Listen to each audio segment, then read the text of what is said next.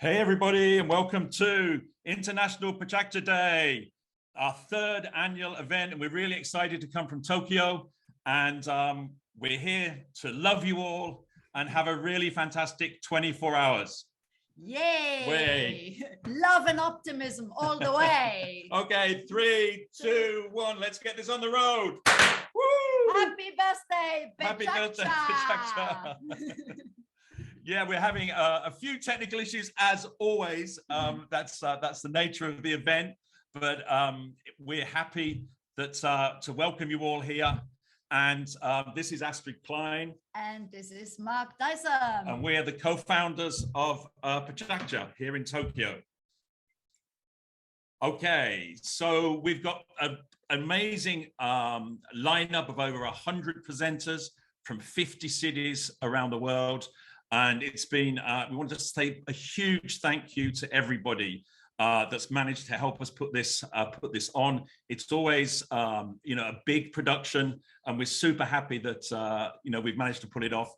As Astrid said, it's PechaKucha's birthday. We started this on in 2003 on February the 20th. We'll eventually get into February the 20th as we go around the world.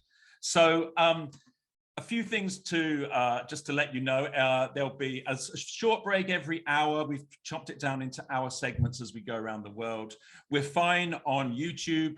So we're fine on Zoom for 24 hours. We'll have to take a break every 6 hours on YouTube, just because it's only runs for 6 hours. So that's a maximum time. So other than that, I think we should just get going. Yeah. And what we're going to do is, I'm going to give a presentation to start with because we've put everybody through this to take the PechaKucha challenge. And the theme this year is love. It's the same as last year. We did a survey with all our organizers, and everybody has said a resounding yes, we should do love again because the world needs a whole lot of loving. But this year there'll be a touch of optimism as well, and that's what the yellow band stands for across the PechaKucha Love logo. I'll talk about that a little bit in my presentation, but anyway, why don't we get going? I think, and there's a lot of talking to be done over the 24 hours. So we're starting off in hour 1, and I think I'm the first presenter. Oh yeah, we're just to tell you from the world. We're coming from the world, and we're going to be using this Google Earth all the way through. Brian, just press that clicker. There we go. And we're coming into Tokyo, where Astrid and I are based. We're doing one of these for each of the cities. It's been remarkable to see where we're going around the world. So here we are in Tokyo. That's Imperial Palace. And Marunouchi, Otomachi in the front, yes. So a little bit of Tokyo for you. So one more, Brian, and I think it's me. Okay. So without further ado, why don't we kick off, and why don't I tell you what I love?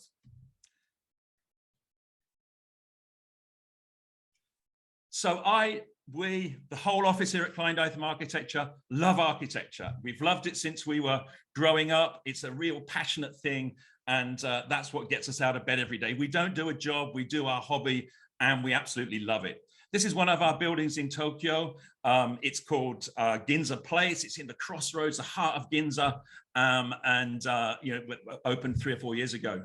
This year, or last year just gone, we love the fact that this building, Poco Poco, it's a clubhouse in a hotel, won Hospitality Building of the Year in the Design Awards. And we love design, and we love this project.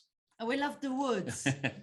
We also love this project. It's called Toggle Hotel, and this also won a Design Award. Design's the biggest online architectural website and blog, so it's a super prestigious project. And it's super prestigious to win this award again. So this is a colorful hotel in the heart of kind of a gray Tokyo. It picks up the yellow from the train which goes past it. But of course, that's our day job, but we have a night job too, PechaKucha Night. And this is where it all started in Super Deluxe in Tokyo 19 years ago. It was the dawn of digital photography. And we started this show and share where people could drop their images into a keynote and share them in front of a group of people. But you know what architects are like? We tend to talk too much. And how can we get 10 or 15 presenters in an evening to see what they're up to? And so we came up with this very simple format to keep people moving of only 20 slides for 20 seconds each. And PechaKucha means the sound of chit chat in Japanese. It's an onomatopoeia, PechaKucha, PechaKucha, PechaKucha. The great thing about PechaKucha is it discovers the hidden heroes in cities, people that don't normally get onto a stage. This is a 63-year-old construction worker. He builds the construction fences and the structures around some of the tallest buildings in Tokyo while they're on site. And he'd never spoken before. In fact, our staff next to him, Hirai-san, was going to make the presentation for him, but he got up, snatched the mic out of his hand and gave the presentation himself. So from a one-off event in Tokyo, PechaKucha has spread to amazing 1,272 cities. I think that's a slightly old slide, and Christina will be able to update us a little bit later about how many cities we're in. But we still keep growing. Even during the last 2 difficult years, PechaKucha keeps growing. The other thing I love about PechaKucha is the simple framework, 20 images, or more recently 10 images, which gives it this story arc. And it's fast, it's fun, and it's friendly, and everybody can get their head around the start, middle, and end. And just by having this framework, it allows you to make presentations really easily. I also love the restriction. We're the Twitter of presentation formats. Only 400 seconds to get your point across, but that restriction is really great. It's like a Big Mac around the world. It's always the same, and it's a level playing field, whether you're a student or whether you're a president. PechaKucha is always 20 slides or 10 slides for 20 seconds. The other thing is that it's a format. So it's a format, but it's also a community, and it's a flywheel.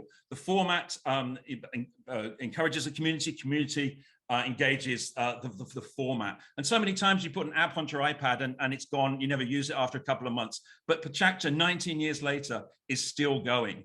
It's really amazing. And because of that, we've built this online platform called PechaKucha Create, where you upload, voice, and share your presentations. You don't actually have to go to a physical event. We were developing that before the pandemic, but it's obviously come into its own during the last couple of years. So storytelling made easy. We also love the fact that we have these incredible collaborations with people all around the world. We were really happy to be invited to COP26 with Daydream Believers and Whitespace and Lego and Ellen MacArthur Foundation. And we held an event there for 10 days, and we'll be talking about that in detail later. We also love the collaborations with World Press Photo. And it's great that all of these amazing photographers around the world have a big competition, and they have an event each year where they talk about their images. And we'll be again talking about this. In fact, we'll be showing this presentation later. Very moving. We'll also be talking to the Frank Lloyd Wright Conservancy. And we've held several events over the last couple of years with Wright sites, because obviously people couldn't go to these places. So we held online events to keep the interest alive in Frank Lloyd Wright's amazing work. So really fantastic. We love the collaborations. We also love the fact that we can record these and put them all on together. All of the COP26 images were placed on an archive. And so there's a legacy. We love the legacy of the PechaKucha presentations.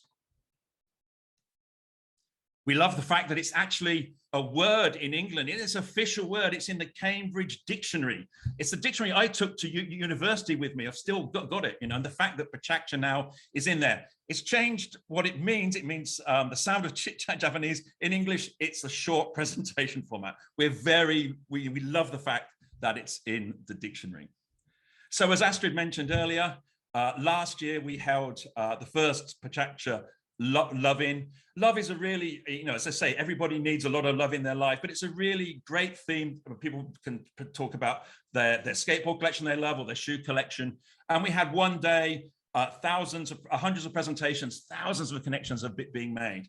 And this year we've added this tagline, or this sash, this yellow sash, which is about optimism and positivity, sunflowers and sun. Next year it may be green for the environment or blue for the sky. So that's the way that the whole thing is moving. And it's great that we've managed through Zoom to connect all these cities, all these people around the world. So there is a silver lining to the pandemic, because everybody knows how to use Zoom, and actually connecting people together has become really easy. So it's been really fantastic. And I want to thank everybody again for joining this, and thank everybody also for using PK Create to gather all the presentations. This is one of our events in Tokyo, our annual event where we used to bring all the organizers together. Many of the friendly faces in the audience we're going to be presenting or, being with their cities during the event. So thank you all. We look forward to connecting to you over the next 24 hours. Woo! I hope that's going okay. So, Mark. Yes, Brian. Hi. I'm coming on screen. Oh my gosh, what an amazing presentation and what an amazing start of this 24-hour event. So we should introduce Brian. Brian is the head of global. What's your title, Brian? I don't know these days. But doing a little bit of everything. But I just want to say, hey, I've seen Mark do hundreds of presentations, and you really hit it out of the park there. Good job. I bet that's a giant relief. Astrid, no pressure on you right now, right? Right? But smiling, selling the fridge. Yeah, fantastic. Well, we've got a lot of fun ahead of us. So we were just, it was one of these things where we're working across so many different computers and working on the cloud and off the cloud, and that's what amazingly what is allowing us to. Are we not sharing? Is that? Yeah. Okay. And so that's one of the glitches that I think we've just got too many sources here, but we're doing our best. And so we thank you all for your patience. Thank you to everybody who's on the call right now. There's 100 of us here, or there's 70 of us on here. We've got 300. I just wanted to point out, we've got 300 panelists who are going to be joining this call. So that's what we've corralled over the last several months. So I just want to coordinating 300 different people and over 100 presentations between all of them. Their organizers and the presenters and these amazing presenters that everybody's curated. Thank you so much. And we're going to do our best to have a great event. So without further ado, it's over to Chicago, and I'd like to introduce Sean Smith, our CEO. And we're sort of bi-urban. We have offices in Tokyo and in Chicago. And why don't you go full screen on Sean? That's a bit of a bit of spotlighting. Can you do that, Brian? This is great. I'm so happy to be involved. I mean, listen, this is one of those days that I get excited to see all the names in the chat, and then how global this is. So it's kind of exciting for us to do this, and thank you for everyone and their participation. So, I'm going to do my presentation in just a little bit, guys. And oh yeah, let's do you're going to do we're going to go around the world. Yeah, I don't know where that slide went, but anyway. I love the animation. That's exactly where I live. You're up top left, aren't you, Sean? I am. I'm about a mile west of Wrigley Field, the baseball stadium. So, Sean, we're working together as a team for for 3 years now, yeah, and it's been really brilliant to bring Sean's expertise, his digital expertise, to PechaKucha. And we have some really exciting things happening this year. Those 3 years are culminating in something really great, which we may talk about a little bit more later. So back to you, Sean. Yeah, so I don't address anything business related, anything of real value, frankly. So just going back to around things about love and optimism. I'm going to talk a little bit about travel. That's a love of, and I miss that. And I think we're all optimistically looking forward to traveling again more frequently in the future. And so I could pretty much go at any time. Let's do it. Good luck. Break a leg, Sean. Here you go. Are yours, Sean. So like most good stories, mine involves a man with 3 nipples. I met this 3-nipple man when taking a private tour at Parliament. He was our docent. He walked us up and down Big Ben. We got a real behind the scenes tour. He told us all kinds of good stories, and we ran across a portrait of Anne Boleyn. Now, I kind of threw it out there because I heard a rumor that Anne Boleyn had 3 nipples. So I was like, haha, he has 3 nipples. And the docent, he was just like, wait, that's not confirmed, but it's also not out of the ordinary. In fact, about 5% of the population has 3 nipples. In fact, I have 3 nipples. Now that just flew me. I was like, what? This guy who's a docent taking her out to Parliament, I didn't know what to expect. And so he took us to the House of Commons and he went along his tour and he's talking about how something becomes a law in England. And we got over by the chair that you can see in the middle and the back there. And behind the chair, there's a bag. And apparently in English law or parliament, a bill has to be read 3 times. And when the bill is ready to be read, that 3rd time, it becomes a bill. And so when they put that bill in this bag that's hooked behind the chair, that's where the saying, it's in the bag. It means it's on its way to becoming a law. And I love that. I love these idioms.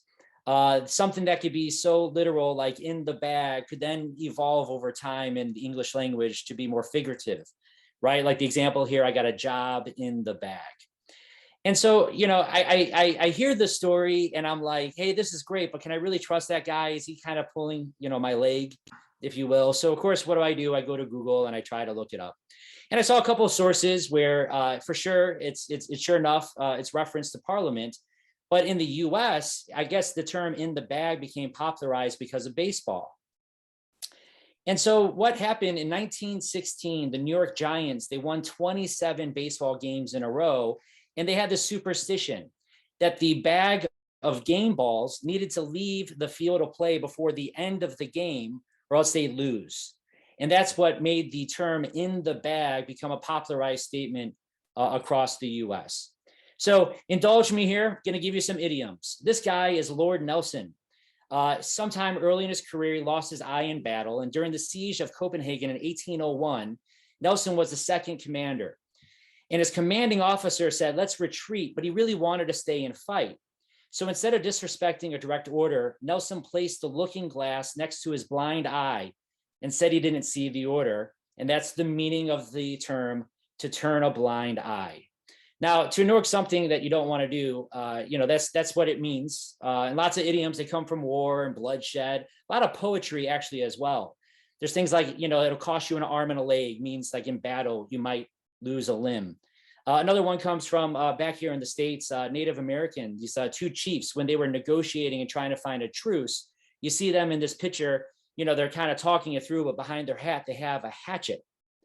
And so apparently, if they did strike a deal, what they would do is literally bury the hatchet. They would put the hatchet in the ground and bury it and then walk away. And that was a way to indicate that there was peace. I think it's kind of outstanding. Like, if you really think about it, bury the hatchet, like, where did that meaning, where did that come from? Like, where else could that have come from? So it kind of gives you like the story of it. Another one is with the Stagecoach back in the Wild Wild West in America. You know, it was really hard. That's the only way to transport things, but it was like really hard. You might run into people robbing you, or they might kidnap you. So you really were like alone and needed some protection. So normally what happened is they would have somebody sitting next to the driver and their sole job was to carry that shotgun. They're there just to protect you. So that's the term, riding shotgun. My kids love saying that term. I'm sure they never thought of the meaning of it whatsoever. Maybe because we're in Chicago and we have the heated seats in the front, so that's why they want it. But that's the meaning of riding shotgun. Okay, here's another crazy one. I guess horses really love goats, and stable owners would have a goat to calm down the horses, especially the race horses. So the night before a big race. Well, other race owners that were competing against those horses would try to get them off their game, so they would steal the goat. And that's where it comes back to the colloquialism of someone really getting your goat. I never knew a goat could be so meaningful in that way. So getting goat means being upset or you irritate someone. Okay, another one. I'm almost there. Stay with me, guys. So back in the 1600s, iron cannonballs were stacked up on a dimpled brass plate called a monkey, a brass monkey. And then when it was very cold, the brass contracted, causing the iron balls to fall out of order. So what does that really mean? What's the expression? Well, this one I actually never heard of. The expression is, it is cold enough to freeze the balls off a monkey's, off a brass monkey. Now, I never actually heard of that. Where I was actually doing a little bit of research was the term, it's cold as balls. I'm like, how does that make any sense? Well, it's the shortened version of freeze the balls off a brass monkey. My last one, big fan of Happy Days. This is like a current day colloquialism or idiom. So you had this guy, the Fonz, he wore his leather jacket, he was riding a motorcycle. Usually at the end of the season, there was a cliffhanger. He would do something crazy. The last season before the one I'm going to talk about, he jumped like 14 garbage cans.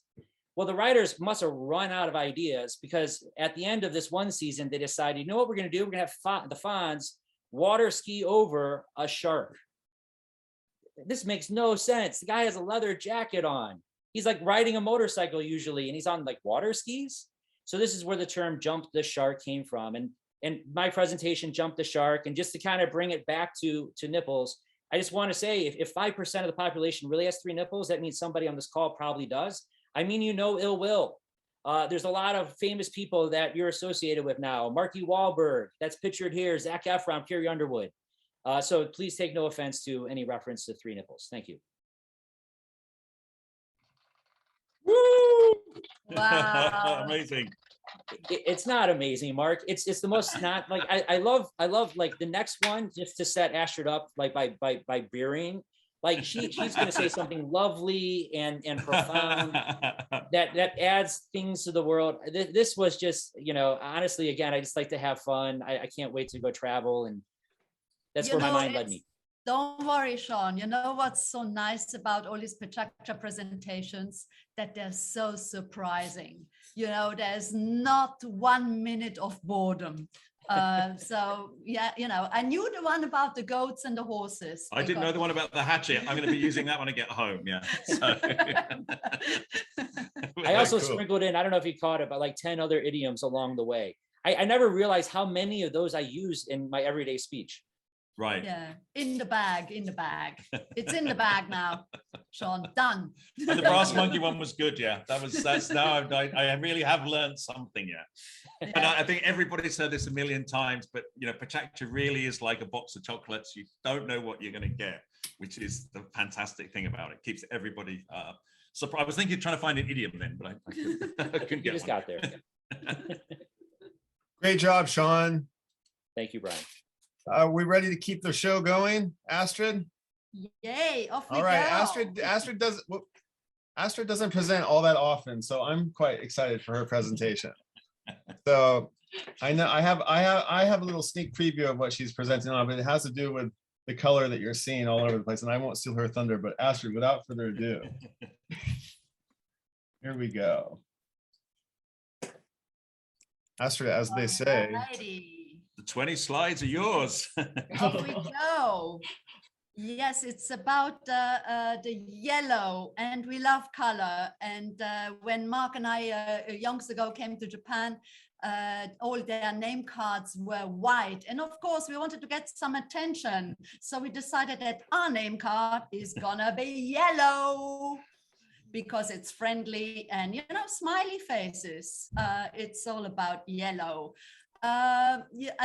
Yellow stands for sunshine and friendly and warmth and you know, energetic and optimistic, and of course I want to be associated with that, so I got myself a yellow handbag. So I take you to a little tour here of my yellow favorites.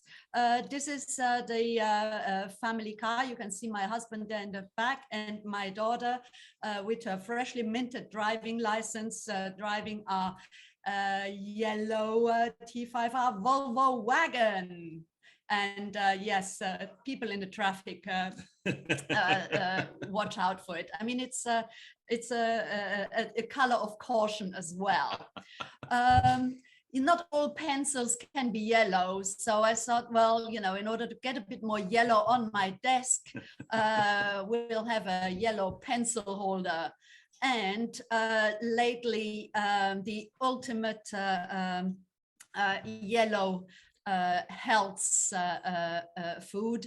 I got to watch it a little bit, and I think it's sneaky of bananas to be yellows. I don't like them that much, but because they're yellow, you know, it makes it a little bit easier. Yellow flowers, you know, on your desk makes for sunshine every day. And there are lots of yellow flowers, and they mostly come on in spring. So it's energizing, invigorating. It's the start of new warm, but just when it's not warm enough to have yellow flowers. I have these sunflower picture pinned on my pin wall, amongst other stuff, just to remind me. The sketch there at the bottom is of a high-rise tower in Manhattan. And you know, when plants can't be yellow, they're mostly green. You know, we'll make up for it with a yellow, big, beautiful pot that is almost bigger than the plant itself. These are amazing pots done by an artist called Akiyama Ryota. And anyway, long story. Yes, and plants need to be, they love this water mist. And we have quite a few in the office, and, you know, you got to kind of give them their breakfast every day.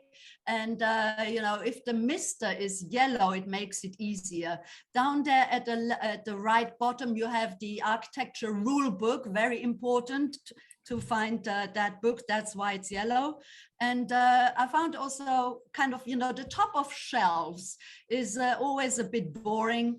And so we put this yellow transistor radio up there with a cassette player. And I didn't notice there were some plastic crumbs laying next to it as well until I took the photo.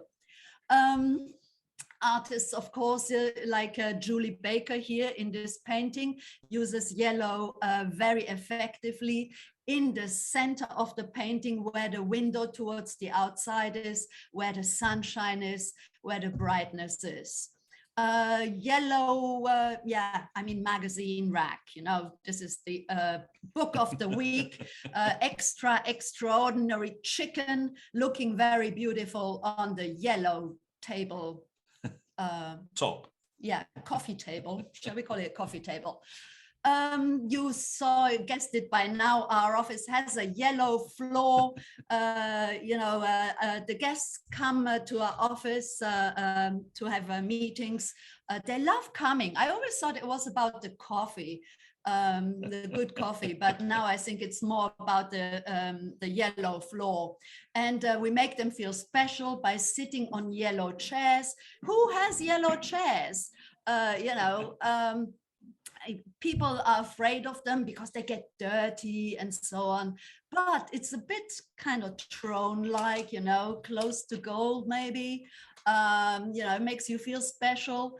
Even this little Artex stool that is 80 years old is kind of, we kind of wanted it in yellow to make it look better. Next to that, I think it takes the attention away from the dirty terracotta pot next to it. Whoever kind of designed these yellow pencil awards at the D&D Awards was very, very clever. The yellow pencil is historic, and all creative people use yellow pencils. That's before the computer came on. This is another yellow award, which it does stand out, and it's behind us during the meetings. And, you know, it's a attention grabber. Hey, we're kind of good architects, you know, we're getting these yellow awards. And it's, of course, rubbed off onto everybody in the office. This is lovely Kimura-san, who only uses yellow Post-its. That pink one in the middle, somebody else stuck that there. And he has his favorite coffee cup is the yellow coffee cup, and it broke once, and he bought the same one again, knowing full well that it was fragile porcelain. Anyway, on construction sites, you need to have a yellow, a hard hat. And of course, Kleindeisem Architects only has yellow hard hats because nobody else has them. And this is our most precious yellow hard hat. It is signed by one of the most famous architects. I'm breaking up. Oh, Richard Rogers, who passed away last December, and he did love yellow. And I'm very keen to take this yellow legacy forward. Woo! Thank Nice. you. Well done, Great, Astrid. Nice, Astrid. Yeah, That's it's true. great. The yellow is it's amazing, the yellow floor in the Put my office. glasses on. Yeah. It's less suspicious. I'm gonna fill in while she's recovering. Everybody loves our yellow. It's kind of funny. We were trying to get a green floor into a project, and the client says, "Can you imagine what it's like having a green floor?" And we said, "Well, we have a yellow floor in our office," and he says, "No, you don't. I've been there 5 or 6 times, but it just absorbs it, doesn't notice it. It's just us, that yeah." friendly atmosphere at Klein Dyson Architects. It's really good. No, it's well, good job, Astrid. You've done a really stellar, and it really is true. Yeah, there's a lot of yellow kicks around. I love in the chat, by the way, like some people are not partial to yellow, Astrid, but you're starting to turn their mind towards yellow. Yeah, and the yellow business card, it's a paper. It's called Chromolux. Yeah. And we've used that for 30 years, the same paper. And obviously, well, actually, back in the day, we started a trend. Oh, nobody had colored business cards. And until this advertising agency asked us to do a project for them, next thing you know, all their hundreds of staff. No, so first of all, it was Leo Burnett in Japan. They have an office called Beacon. They did 6 colors. They said, "Would you mind if we cover your color with just the name in the middle?" And then they were bought by Dentsu, the biggest advertising agency in the world. And do you know what? They have hundreds of colors, and it only says Dentsu in the middle. So the urban myth is it was from our business card. There you go. In the bag. In fact, they're doing tartan ones now at Dentsu. But anyway, Guys, maybe I we're just gonna want. have a tartan stripe next year. You know. I'm ringing your bell, Mark. Ding, ding, ding, ding, ding, ding, ding. Yeah, I've got a bell as well here somewhere. Hold on. I just have a little bit of good news. The stream is up on YouTube now. It's not the exact same link that we had before, or excuse me, the YouTube stream is now up on the top of PechaKucha.com and also on the top of YouTube. So it won't, if you bookmark the link, it might be a new one. Sorry about that. So, but we are live. So if you want to get on the call, or you want to share with your friends and get some more people, and they're not prone to get on Zoom, then send the go to the PK homepage and send that homepage around, or go to the YouTube channel and send the link around. So thanks for that. And shall we keep the show going? Yeah, let's go to the full screen and All see right, if our maps work. All right, here we go. All right, we're gonna go. So we're off to Townsville now. So we're going from Chicago, where Astrid was just then, across Lake Michigan to the sunny St. Joseph, and Lana and her team there. They're really fantastic PechaKucha supporters, and it's really great to welcome you on as the first real speakers tonight. So Lana and cameras. Can you guys start your cameras? Hey, Matthew, turn on your unmute yourself. well. Yep, Hello. we're doing it. Who's going first? Is it Matt next or? Let's see. It's you, Lana. You're going first. Yeah, you're Okay. kicking us off. Are you ready? Representing the home Anyway, team. Lana, I'm how are ready, but things there? first I have to say, Astrid, that was so cool to get like a behind the scenes look at the office. You don't see that. That was great. I loved it. Plus, of course, the yellow theme and everything you talked about, but that was really fun to see behind the scenes. Hey, Lana, confirm something for me. Now we got this.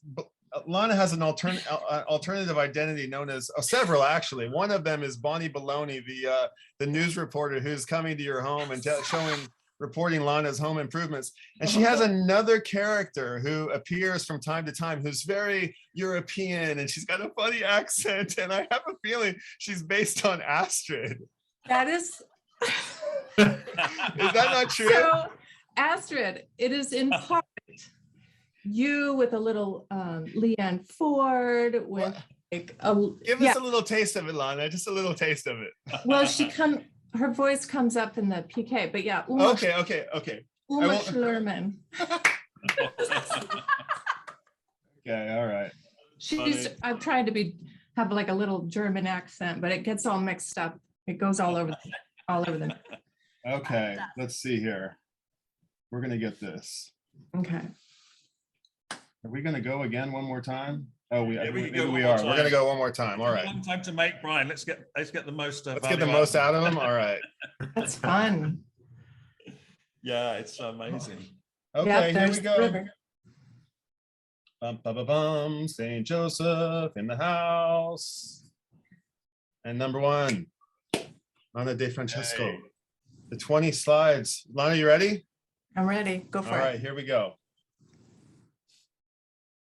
Okay, so just about a year and a half ago, my husband and I, we bought a new old house, a 1940s colonial-ish. I don't want even architects to examine this layout here, but we love it. It's bright, but needed a lot of work. It's kind of drab. It had no color as much on the inside as the outside that you see here. So when we first moved in, my diva client, AKA husband Frank, wanted to start with the primary bathroom. There's a before and after there. And since I had done a little powder room once in my life, I thought I was totally skilled now and I could go ahead and do all the work to be done with exclusion of electrical and plumbing. I will say that I did not do that.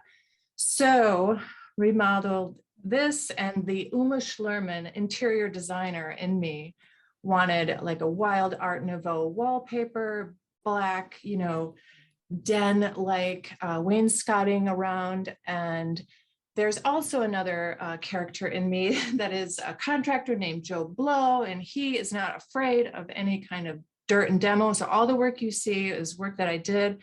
We removed the closet here. There was once just a single pedestal sink, and made space now on the right. You can see there, that's a second vanity.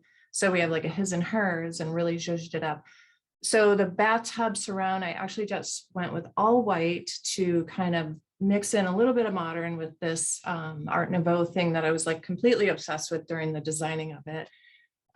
So after the bathroom, we tackled probably the most, we tackled the most central part of the house, which is the entryway / hallway. And that first door, small door on the left there, is actually a powder room that has another door behind it. So if you're basically blocking off all the light, and then down the hall on the right, you can see that the hallway takes a 90-degree turn, just all this light blocked out, right? Boom. So I got to work and consolidated the bathroom over. So now we have one sweeping, you know, breezeway hallway into the office there. And then the opening on the right goes right into the kitchen. You can just feel the light already. Of course, we have the door open as well. But yeah, so the floor, again, this was a Uma Schlerman design. You know, she really wanted to make a statement. I did. And went with a classic black and white, you know, diamond pattern, like that you might find in an old English home or something, but did it in a Zalige tile. A lot of people thought I was crazy because it's a handmade clay tile. It's slow fired. It's beautiful though. So this is the end result. That little pink in the back is where I'm sitting right now. That is my office. And I went with like a Juneberry purpley pink to kind of do like a feminine version of a men's smoking lounge. I kind of wanted it to be like a modern version of that. This is on the inside of that room, looking back out to the hallway. You can see the original fluted 1940s trim. Loved it. Had to work very hard to take it off carefully, you know, and reinstall it, because this was actually done in a lot of different doorway spaces that you'll see later in this talk.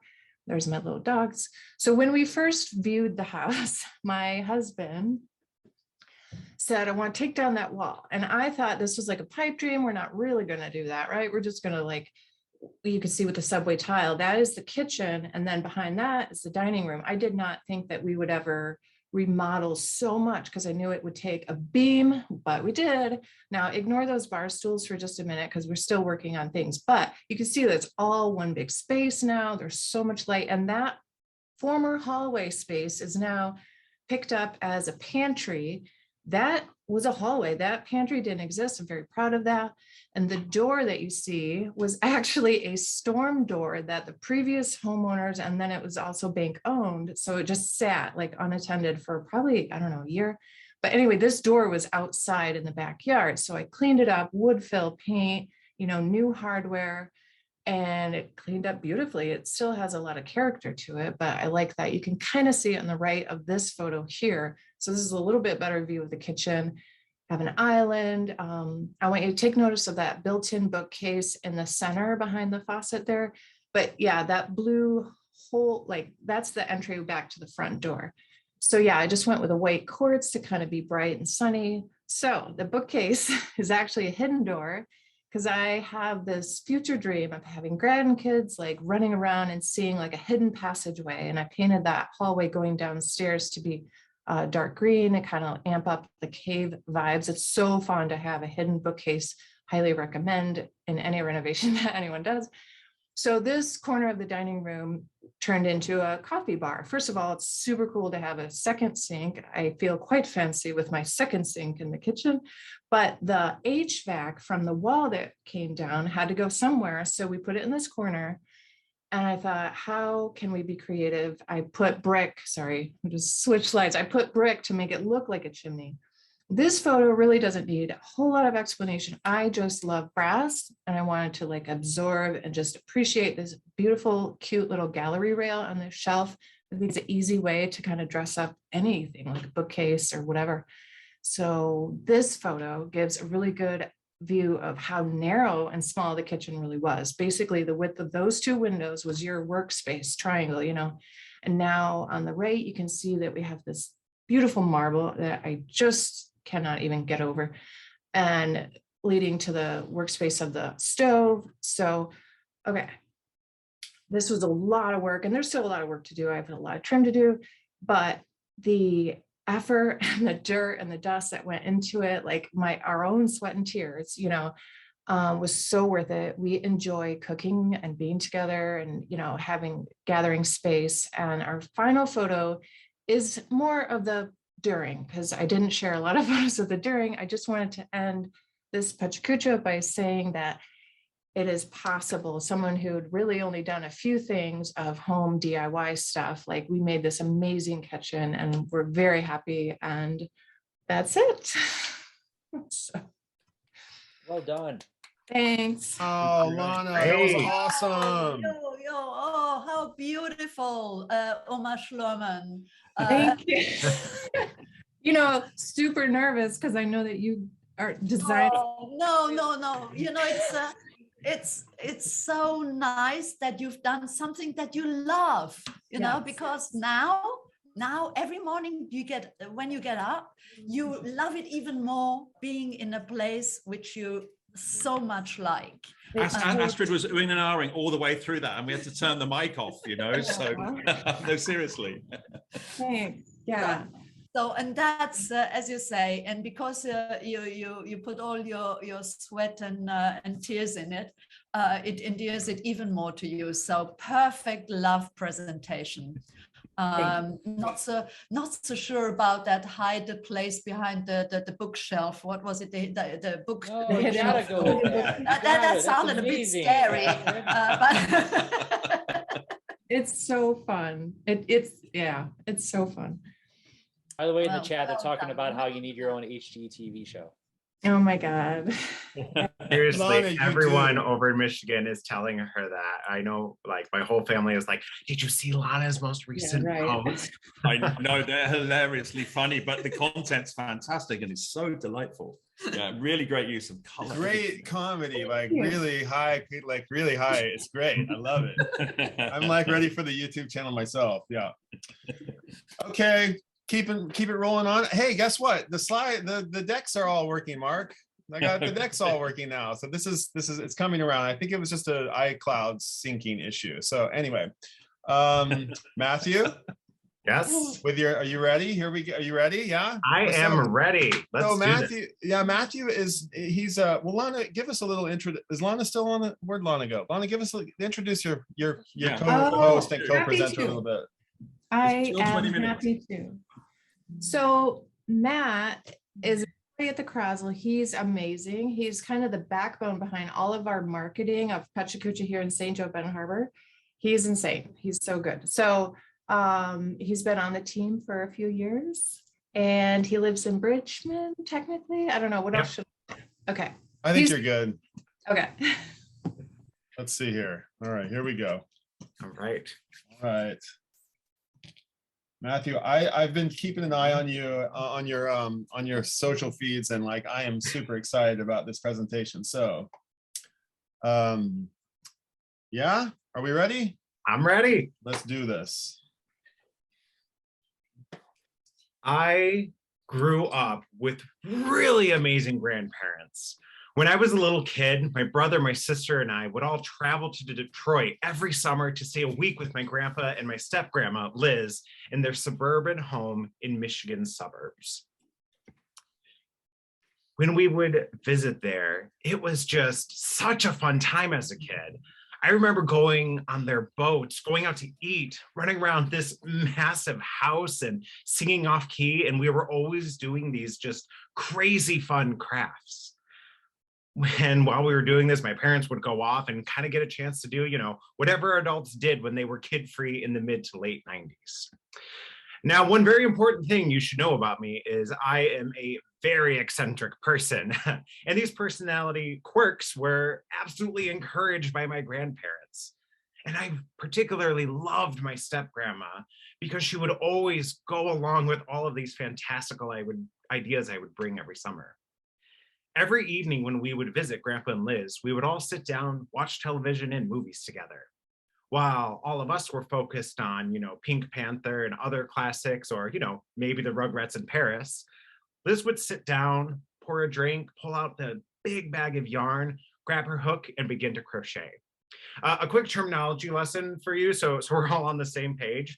Crochet manipulates yarn with a hook needle to create different loops. It is not knitting, which uses 2 straight needles to make a different kind of loop. And it's really reserved for like dark magic users. And I just haven't mastered that part of it yet. Now that we all know the difference, I would watch Liz every night to make magnificent Afghans. She had a whole closet just stacked to the brim with yarn from different projects, and she was so fast. This blanket on the screen right now was one that she made, one of 3 that she made in about like 2 months, one year that me and my siblings got for Christmas. I was so fascinated with how she would transform this simple, common material into something that would last forever. One year, when I was about 7 or so, I decided I wanted to ask her to teach me how to do this too. But you know what was weird? I was terrified to ask her how to do this. Now, of course, Liz, knowing me for so long, caught on that I was nervous and asked me why. I was teased at school, and I told her that I only thought girls could crochet, and I was very concerned what people would think if they saw me and saw that I wanted to do something that was so girly. Now, I think we can all agree it's the patriarchy and toxic masculinity that made me feel that way. But Liz wasn't really having any of that. With a big smile and a hug, she told me she would love to teach me, and that it was actually her son and not her own daughter was the one who always wanted to learn how to crochet when he was my age. That little 7-year-old Matthew didn't know this at the time, but this moment was instrumental in helping me through future dark times. I mean, for starters, I actually got through a few college classes by making this blanket you see now and sitting in the front row of the lecture hall. Much like how, doodling can help students focus in class, crochet helped me pass modern art history. It also provided many a gift opportunity and really became a huge point of pride for me. Throughout college, I made Afghans for my parents, siblings, myself, and I was pretty quick at it. And then I graduated college. I coincidentally moved to the Detroit area, close by to where Liz and my grandpa lived. But like many US college grads, I struggled to land a job. I was hustling in a sales position, which actually led me to drink and smoke all of my money away. I moved back home into my parents' basement. And over the next few years, I ended up discovering successful work back on the west side of Michigan. Still living at home, I began to rebuild my life slowly. I met my now husband and would often brag about the Afghans strewn across my parents' home when we first met all those years. But I hadn't picked up a hook for years. Even as things were looking up, I was depressed. I had developed a serious drinking habit and then a dependency on cannabis. This went on for years until I realized I desperately wanted to make a change for myself and for my loved ones. And to help myself recover from drinking, I focused on health and fitness in the summer of 2019. And things were going really well until 2020, and my weed dependency grew exponentially. I struggled being at home so much and would turn to substances to help ease my anxiety about the pandemic. And, there's that 2020 US election. And I thought I was a person who could handle pot until one day I wasn't. I'm lucky enough that when I hit rock bottom, I had a tool to help build myself back up. In October of 2021, I followed the advice of my rehab coach, and I decided to return to crochet as a tool to quiet my racing mind. This blanket was my first project. Throughout the pandemic, I began making things again. And I wanted to challenge myself to go beyond blankets. I made shirts and pants, shorts, hats, crowns, and I really just threw myself into crochet to connect with my body and see the results of active hands. I became passionate and engrossed in the craft and really kept no downtime between projects.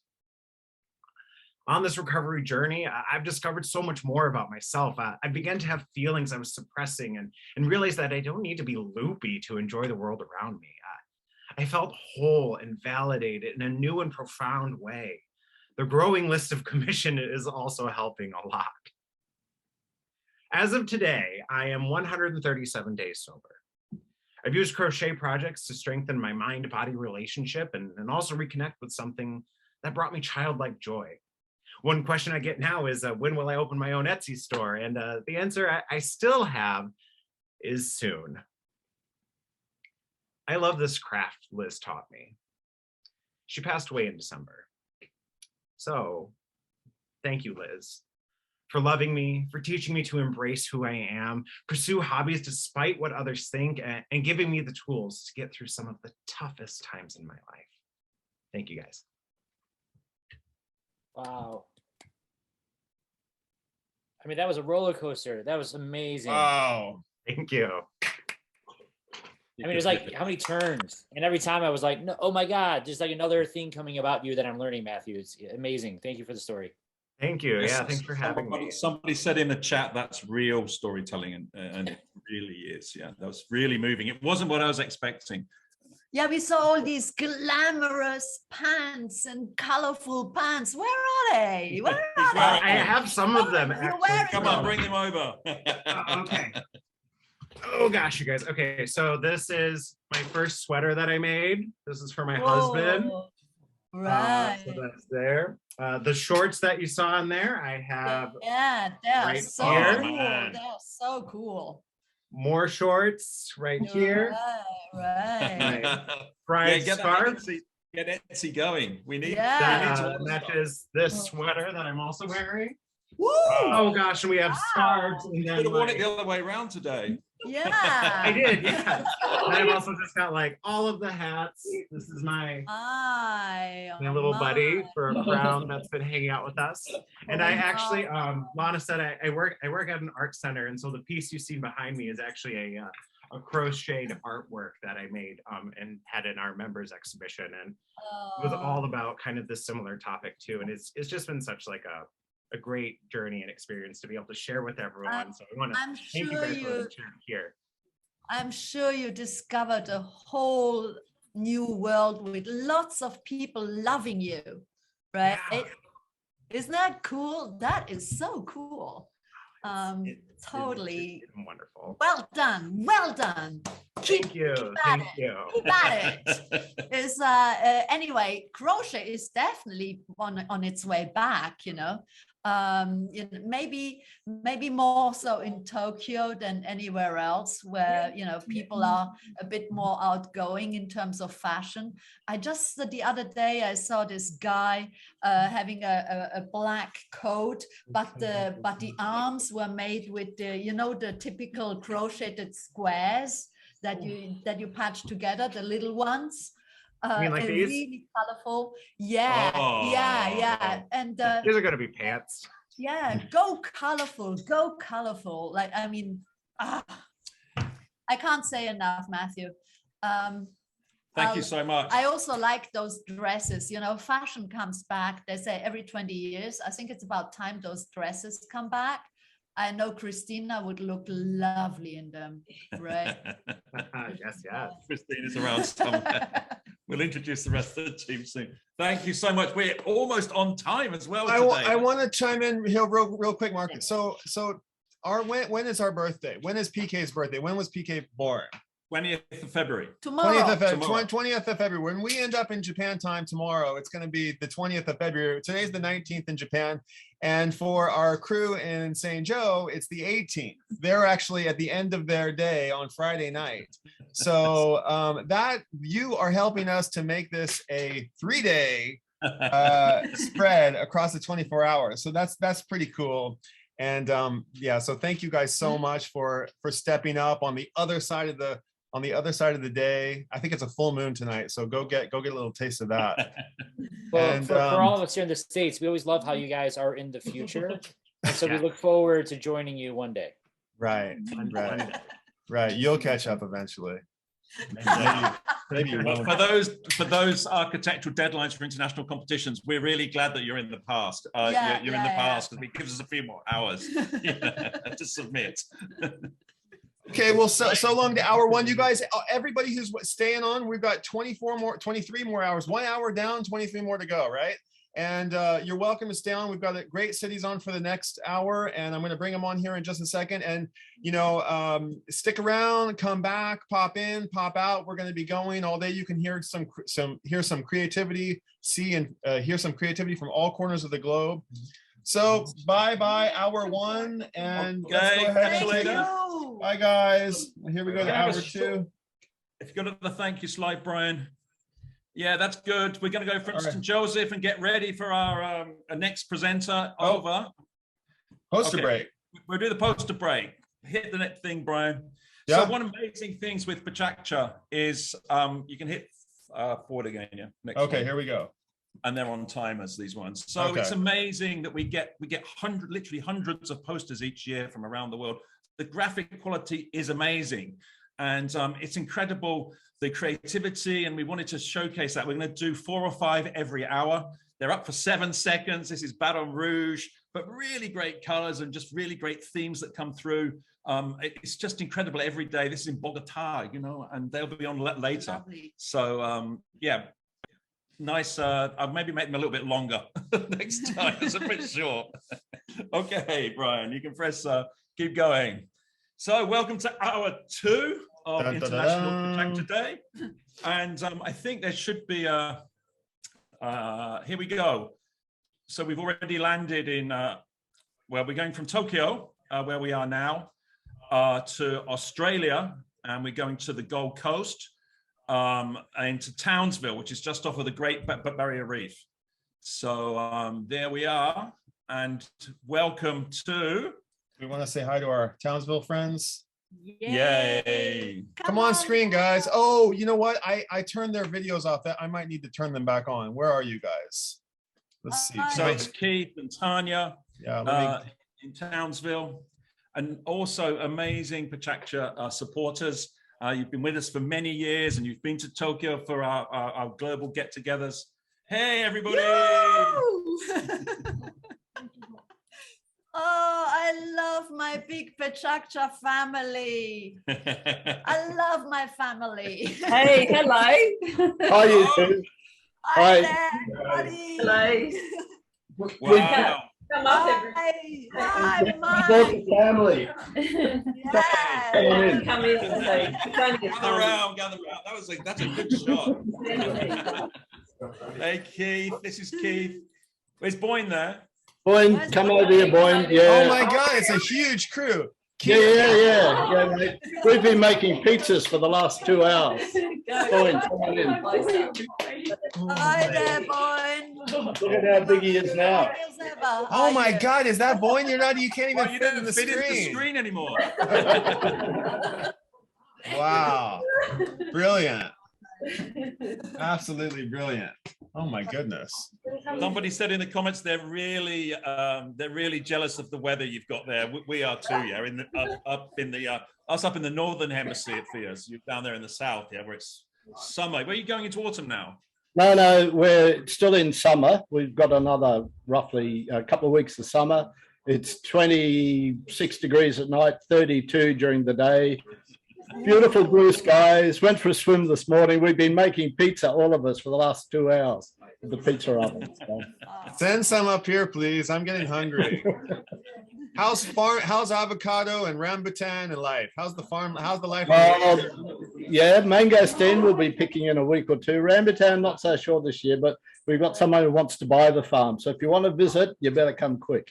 Okay. Oh, okay. Well, we'll be over as soon as they let us out. Yeah. Or let us in, whichever. Right, tell us when you want us to start out. Why don't we kick off? Why don't we do? Let's go for it. Let's go for it. All right, here we go. All right. Okay, so we're going to talk to you about something we really love, the Great Barrier Reef. We've got 5 presenters who are going to talk about the science and the management and the love and the recreation of the reef. So first up, without any further introduction, is Paul Hardesty. Paul is the Chief Executive Officer of the Australian Institute of Marine Science here in Townsville. He's also the author of 5 very exciting novels. So Paul, slide on over. Welcome, Paul. Yeah, thanks everybody. Can I just do a sound check? Can you hear me okay? You sound great, Paul. Just tell me when you're ready to start the slides and I'll press play.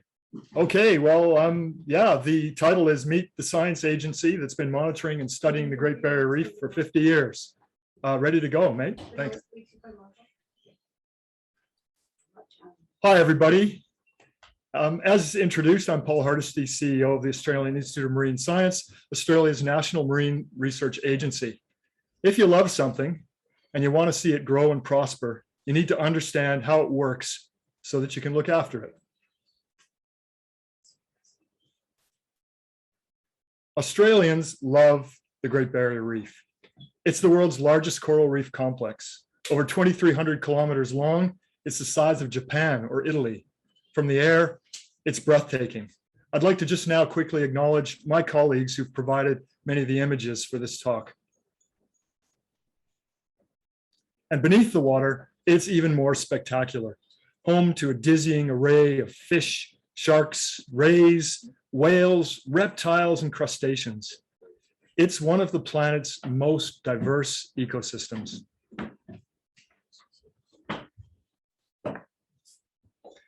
But while traditional owners of sea country developed detailed knowledge and workings of the reef over millennia, our scientific study goes back less than 100 years.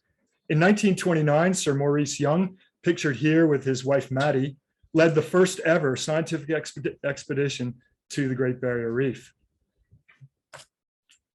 His book, A Year on the Great Barrier Reef, published in 1930, was a huge bestseller and sparked a surge of tourism to the reef. People wanted to see for themselves one of nature's most spectacular marvels.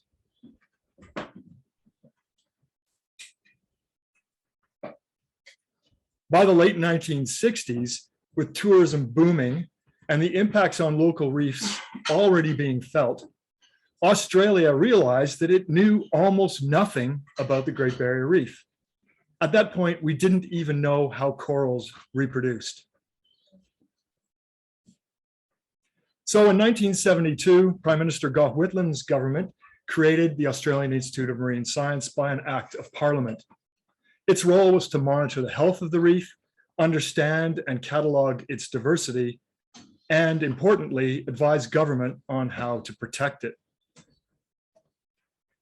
Headquartered here in Townsville in northern Queensland, our job was to unlock the secrets of the reef's amazing diversity, resilience, and longevity. Of course, a lot's changed since then, including our work health safety standards. You can see there that we don't allow bare feet on our boats anymore. 50 years later, AIMS is recognized as one of the premier marine research institutions in the world. Our more than 350 people work across all of Australia's tropical oceans, and we hold some of the longest continuous monitoring records of reefs anywhere in the world. Our staff are supported by world-class infrastructure, including 2 state-of-the-art ocean-going research vessels, the Solander here in the foreground, and further out you can see the RV Cape Ferguson.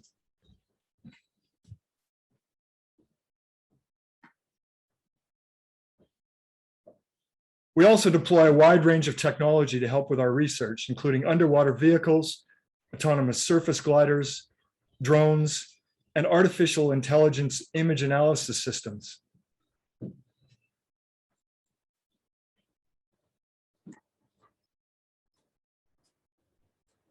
Our facility in Townsville is home to the National Sea Simulator, the world's largest and most sophisticated research aquarium complex.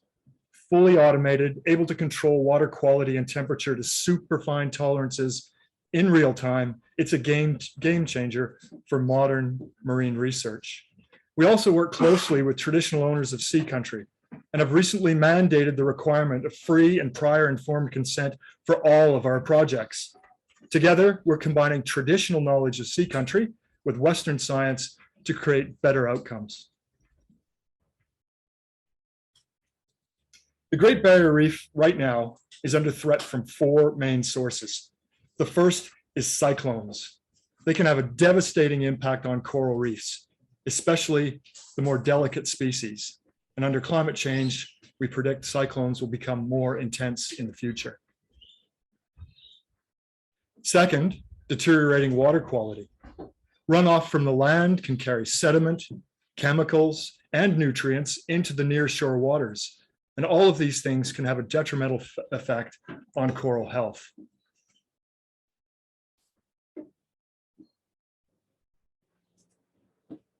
Third, outbreaks of coral-eating crown-of-thorns starfish. Naturally occurring here on the Great Barrier Reef, these coral predators can eat their way through vast areas of reef in just a few years, and controlling their outbreaks is a key focus of our research. But the single biggest threat is climate change. Corals are among the most temperature-sensitive organisms on the planet. 1 degree of warming above ideal conditions maintained for 8 weeks or more is enough to turn a healthy reef that looks like this into one that looks like this, bleached, dead. Major bleaching events have hit the GBR in 1998, 2016, 2017, and again in 2020. Without significant global emissions reduction, the majority of reefs around the world are at risk of disappearing by mid-century. That's why the Australian government has invested over $200 million in the Reef Restoration and Adaptation Program. This world-leading research, led by AIMS, is looking for ways to help reefs recover from and adapt to warming oceans at large scale. And there's reason for optimism. The RAP team has already made some key breakthroughs. If we can reduce global emissions, the techniques being developed now could help to preserve coral reefs into the future. Thank you very much for your time. Oh, shit. Thanks, Paul. Like that was just a lovely overview. Can we just stop a minute? Well done, Paul. Thank you so much. That was brilliant. It's very informative. You've elevated our conversation today. I think we're so done sort of talking about the pandemic. It's nice to focus on a different issue, to be honest.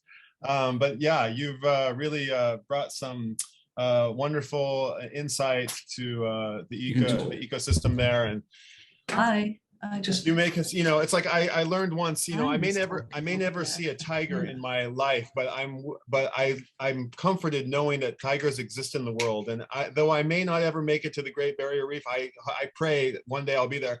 I'm grateful for people like you and the whole Townsville posse who are just committed to its health. So thank you so much for your effort and making such a great presentation. We'll be happy to share this presentation far and wide. And, yeah.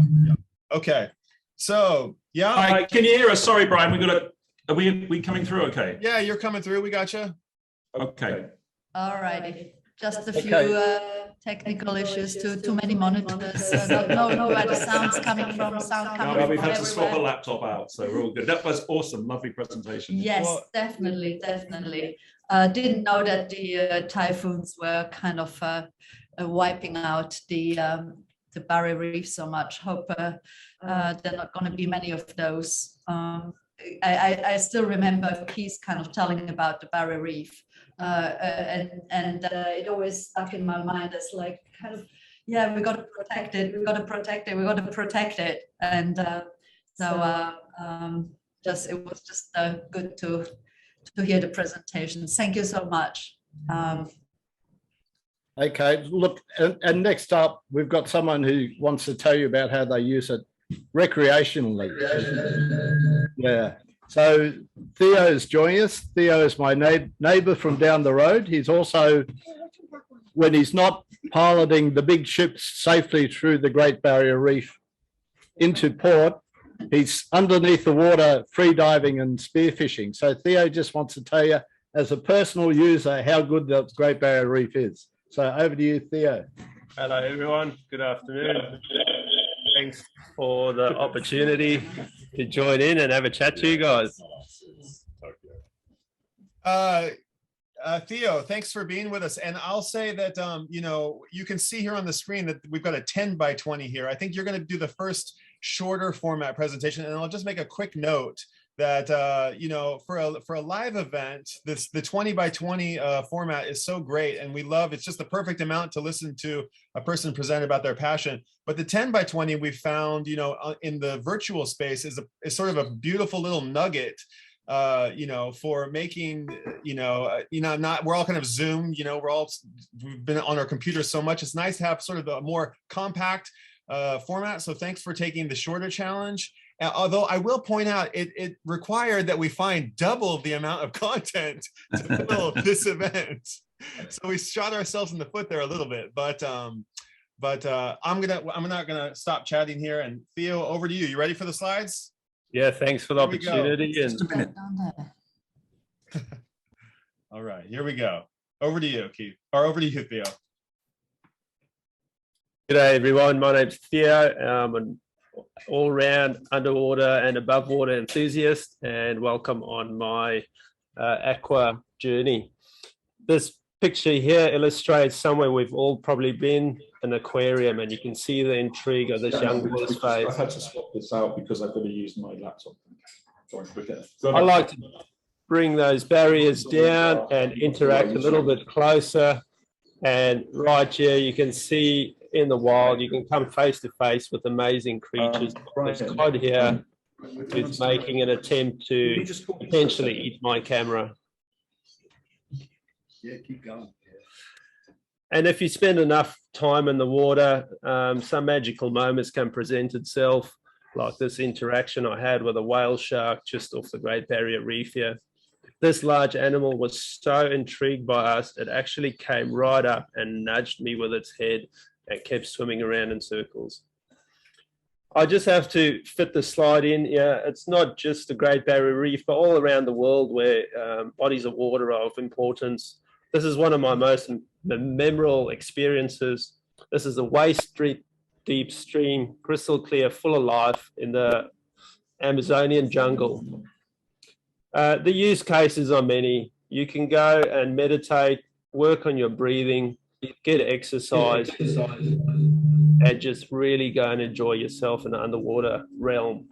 We are greatly adapted to it by things such as the Mammalian dive reflex, which help us be comfortable under the water. Who here loved the Netflix documentary, My Octopus Teacher? I was diving in those rock pools in South Africa at a young age that cemented my love for the water. Pictured here is a cuttlefish, and they have just as intriguing personalities as the octopus out there. And then again, we got the quintessential small creatures such as this clownfish, just frolicking in the ponds of the anemone underwater. Mesmerizing, you can watch it for ages.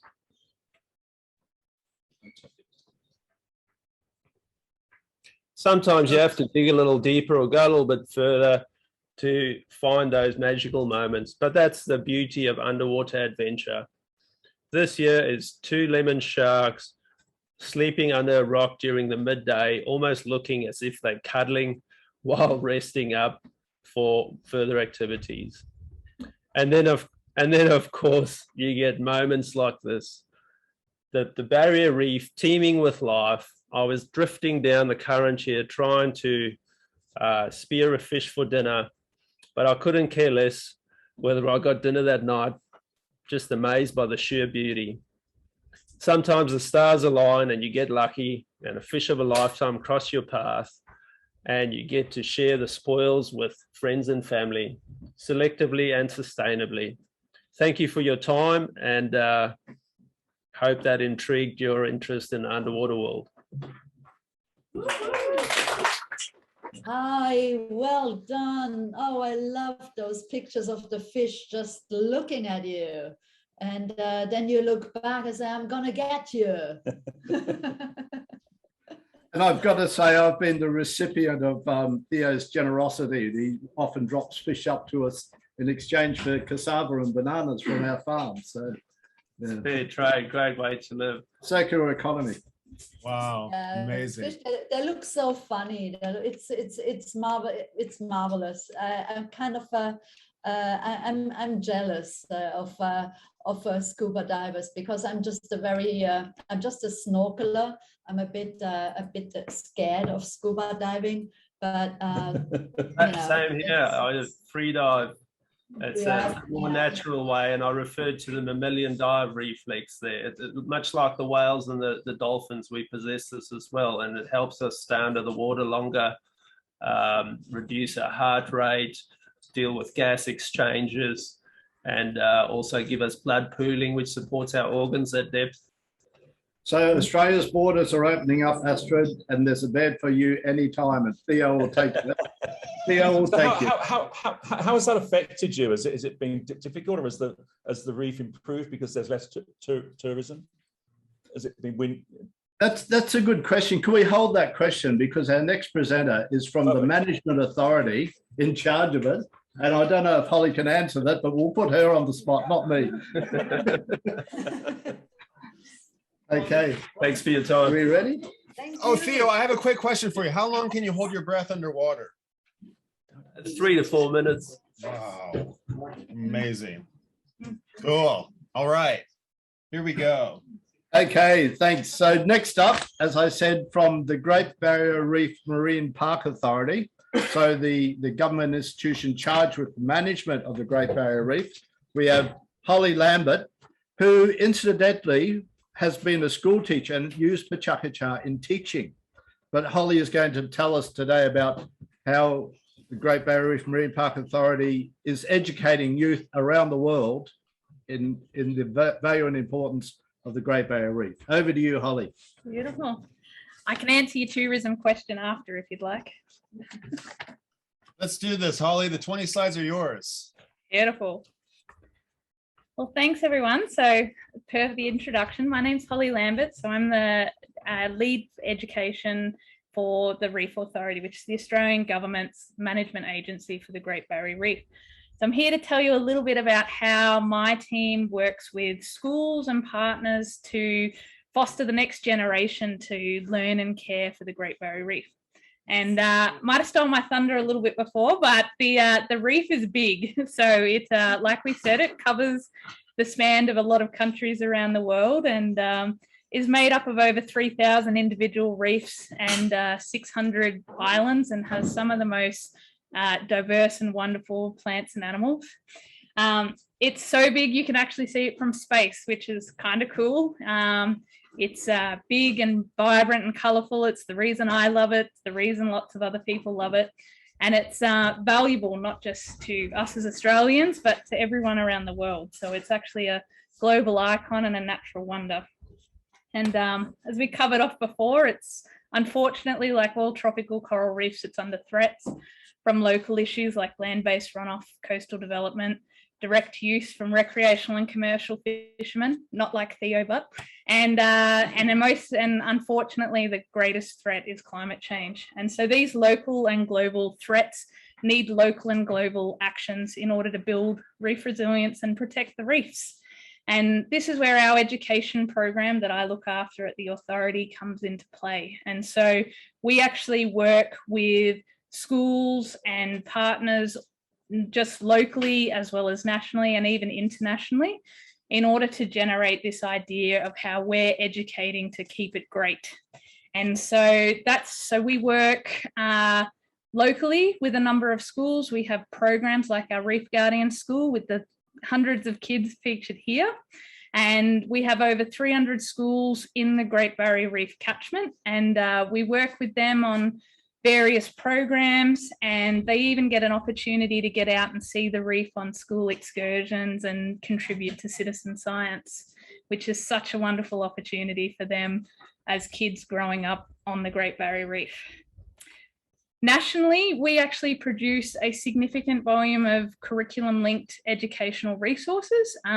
These are accessible online for free and means that teachers and students can actually access these resources, and means that we're fitting into Australian curriculum. And so they get used right around the world. And for those of you that can't get out here to see the reef, we can actually take it to you. So we have an international program through virtual connections where we essentially video conference just like this out to schools and organizations around the world, essentially taking the reef to them.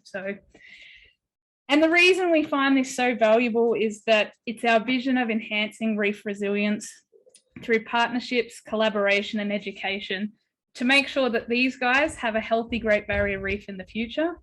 So we've invested over 20 years into our education programs, and they're built on some 5 pillars. The first pillar is care.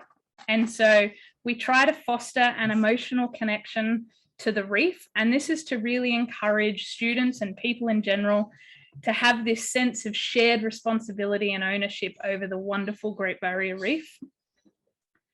Our second pillar is learn, and this probably underpins the majority of our work. And it's really about students increasing their knowledge and understanding about the reef, threats, and taking the opportunity to use all our resources and things about being in the marine park or generally learning about the reef. So it's really important educationally for that. And the third pillar is act, and we encourage all environmental and sustainable actions because we recognize that all actions matter, no matter how big or small. And these are the actions that you and me and we can all take at home, at work, at school. And so they're a really important component of our education programs. The fourth pillar is share. So you all know people, I know people, we all have our own networks. And so that idea of sharing knowledge and experiences about the reef means that we can actually create ambassadors for the reef in our students and our partners, and they can essentially speak on behalf of the reef and share. The final pillar is stewards, and this is actually my favourite one. We get to undertake stewardship activities out on the reef with students, and so they can participate in school excursions, they can get involved in our citizen science or many of the other citizen science projects. And all of these Reef Guardian schools can actually share the work that they're doing through our online portal. So it gives them a way of individually sharing what they're doing, and that we can collectively see that joint action from over 300 schools with over 120,000 odd students at those schools. And my favourite program that we've actually just released is Be a Marine Biologist for the Day, which is an education package that encourages schools to connect with tourism operators around the reef. Gives students learning opportunities in the classroom before they go on excursions and then participate in citizen science on the reef. And like I said before, our virtual connections means we can actually take the reef to you from our aquarium here in Townsville, where part of our team's situated. We live stream out. You can talk live to a scuba diver, visit our turtle hospital, and do all sorts of really interesting virtual activities. Now, if you want to know more, we actually have an online reef discovery course. That means you can get on and learn at your own pace. This course was designed for our master reef guides that work on tourism operators, but it's freely accessible to anybody if you'd like to jump on. So it's great just to improve your own knowledge. And so hopefully you can see why I love the reef, why I think other people love the reef. And I've just given you a taste of what we do in some of our education programs. And all of our resources and programs are available through our website for free for use for anyone around the world. So thank you very much. Wow. Oh, it's so easy to love the reef, isn't it? It's like kind of you just feel compelled to spread that love, and you're doing it so well all across the kids and future biologists, and you know, it's such an important role. So well done, Well Holly. done, yeah. I was just telling Mark, whose wife Natasha runs an international school, that you know, they should kind of you know, make a student exchange. Absolutely. Yeah, we do edutourism programs. We've had lots of unis from the States and all around the world come out, and so we do get a lot of give and take come out here. We've had programs where teachers go there, so we're involved in lots. Yeah, that's. Oh man, I've been growing up in the wrong time, haven't I? We're in the wrong place. I have a question, Holly. I have a question. I love this notion of bringing the barrier reef to us, and we have another friend of ours in the virtual reality space presenting a little bit further on down the evening today, and they're talking about using virtual reality as a tool for health and rehabilitation and things like this. I've also heard that virtual reality and the Oculus are used for convincing policymakers to, you know, when they can go see some catastrophe in the world and experiencing it virtually in that way compels them to act more, you know, earnestly and with, you know, is there anything like in the virtual reality space happening? I would love to visit the barrier reef. Yeah, underwater. like that. Well, Google actually had underwater virtual 360 stuff as well that you could plug in on your smartphones, and there's a whole lot of underwater dives that are on YouTube in 360 Okay, videos. all right. It's all out there, but they've done this sort of thing for a few years now. Wonderful. And it's Very great cool. to be able to share this reef story with the world. Yeah. And one of the things I really love about the reef story is we've heard today from two people who are funded by government, but there are so many people who are just doing it because they really want to do it. And so we're going to hear next up from two speakers who work for not-for-profit, non-government organizations in the reef space too. And we're hearing from two of them today, but there are many, there's hundreds of them here in Australia who are doing this work because they care and because they want the reef to remain here. So next up, we're going to get Ryan Donnelly join us, who's the Chief Executive Officer for an organization called Reef Restoration Foundation. And in the same way we revegetate degraded areas on land, be it river lines or, you know, open fields, Ryan is involved in an organization that is revegetating the reef. It's helping to actually regrow coral on the Great Barrier Reef. It's a new organization, not government funded. It's just done by people and working with organizations because they care. So hand over to Ryan. That's it. Hey, folk, I got a 10-slide nugget for you as well, just to complicate things. Thanks, Ryan. Are you ready? Sure, ready as I'll ever be. The 10 slides are yours. Off you go.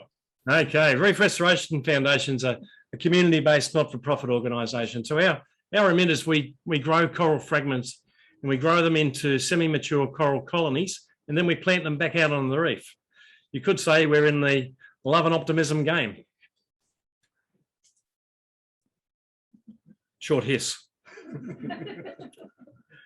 Okay, so we practice site-based stewardship, and we do it in partnership with tourism operators, and we deploy a small army of volunteers from all compass points of our community. Importantly though, this is not an alternative to action on climate change. It buys time for the places we love, and it inspires community action. So we adopted a method that had been proven in the Caribbean. It's highly visible, and most importantly, it's perfect for storytelling. Corals have grown in the water column are free from parasites and predators, and they have greater access to sunlight for photosynthesis. They also grow about 3 times faster than they do on the reef itself. And it's this that enables us to accelerate the process of recovery after disturbance. Now, coral reefs are comprised of a diverse range of species, each with differing growth rates, lifespans, etc. A healthy reef has a diverse mix. Every reef has evolved A niche, every species has evolved into a niche to perform ecological functions. And if an ecosystem loses species diversity, it becomes functionally diminished. So we speak about resilience. This is the ability to get back up after you've been knocked down. So we aim to put a coral reef in the best possible condition to look after itself. Our primary aim is to rebuild damaged sections of reef, such as they can sexually reproduce and regenerate themselves. So what does our operation look like in the water? This is one of our first corals. It's a small fragment, but it has multiple growth tips. These photos were taken over a 2-year period. I swam over this coral recently, and it's about a metre in diameter. So when you multiply this by the thousands of corals that we plant, you get to consider the amount of habitat that's being built. The single most important and enjoyable part of the work is our community empowerment program. This program involves inspiring and mobilising community volunteers to perform reef restoration and to practice citizen science. Reflecting the community around us, these good people are culturally diverse and happily give freely of their time and contribute to the cause. And did I mention that the Great Barrier Reef is still a beautiful and magnificent place? Despite the challenges faced by this great ecosystem, it remains a place of wonder and delight. It's a motivating factor for our existence as an organisation, and it's the motivating factor behind our community participation and our individual sponsors and donors. There's one thing about the future that is certain, and that is we are in the next industrial revolution. Scientists tell us that despite the speed at which the world might reduce greenhouse gas emissions, we are locked in for some pretty negative changes. However, the speed with which renewable energy technologies are growing is phenomenal and inspires hope and optimism. Now, this last slide is me. The world is not an equitable place. It didn't develop equally after the first industrial revolution, and there is massive disparity to this day. We have to learn to transfer the new clean energy production and its applications across the world in order to have genuine optimism for the future. We can do it, but we have to work together.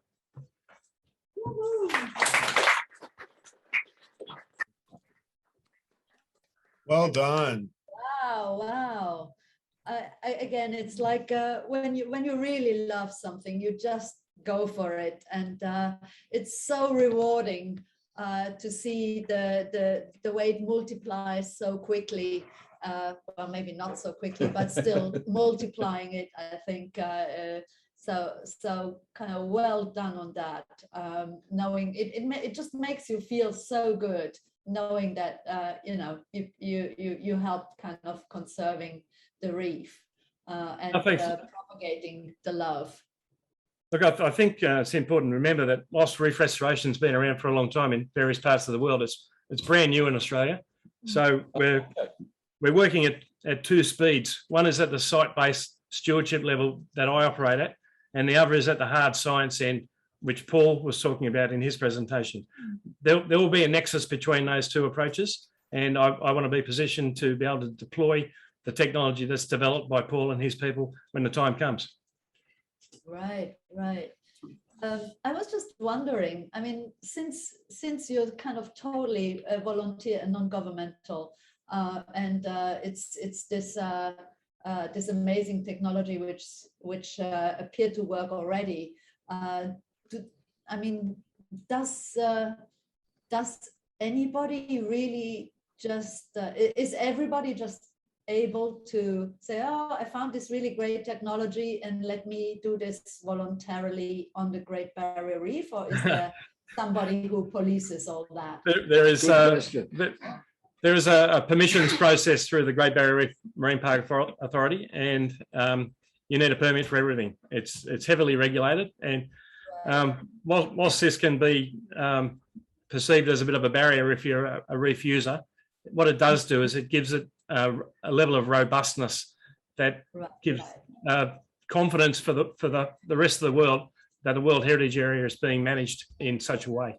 Yeah, because I just recently read that somewhere they've been throwing in these aluminium subway carriages into the sea, and in the hope to start a reef, and a coral reef, and it kind of totally flopped because somehow the aluminium didn't work or collapsed. And anyway, So that made me think, you can't just throw anything into the reef, can you? there's a vast disparity in the rigor applied to the oversight in different jurisdictions around the world. So somebody in the chat said, thank you for taking action and giving us hope. And I think we all agree with that. So brilliant. Right, okay, we're running a little bit behind time, I'm being told. So we'll keep going over to who's up next. Okay, next up is Rachel, who's also from a non-government organisation called Reef Ecologic, and she's going to bring together the science, the passion, and art. So over to you, Rachel. Hi, everyone. Rachel, you ready? Yeah, ready when you are. Okay. Hi, everyone. My name is Rachelle Brown, and I'm a marine scientist with Reef Ecologic. I'm here, like the others, to talk about the Great Barrier Reef, but also about my journey. This is a story about growth, passion, and resilience, and it all starts with a great team like I have. We're united by our love of coral reef ecosystems. We conduct research, we run educational workshops, we work in reef restoration, and we also provide guidance to businesses and government. We speak not only about science, but also about sustainability. Climate change is one of the most pressing issues for the welfare of coral reefs. So we became a climate positive business in the most recent fiscal year. This means that we reduced or offset more greenhouse gases than we produce. Many organizations have goals to do it by 2030 or 2050, but we did it now, which is critical because climate change leads to warmer oceans. This often results in coral bleaching, a stress response that can eventually kill the coral polyps. That would hurt the reef ecosystem and all the industries and animals that depend on it. To draw attention to the reef, its stories and its struggles, the Museum of Underwater Art, or MOA, was founded in Townsville, Australia.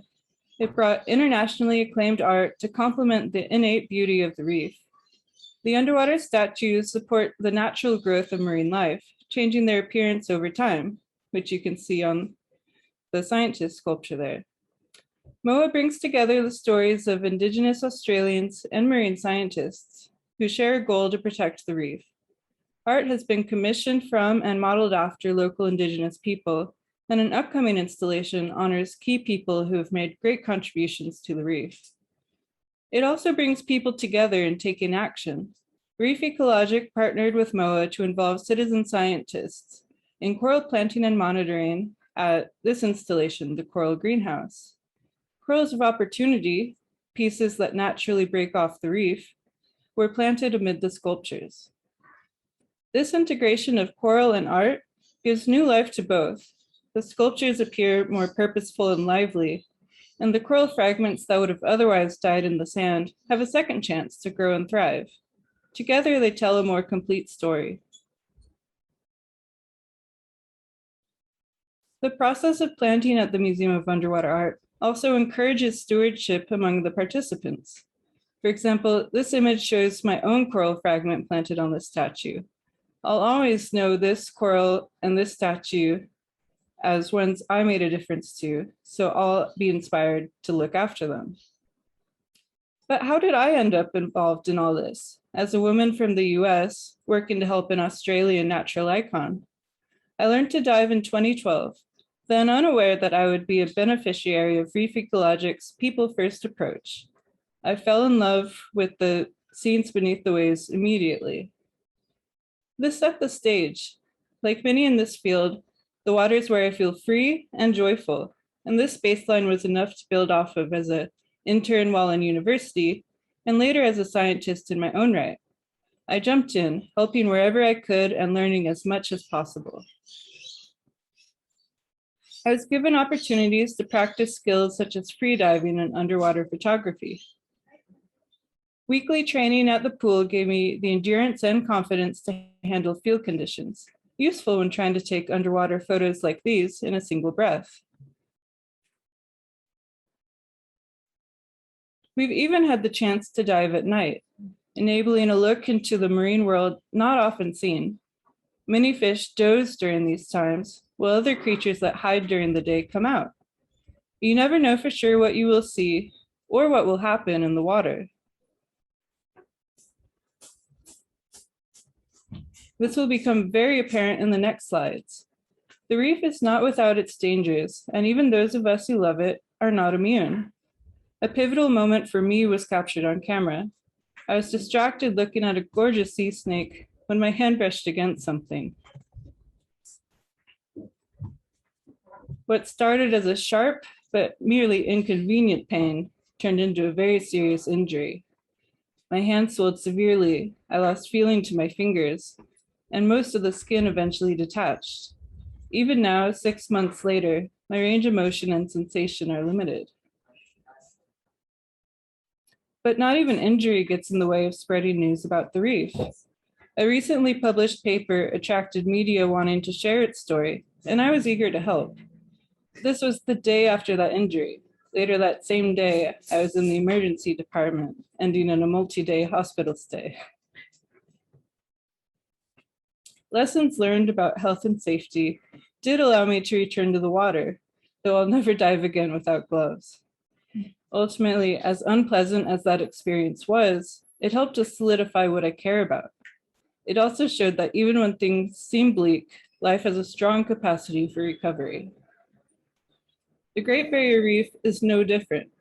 Despite the threats, healthy reefs like this can persist into the future. The stories of the people who care about them enough to take action have an impact. It inspires others to share the love of the reef and take action themselves, like reducing their carbon footprint. This coral, called Mugadambi, is over 400 years old, showing how resilient corals can be. And its story reached people worldwide through journals, posters, and interviews like the one shown earlier. This article was selected for an editor's choice collection, showing how well the story resonated with others. I hope my story has resonated with you, as this talk has hopefully shown. Reef Ecologic and the Museum of Underwater Art are helping lead the way to the future, putting people first and inspiring change. Thank you for listening, and I hope you too are inspired to take action for a better planet. Thank you very much, Rachel.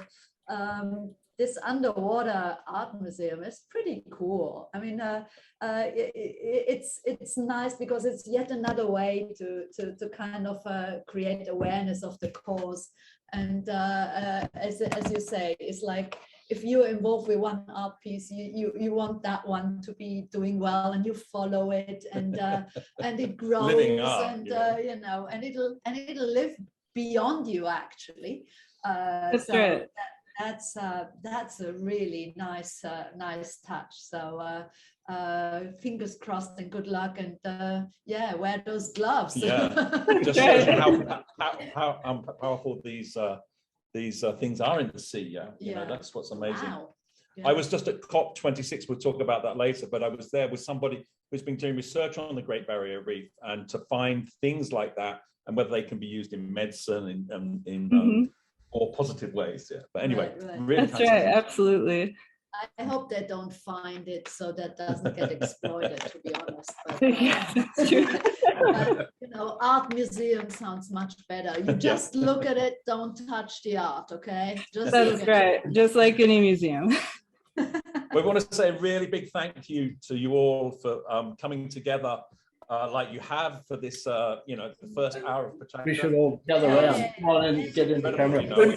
We might just see if we can get everyone in the shot. So, because we've got a lot of people here, so come on in. I'm going to try and do a screenshot. I don't know. Leslie, and you guys come on in too. Where is everybody? Come on, guys. Let's make it it's a party. I'm only seeing Brian now. You have to talk to me.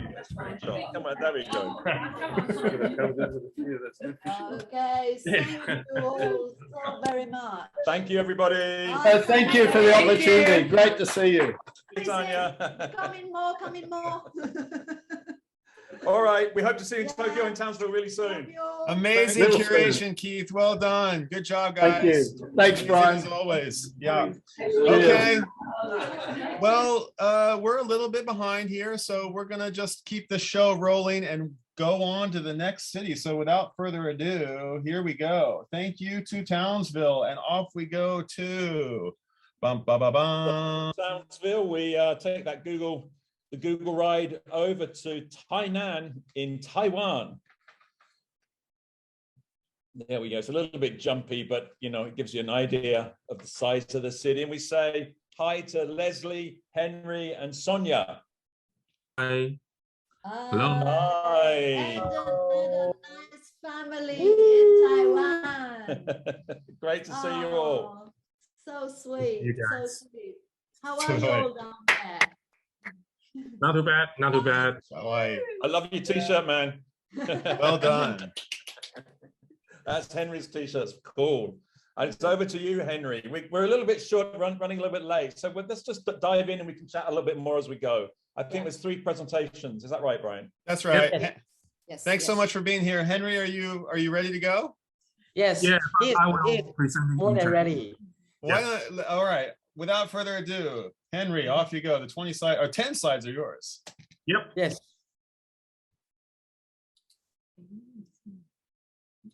Are we start? Yep. Okay, go. Hello, I'm Henry from Tainan. I will going to presenting this in Chinese. OK， 所以今天我们要跟大家讲的事情是过得更像在地台南人的10件事情。这有10件事情你可以做。那第一件事情是拜拜这件事情，就是台南非常喜欢拜拜。我的家人，我的阿嬷，就是在家里面每天就是非常需要拜拜。那早上一天的开始，从拜拜这件事情开始是非常好的。那台南有一个名称叫做千庙之都，因为我们是从1624年到清朝这段时间，我们都是台湾的首府。那拜完之后呢，其实在台南的这个庙旁边就有非常多好吃的小吃。那每一个台南人都有一个很长的口袋名单，是关于台南的小吃美食。所以如果你想要活得更像台南人的话，你应该要就是打造自己的口袋名单。那下一件事情是跟大家分享的事情是，台南号称是全台湾最甜的一个城市。我们曾经有朋友跟我说，你们是糖南吗？那也有说什么我们空气里面卷一卷就会产生出棉花糖。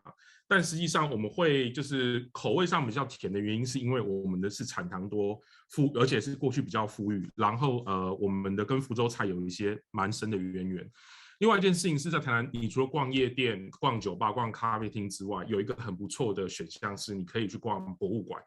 博物馆它不只有博物馆而已，我们还有很多像美术馆、图书馆、文化中心，像这样子的环境里面，你可以去参观很多不一样的、很舒服的一些资源。那另外一个事情是我非常喜欢台南的夕阳。我们台南有非常长的水岸，那我们家就住在渔光岛的旁边，就是去年我花了很长的时间。都在这些海滩里面去拍照、去拍夕阳。那如果你喜欢的话，你可以到四草、安平这些地方。我们有那么长的水岸线，所以钓鱼这件事情也变得到处都可以钓。台南人非常喜欢钓鱼，应该说台南的叔叔伯伯、uncle 们，还有就是年轻的小哥哥们都非常喜欢去钓鱼哦。就是你可以从早上钓到晚上，那钓完鱼你还可以把鱼带回家料理，这是一件非常开心的事情。那另外一件事情是，大家都知道，台南也是一个非常适合散步跟骑自行车的城市。你在用一个比较慢的速度去体验这个城市的时候，你会在路上遇到非常多的猫，有店家的猫、巷弄里面的猫、朋友的猫，然后这些猫有些可能在一些不同的区域都是非常有名的猫。那除了去跟陪完猫玩之后，你还可以去台南公园，就是去逛一逛。就是 local 的活动，你会发现就是在地人的活动其实不太花钱。我们有非常多的公园，有比较像社区型的公园，然后也有像是景点型的公园。这个是和乐广场，是荷兰的 MVRDV， 就是他们设计的。那最后一件事情是，这么浪漫的城市，你知道非常适合谈恋爱，非常适合结婚。你要过得像在地人，最快的一个方式就是在台南 fall in love， 在那边谈恋爱，你很快就能够去体验到就是所有的这些事情。OK， 所以以上就是我想跟大家分享的一个美丽的台南。谢谢各位 ，Thank you。Hey, well done, Henry. I didn't understand the word, but the pictures just said it all, and I totally get it that you like Tainan. And the only one I was a little bit mystified is the kitty one. What was that about? You love your cat? Okay, yeah, because you can mingle a lot of cats on the street or on the shop or with your friends. All right. Tainan is a city good for like take a short walk or riding the bike. You can use the slow tempo to cover on the street. So And mingle. And of course, we're jealous of the Tainan Spring, yeah, the big water park by MVRDV. Yeah. Yes. Man, we're gonna be down. It's this really beautiful PechaKucha family that is kind of making my travel destinations. I've got to go to Townsville, got to go to Tainan, and so I'm going to be so busy as soon as we get out of. And just one quick note: we've got MVRDV coming up later. One of them is going to be speaking, so that's a nice connection there. That last few slides by this very famous Dutch film architects, MVRDV. Great. Hey guys, how are you? Hi. Hey, with you. We're kind of like the new duets now. We miss you. Brian, I actually have a very naughty question for you. Is that I think I kind of like upload my presentation kind of late. I just so did 299 other people, Leslie. Don't worry. It's okay. Yeah. Okay. So we will let Sonia go first. Sonia, the 20 slides are yours, or 10 slides are yours. I'll be the love background. Okay. Okay, go. Okay, so hello everyone. I'm Sonia. They are my Leslie and our friend Liang Yi. We together had a one-day trip to Hsinchu, which is at the north part of Taiwan, and we visit a very fancy night market to have a lot of fried seafood. That was a very fun day. So we live in Tainan, which is located in the south part of Taiwan. And luckily, we don't have a pandemic lockdown like a lot of cities, but still we feel wary about the risk of visiting and being visited by loved ones. Visit shops, museums, or schools, but lives go on. We have to figure out what we are going to do with our life, especially now. The saying goes that sharing is caring. We care about our friend, Nancy, the birthday girl at the right side of the picture. So we threw a birthday party for her in the office.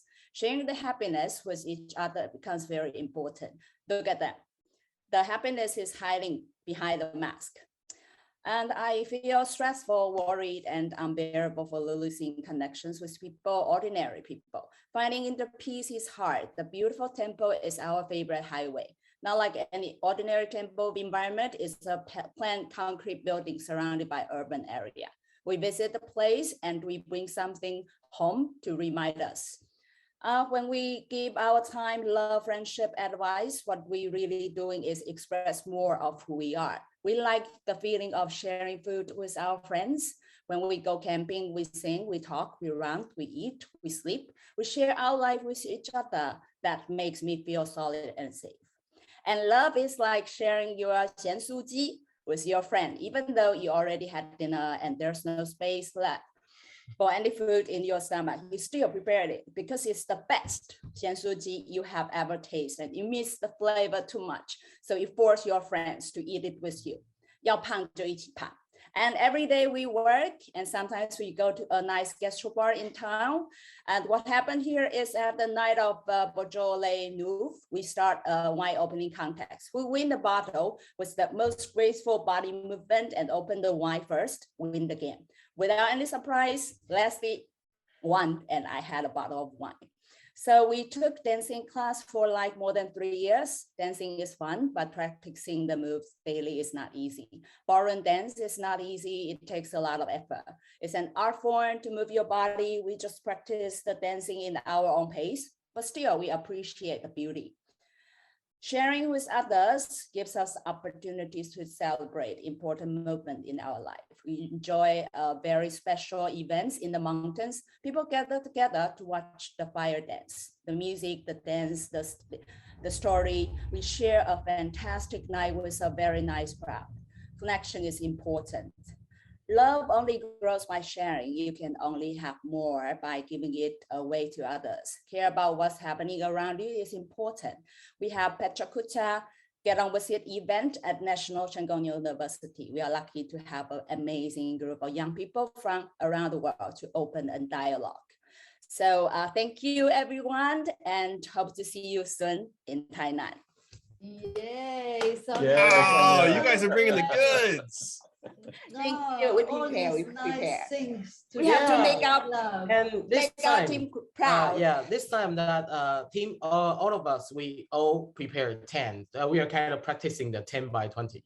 I thought you were just gonna come on to say hello, but you're really, I mean, that was awesome, Sonia. It was amazing. Lovely. That just warmed my heart up. I think I'm gonna have some chocolate now. I think that moment deserves a chocolate. Can you please send some food? Yeah, there you go. Definitely, definitely. Actually, we can I eat. really like- want to see that dancing move though, you know, live sometime, I think. You gotta get to You mean like Tokyo. now? Well, we gotta come Okay, see I'll you. try We can to do that. let me try to lift Sonia for the moment. Oh, next year. Next year. Okay. I want to have a whole And I presentation. just wanted to say thank you for, you know, that last slide you showed with the big blue background. That was, you were a big part of our COP travel to Glasgow. And it was great that you joined in from all those miles away, kilometers away into Tainan and were a part of Get On With It campaign. But we'll be talking a little bit more about that later. There you go. Yeah, fantastic. Thank you so much. It was really brilliant. And to connect everybody together was awesome. The power of PechaKucha. Oh, brilliant. We're stuck. Okay, you're up next. Is that right? Hold on. Yes. Okay. Hold Final on. one is Leslie. Always late, Always late. always last messy. minute, always cause trouble. Always the cutest. It's in the deck, I think, Brian. Yeah. Yeah, it's just my keynote just got stuck. So let's try again. I think that's definitely the problem of my file. It won't be. So you guys can Brian. see that now, right? Okay. Yeah. All right. Bum, bum, That's the bum, view we like. Leslie. All right, Leslie, you ready? Yay. Leslie tie without the Slides are end. yours. Okay. Off you go. Okay. Okay. Actually, today I'm going to tell a love story. Is this? There's no But image. the story is kind of in a very special way. Wow. You know? Hold on, Leslie, just a second. Something's wrong with your, we've got a little, what's the issue here? Okay, it's okay. We can. Sorry, Leslie, just give me a second. I'm not sure why. Tell us a little bit where you are, where you're teaching and the university. Tell us a little bit about that. National Chengkong University. That's the one of the best in Taiwan, and also of course the best in southern Taiwan. Yeah, and I mean the school was originally funded in 1931, and that was by the time of the Japanese colonial time, and it was established from the Japanese government, and then we transformed the university transformed for more than 90 years. Wow. Okay, take two. Here we go. Sorry about that, Okay. Leslie. Let's see. Let's hope this, fingers crossed, this works. I always like to have a second chance. Yeah, say take two. Here we go. Oh, I hope this works. Okay. Okay. Yeah. Okay. So I'm going to tell a love story because this usually that I'm kind of the one who taking the city perspective, but I kind of like giving this opportunity to Henry this time. Yeah. So I'm going to talk a little bit more about the love story I have with Sonia. Okay. So actually that we met on a PechaKucha events I hosted in 2014. Yeah, and I even find out that the first photo that we have together, meeting new friends, Leslie Tai at PechaKucha, right? Okay, so I think all I want to say is that for me, that to meet the community. Oh, and this is actually the latest photo that we have together. It's like I just figured out that ever since that we met, Sonia is always around. And you can see that in the Sonia's photos, in my photos, they are always my photos because Sonia is always the one taking the photos. And for most of our friends and families who met us, I think the common thing that everybody say is that you really look alike. Yeah, and even for today, okay, these are like the matching outfits. They are not like couple looks, you know, they are not the same. It's kind of the matching. And I feel like the feeling love is like to see each other in one another's eye. Like, for example, to see yourself in others' photo. And I think that to see that how I was seen actually make me really happy and fulfilled every day. Yeah. And of course, there are bad things happening. Yeah. Work brings conflicts, chaos, arguments, fights, and we kind of turn on each other's back on every single events that we work together. But the one thing is that after all these years that we started to work by knowing each other's strengths and learning from each other. And I actually suffered from a very greatest setback like in the previous year. And with a lot of blackmail, bully, rumors that sometimes I only, to get through all this kind of really the darkest moment, that I only ask myself that if there's something that I cannot lose, what's that? For me, I think that's love. And we actually spend so much time like collecting all these beautiful moments in life with friends, with the people we love. For example, like right now with the PK family from HQ. Yes. And for me, I think love is to give, is to make yourself like always to be, not to, you are always the one to make people around you happy. Always make the things funnier, make it fun, and make people really happy. And with the hashtag, get on with it. I will only want to say that for us, that this is the love and life that we are having every day. And all you need is love. And you should love someone, and you should love now. And right now is the moment for you to show your love to someone. You should show your camera or something and try to kiss, hug, or do something to someone you love. Yeah, okay. I love you. Love you. Love you, Mark. Love you, Austria. Love you. Love you, Brian. Love you, Henry. Yeah, that was great. I didn't know you actually met at a PK event. Yeah, that's fantastic. That's a beautiful love story. Yeah, it really is. Thank you for telling it. Thank you for telling it so straight out. It's rare, but yeah, you should love now. Love is all you need, man. Absolutely really right. And make it funny. Yeah, you got it. You got it. You know, make it funny. Be optimistic. And yeah, and luckily I'm wearing my glasses because I'm tearing up. Yeah, me too, Leslie. Well, that handy, you know. Leslie and the crew in Tainan and our friends in Townsville, thank you so much for an amazing hour too. We didn't get to our next presenter, Kaito, in this hour, so we bumped him to the next hour. And with that, I'm going to say goodbye. Love you guys. Goodbye, thanks everybody. So much. Love you. So long to hour, so long to hour two. And we're going to go ahead and dun. Let's make done. Oh. Here we go, 2 hours down. Yay. Yay, okay. Okay, and we're gonna go from Tainan back to Tokyo. We're going there. And we're going to a very special place in Tokyo, not central Tokyo. We're going out to... Oh, where's this? We're going out to Makuhari Messe, where this was a part of the Olympics. Oh, shall I go back? Some of the Olympic venues. And it's our great pleasure to introduce Kaito Streets, who I met just over the holidays, over the New Year holidays. And he's an Olympic fencer. So why don't we bring Kaito on, Brian? Yeah. So he's an Olympic fencer, and he was a part of the Olympics last year. Although it was 2021, we still call it the 2020 Olympics. And I thought it'd be really great to have him talk about his story and about his love and passion, his love and passion for fencing, but also that he was a part of the Olympics last year, and he's got a great story to tell. Are you there, Kaito? Woo! Hey, man. Yes, I'm here. Thank you for having me. Sorry, we're running a little bit late. No, anyway. no worries at all. For standing by. So was that right? I got the right place, yeah? Makahari Messe. Yep, that's where we that was fencing, where we zoomed into. That's where fencing was held. Yes, it was. Great. Okay. So normally in PechaKucha, we don't do too much introductions. I've done enough. Yeah. And why don't you tell your story and then we can have a chat afterwards? Yeah. How does that sound? Yeah. That sounds great with me. Okay. Right. You sound good, and you can see the screen. So 20 slides are yours. Okay.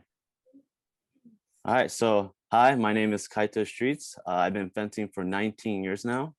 I'm on the Japanese national and Olympic fencing team. Fencing has been a huge part of my life, and I'm grateful for what it has given me. And I want to use today to share my love for fencing. I'm half Japanese, half American. I was born in Japan, and I lived here until I moved to the United States at the age of 7. Like many kids, I grew up playing numerous different sports: baseball, basketball, karate, American football, you name it.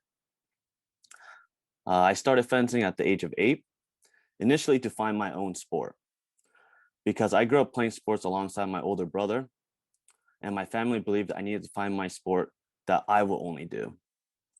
And also growing up, I loved all kinds of action movies and shows, especially anything with sword fighting. I will mimic those scenes using toy swords, and my family thought, saw this opportunity and was like, why not make this hobby something useful and more real? Then fencing happened. And also, who doesn't want to play with swords and hit people without getting in trouble? That was good enough reason for me. What initially attracted me to fencing? Early on, I found success in fencing, from winning local tournaments, then regionals, and even national competitions. Combine my early success and my enjoyment for it, I couldn't get enough of it. Another aspect of fencing that intrigued me was the difficulty of the sport. Fencing is described as a physical chess game. Like any other sport, you have to be physically prepared. But since fencing is so quick, reflexes and speed wouldn't just cut it. You must think ahead and calculate your opponent's move before they move, just like a game of chess. The reasons why I love fencing: first off, fencing has allowed me to travel the world. I've been to over 35 countries now. It's amazing to go to so many different places and witness cultures and people of those countries. Fencing has allowed me to meet so many wonderful, important people in my life. I've met a wide range of people with different backgrounds and cultures. This picture was taken after my Penn State fencing team won the NCAA championship in 2014. These are not only teammates, these are people who are friends for life. I absolutely love the emotion and intensity fencing brings out of me. People ask me all the time if I get nervous or scared before competitions. And to their surprise, I say, of course. But that's what makes me feel the most alive. I appreciate those feelings. Those pure emotion and pressure makes me feel human. I use those emotions, however, as motivation, excitement, and power of performance. I've always been that person who wants the pressure to be the highest, the noise to be the loudest. That gets me fired up. I believe I perform at my best when the stakes are the highest. Another reason why I love fencing is because it has given me my identity. Growing up, Japanese and American, I never fully fit into one group. This picture is when I was on the US Junior World Team in 2013. Crazy part is, those two guys next to me, they also competed in the Tokyo Olympics, but for Team USA. Wow. Even to this day, I am told I'm not really Japanese or I don't look Japanese. For me, it doesn't matter. I'm proud to represent both ethnicities and cultures. I train extremely hard to represent Japan at the highest level. Over the years, I learned that it doesn't matter what people think or say. I solely focus on my training and producing results. I believe if you produce results, no one will complain. Here in this picture, that's when I won the Japanese national championships in 2017 and 2019. It was one of the proudest moments of my career to become a Japanese champion. Lastly, fencing gives me a purpose and motivation. I want to be the best fencer in the world and compete at the highest level like the Olympics. It motivates me to push myself every day to become the best version of myself, not only as an athlete, but as a person. Now I want to talk about how I show my love for fencing. Fencing has given me so much in my life. So one way of me showing my appreciation is teaching others about fencing. Young or old, I love spreading the beauty of the sport. It's either coaching or speaking about it. I'm willing to do both because I love it. Another way I show my love for fencing is to use my social media outlet to promote the sport. Since fencing isn't well presented in the mainstream media, I use my social media platform like Instagram, TikTok, and YouTube to showcase more about the sport to the general public. The reason why I still continue to fence is because I want to see how far I can push myself to get better. I want to be the best fencer I can possibly be. I know I can still improve and achieve more in this sport. And I believe I still have unfinished business. That business being winning an Olympic medal. I also want all my friends and family who have supported me at the Olympics witnessing it in person. Don't get me wrong, Tokyo Olympics was great, but it felt somewhat empty with no audiences. I want the crowd and the noise because that's what makes the Olympics special. As I continue to fence, I want to grow the sport as much as possible. So one day it can be mainstream and popular. Even if you don't do fencing, I want people to understand what it is and how it works. And also inspire the next generation of fencers to follow their dreams and challenge themselves. But in order for me to continue doing what I love, I need financial support and sponsorship to maximize my effort to become the best fencer I can be. My next goal is Paris 2024. Fencing is my life. It's been my love since I picked up my first saber at the age of 8. I hope everyone can appreciate my love for this sport. And thank you for listening. Wow. What an amazing presentation, and what an amazing ambassador you are. An ambassador for Japan and an ambassador for fencing. Yeah, it's really, really incredible story, and your passion and your love for fencing and your love for not yourself in a way, to be the best person you possibly can is a great story. And it's so fantastic. I saw you there with a lot of school kids teaching as well. Yeah. So, and it's really great that you're still fencing. Yeah. So there's a chance we can come and see you. That's what I want to Paris. You know. And Kaito, you're an ambassador for mixed families, you know. So Apollo Ono, one of the American Japanese speed skaters, I named my son after him, and I'm so excited to tell my son about you. And you're great. You're going to be an inspiration to us. Thank you so much. No, thank you so much. Yeah, I mean, obviously I represent Japan, but I always believe that I represent both sides, US and Japan. So it's awesome. Yeah, I think you got it absolutely right. It's like be your best, and that's a role model. It doesn't really matter whether it's on this side or on this side. I think the role model goes beyond, and I think that's what sports is about. It's about you need the countries and the sponsorship and all, but ultimately it's like how good can you be at your sport, and it's exactly like measuring with other sportsmen and women is what counts. So just keep at it that way, and it'll be fine. We'll how do you say, cheer for you. Thank you so much. Thank you so much.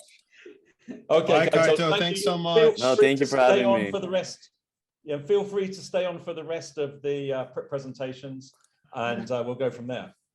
Thank you for having me. So much, Kaito. Good luck. Thank you, Kaito.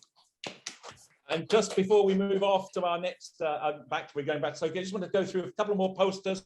Top of the hour, they've slipped into this hour now. So this is Bridgeport, who we're going to later.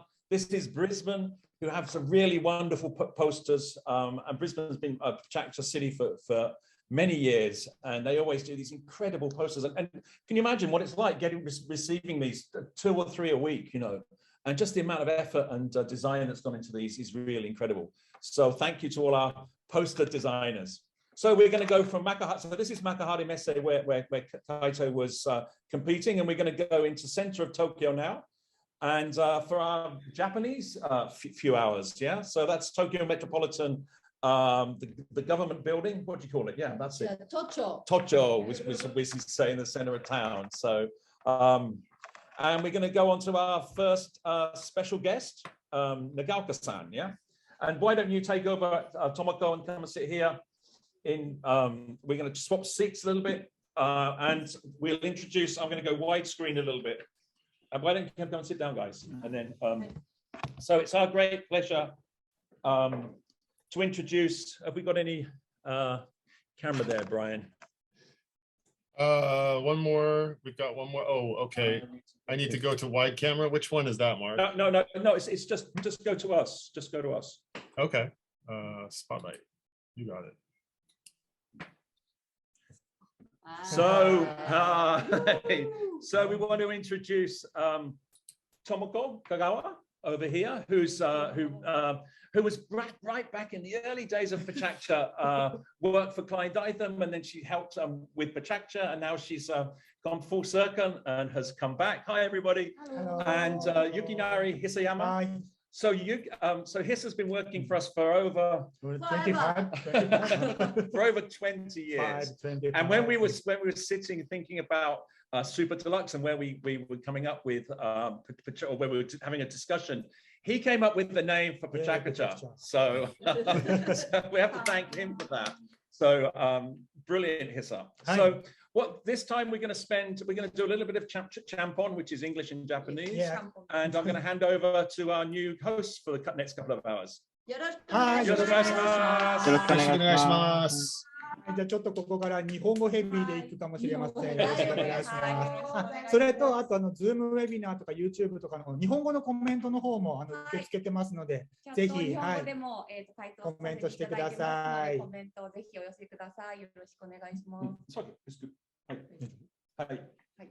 ではですね、このお時間から先ほどマークからもご紹介がありましたけれども、ジャパンアワーということで、PechaKuchaのPechaKuchaスペシャルゲストとして今回トップバッターでPechaKuchaフレンドと私たちの中ではちょっと思ってるんですが、勝手に。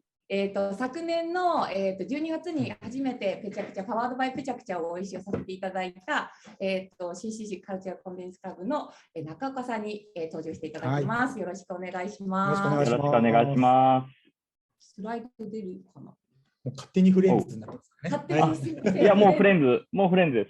ですよね。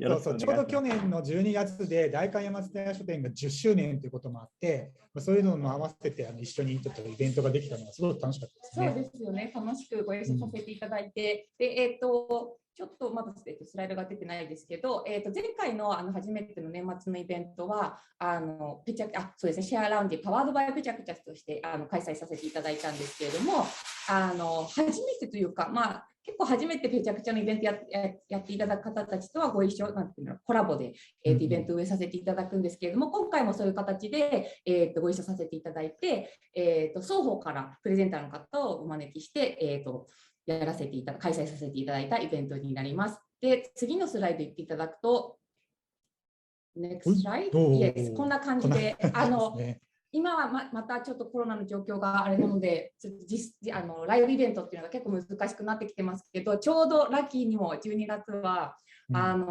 ちょうど皆さんをお呼びして、ハイブリッドという形でやらせていただいたんですけど、リアル会場とオンラインと両方ともつないでっていう感じですね。こんな感じでやらせていただきました。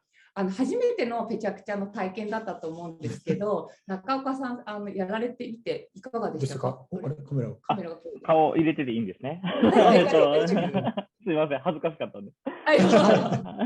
はい、今回初めて香川さんとかともお会いさせていただいて、代官山の地帯書店でですね、イベントをさせていただきまして、で実際私たち初めてという形だったので、結構当日まで不安が隠せなかったところはありますが、本当に多くの方にご参加をいただいてですね、うちのお店を知っていただくきっかけもそうですし、まずは私たち自身がですね、皆さんと楽しんで、この企画ができて、で、多くの方に参加をいただきつつですね、いろんな方の発表の中でまた、我々お店の中で、インスパイアって言葉、使わせていただいておりますけれども、誰かこう刺激を受けるというようなことをですね、いろんな方と一緒に共有し合える場所、そういった意味でのシェアラウンジというものを、今、うちの方で展開させていただいている中でですね、非常にいいイベントだったなというふうに感じています。ありがとうございます。そうですね。僕も10年前に代官山蔦屋書店設計してオープンした時には、こんなイベントここでやるなんてこと全然思ってもいなかったんですけど、ちょうどそのシェアラウンジっていういろんな人たちがこう集まって、自分たちのなんていうかな、こうやってることとか、そういうのがシェアできるようなイベントあったらいいなっていうところで、その共感もいただいて、一緒にやることができたので。本当に楽しい一夜でした。ね、本当に。そうですね、本当に。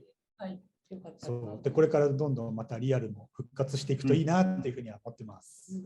はい、我々もそれを切に願いながらやっていきたいと思ってます。Okay. So I'm just going to jump in and just do a little bit of English there, just to explain. We're in a little bit of a, we're going to focus on Japan a little bit for the next hour, and we'll be doing some little bits of translation in between. And I'm going to go. Do you want to come no, close? I'm going to go like that.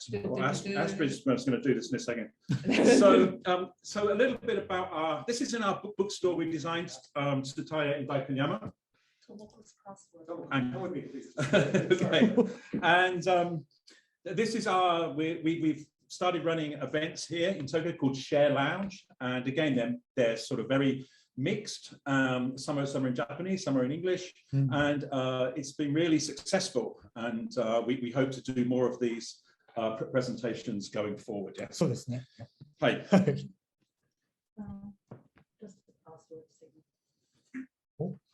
Guys, we're gonna play some videos, and we just need to grant one more computer audio access. So anyway, we're okay now. OK、はい。じゃあその時のプレゼンテーションをちょっとこれから皆さんに見ていただくって感じですかね。Sorry about that. Thank you. そうですね、その昨年のイベントからちょっと事前に中岡さんともお話しさせていただいて、ちょっとピックアップさせていただいたプレゼンテーションがあるので、それをご覧いただけたらなと思います。Okay, are we ready to play? Ready to go. Okay, here we go.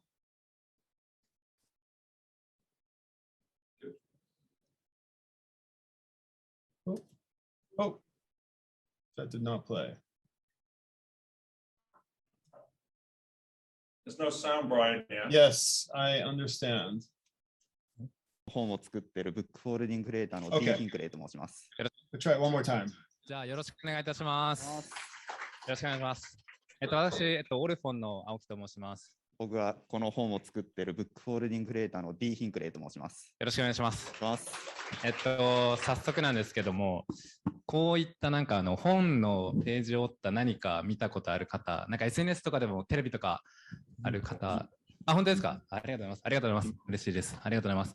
で、僕たちはこのブックフォールディングってものを2人で作っています。僕が作り以外のことを担当していて、彼が作っているんですけども、多分ブックフォールディング聞いたことない方多いと思うんで、ちょっと彼に説明していただこうと思うんですけど、これって何なんですかね？見ていただいた通り、本なんですけど、ブックっていうのがちょっと難しい単語ですかね。本っていう意味なんですけど。確かに難しい。ブックで、フォルディングっていうのが折るっていう意味で、本を折ってこの形を作ってて、一切これ切ってないんですよ。折るだけでこの形を作るっていうのがブックフォールディングで僕が作ってます。そうなんですよ。結構ね、SNS とかで拡散された時に、これ切ってないのってめちゃくちゃ言われるんですけど、一切切っておりません。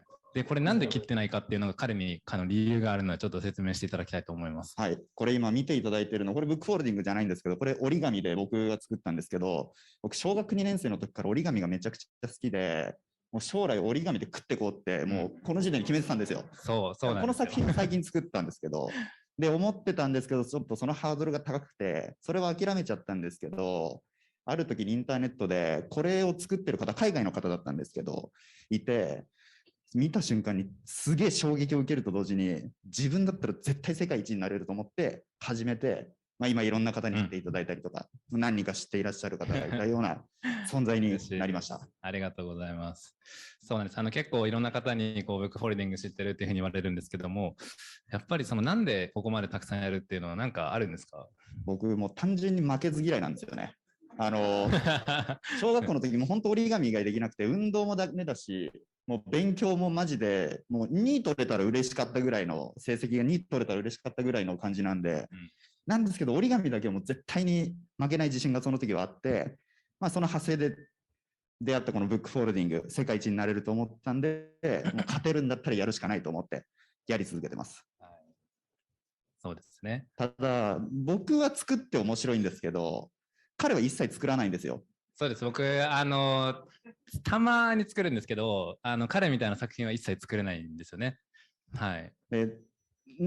やってて面白いのかなと思うんですよ。なんか何がそんなに横にいて魅力なのか、僕ちょっとよくわからないんで、ちょっと教えてもらえると嬉しい。そうですね。はい。本当に今の完成が全てだなって思ってるんですけど、やっぱり僕たち2人でずっとやってきて、この皆さんのワオみたいな楽しいとかをどんどん作っていきたいなっていうふうに思っています。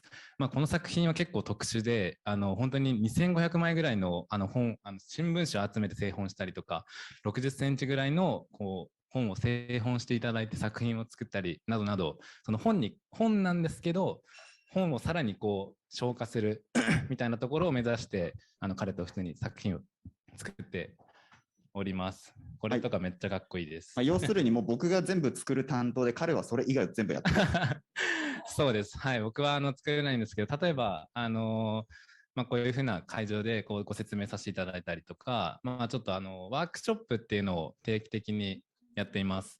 都内だと二子玉川とか、あとは、法恩寺っていう室町時代からやってるお寺でやったりするんですけども、その時はこういうふうにちょっと皆さんがとっつきやすいようなクリスマスのデザインとかこういうふうにやっていて、誰でも楽しく作れるみたいなところまで落とし込んでいます。決して彼がもう彼の職人技でできるっていうのもあるんですけど、っていうだけじゃなくて、本当に誰でも楽しく作れるってところまで説明書とかも全部言語化して、それを全部今ですと累計40カ国ぐらいに販売をさせていただいてて、でそれの彼が全部作りましたということで、ちょっとここで上げとこうかなと思います。ありがとうございます。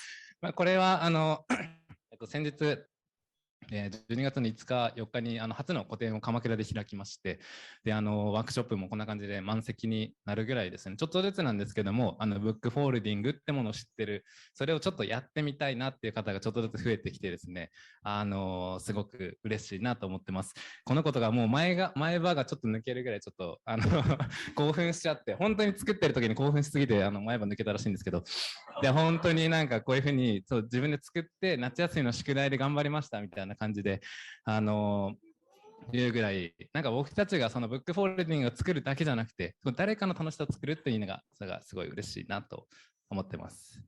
でここの建物ね、ちょっと負けるぐらいの建物なんですけどもこちらはデンマークのコペンハーゲンビジネススクールという本当にすごく有名な学校に作品を数十点十数点寄贈させていただいてというか納品させていただいたりとか、あとはこういう彼の新しく折り紙の作品なんですけど、これはどういうあれなんですかね。これはこれちなみに1枚の紙を切らずに作ってるんですけど、すごくないですか？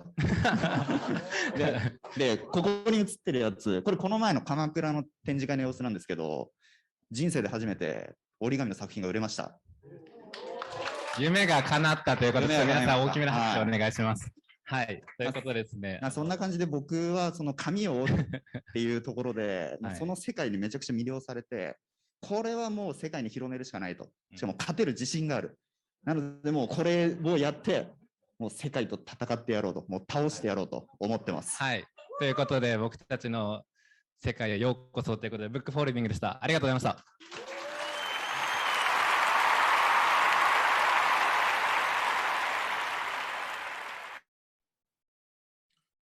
Okay.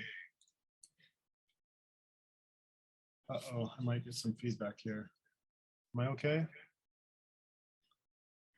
This is a little tricky. Okay, so hi everybody. I think maybe nobody can start their cameras. Is that what's going on? Ask to start camera. Ask to start camera.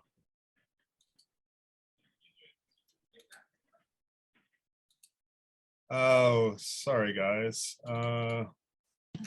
Okay. ブライアンがコントロールしてるのか。OK、OK、わかりました。こっち大丈夫。はい。Alrighty.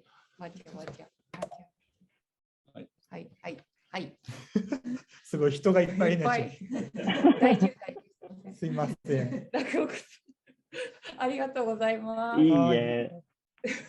そっか。そう、さっきのね、オルファンっていう人たちで、オルっていうのは多分本を折るっていうことだと思うんですよね。それとファンって楽しいっていうような、2人組の人たちがプレゼンテーションしてくれたんですけど、なんかその本を折ることでその作品を作ったり、本当に折ることにもう命を懸けてる人たちでしたよね。もう初めて見たんですけど、すごい面白い、楽しい。Yeah, I think it might have been a little bit difficult for the international audience to follow up. But as somebody in the commenters, Padman, pictures are worth 1,000 words. You're so right. Japan is known for folding, origami, and so on. And Orifan is kind of taking this and notch up and folding books. So that was like a kind of very. It's still a mystery how he does it. He explained it to us, but that's the art in it all. So well done for that. はい、そうなんですよ。プレゼンテーションでご紹介いただいたんですけど、作り方を。それもご説明いただいても、こちらでもちょっとこう、なんかどうやって作られてるんだろうっていうのがちょっとこう、ピンとこないっていう、その芸術性がすごい溢れるプレゼンテーションだったなと思っております。で、あれなんですよね、オルファンさんたちと、今後なんかご検討されている展示とかがあるって伺ったんですけど。はい、そうなんですよ。今回こうやって皆さんと一緒にやらせていただいてですね、その後また継続してですね、発表いただいた方々ともコミュニケーションを取りつつですね、よかったらうちのお店でぜひ展開とかという話をさせていただいている中で、今夏頃に向けてまた新規の作品も、組みながら。で今回彼らの作品というのが受注というか、自分のオリジナルで作ってほしいというようなことも受けてらっしゃるそうで、そういったものをですね我々、生活提案ということでライフスタイルの提案ということでお店書店がやらせていただいている中で、まだまだ世の中の方が知らない作品だったりだとか、その作品に込められた思いみたいなところをですね全国の皆さんにお伝えできるような形で一緒にお取り組みができたらなというところで、夏に向けて何か一緒にできたらということで話を進めさせていただいてます。ありがとうございます。So like the artists that presented about origami, the artwork is like they might have a like exhibition coming up at the Daikayama store soon in summertime. So yeah, we're glad that like we are in the process of this amazing like collaboration together. Thank you very much. ありがとうございました。中岡さん。またやりましょうね。はい、ぜひよろしくお願いいたします。ありがとうございました。方に移らせていただきたいと思います。はい。ありがとうございました。じゃあ小泉さん。お待たせしましたかな。また違う、ムービーだった。すいません、失礼しました。じゃあここから東京からですね、お隣ですけど、お隣じゃない。違うとこ行った。神戸に行っちゃった。神戸の前にちょっと間が1個あります。大丈夫です。横浜が入ってきます。ということで、次。横浜に戻れない。そうですね。戻れない。大丈夫。でも僕実は兵庫県出身で神戸のある都市なんですけど、結局港町から港町に引っ越して僕今横浜に住んでます。といったわけで横浜つながりで小泉さんありがとうございます。こんにちは。こんにちは。小泉さんは自己紹介してもらうかな。はい。自己紹介お願いします。はい、ペチャクチャ横浜のオーガナイザーの一人です。小泉と申します。ペチャクチャ横浜は、建築家とかランドスケープデザイナー、起業家っていう、メンバーで、運営していて、いつぐらいかな、もう4年とか5年とか、久山さんも横浜に住んでらっしゃるので、毎回できるだけ来ていただいて、こう最初のプレゼンテーションしてもらっています。押しかけてます。じゃあ、小泉さん、早速プレゼンテーションお願いします。日本語でいいですかね。もちろん。Okay, Yoshi-san, the 20 slides are yours. Oh, 10 slides are yours. No, 10 slides, yes. Here we go. Hi, everyone else. はい、こんにちは。改めて、ペチャクチャナイト横浜、です。横浜はこういう港町になっています。夜景とか、これもね、富士山とかも見えますけれども、国際的な場所です。で、僕らは特定の場所で、やらない、いつも毎回会場を変えるノマドのペチャクチャナイトです。一番最初はこうストリートの上、最初から外でやりました。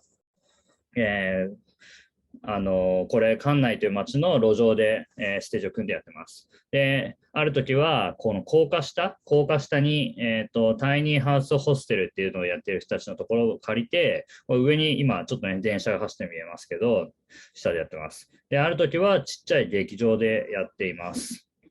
これもさっきの高架下から近い場所です。そして、ある時はまた外に行って、ルーフトップで、ビルのルーフトップでこういうペチャクチャナイトを開催したりしています。一番すごかった場所は、この横浜スタジアム、ベースボールスタジアムですけど、そこを借りて、やりました。マークとアストリートにも来てもらいました。で、最新の場所、このコロナの中なかなかやれてなかったんですけど、2年ぶりぐらいに、久しぶりにやります。それはどこかっていうと、横浜駅でやります。横浜駅は、世界で5番目に乗降客数が多い駅です。で、これの、今見えているこのビッグな、なんていうのかな、デジタルサイネージというか、モニターに映して、この場所で、いろんな人が何万人で通る中でペチャクチャナイトを開催します。3月5日です。よろしくお願いします。This was amazing, Koizumi-san. For the international audience, Koizumi-san is a PechaKucha organizer in Yokohama, and they're having PechaKucha nights, not always at the same place, but they call it a nomad PechaKucha and have it in all sorts of different amazing places. And the next one on the 5th of March is going to be in real life in the 5th busiest station in the world, Yokohama Station, which is really fantastic and something to look forward to. So I think lots of preparation goes into that. Koizumi-san, what do you think? 準備大変なんじゃないですか、3月5日に向けて。今回は結構メンバーが増えたんで、僕じゃない人が結構準備してくれてるので、すごく。横にいるのか。Come on on screen then. はい、ぜひぜひモニターの前に、スクリーンの前にちょっと顔出しいただけ、隣にどんな誰かいい？いないです。今ちょっと妻が来ちゃって、なんか自分の事務所に。ちょっと驚いて。ごめんなさい。小泉さん、ちょっとおしゃれになった。髪の毛がそう。ファッション系はかっこいい。I went yesterday and go to the barber. Yeah, you're always cool, but you look super cool today. So Koizumi-san has been a long time PechaKucha fan and supporter. It's really moving how big the PechaKucha family is. But I understand we've got to keep moving on a little bit. So let's go to the next presenter who is in Kobe. Bye guys. はい、じゃあ次は神戸ですね。やっと神戸、やっと。神戸になります。たたーん。いいな、神戸。じゃあ神戸はオーガナイザーの。Hello. Can you hear me? Happy birthday to PechaKucha. Thank you so much. So I will briefly introduce our first speaker, then maybe shall I just introduce both of them together? Which one do you prefer? One at a time. One at a time. Okay. All right. So first we have Marta. And Marta, she's originally from Indonesia, but has been living in Kobe for 3 years. And she has been with PechaKucha Kobe since the beginning. She's the person who drew every single of our, still only 3, but still all of them. She drew the posters. So I'm really happy to have her today. And she draws a lot, and that's her passion, and that's what she's going to be talking about. Is she is Martha on screen? Is she have her video started? Let me see. Martha. Oh, there you are. Okay. めちゃくちゃ神戸のポスターとか作成いただいてるってことですよね、下野さん。はい、じゃあ。そうです。Okay, Martha, are you ready? Ready, thank you. Okay. Thank you, Simone. And Martha, off we go. The 20 slides are yours. Thank you. So hello everyone, thank you for having me. And listen, you don't have to adjust the screen set because it is me, Marta Catalina, and I'm bringing it today with everybody's favorite topic, love. Today I wanted to share with you what I like. Well, I do not mean a person, but my platonic passions, hobbies, favorite things, starting from food. Here, I wanted to share with you some of my home countries, which is Indonesia, traditional food. I have a list here, including desserts that you might fall in love with as well. So if you have a chance to go traveling to Indonesia, I will suggest you some of these comfort foods. The first stop is Indonesian chicken congee, or as we call it, bubur ayam. I'm kind of in the middle of a homesick situation right now and remember how our family used to buy this chicken congee every Sunday. The taste of the soft, warm porridge, the chicken shred flavor, the crunchiness of dry peanuts, and the taste of the shrimp crackers that gradually become soft because they have been mixed with the hot congee. So delicious. Oh, and don't forget the sambal to emphasize the spiciness. We all love good and spicy from a sunny Sunday afternoon, don't we? Or is it just me? Can't get enough still. Okay, let's move on to the dessert. This one is my favorite dessert in the whole world, honestly, and it is called podeng ice. And what makes this dessert satisfying to eat is that the ice cream is coconut flavored and that it has layers of avocado, bread, black rice, and jelly, mostly pink colored to attract the kids. On top are chocolate sprinkles and condensed milk, perfect for a sunny day in Indonesia or in your country.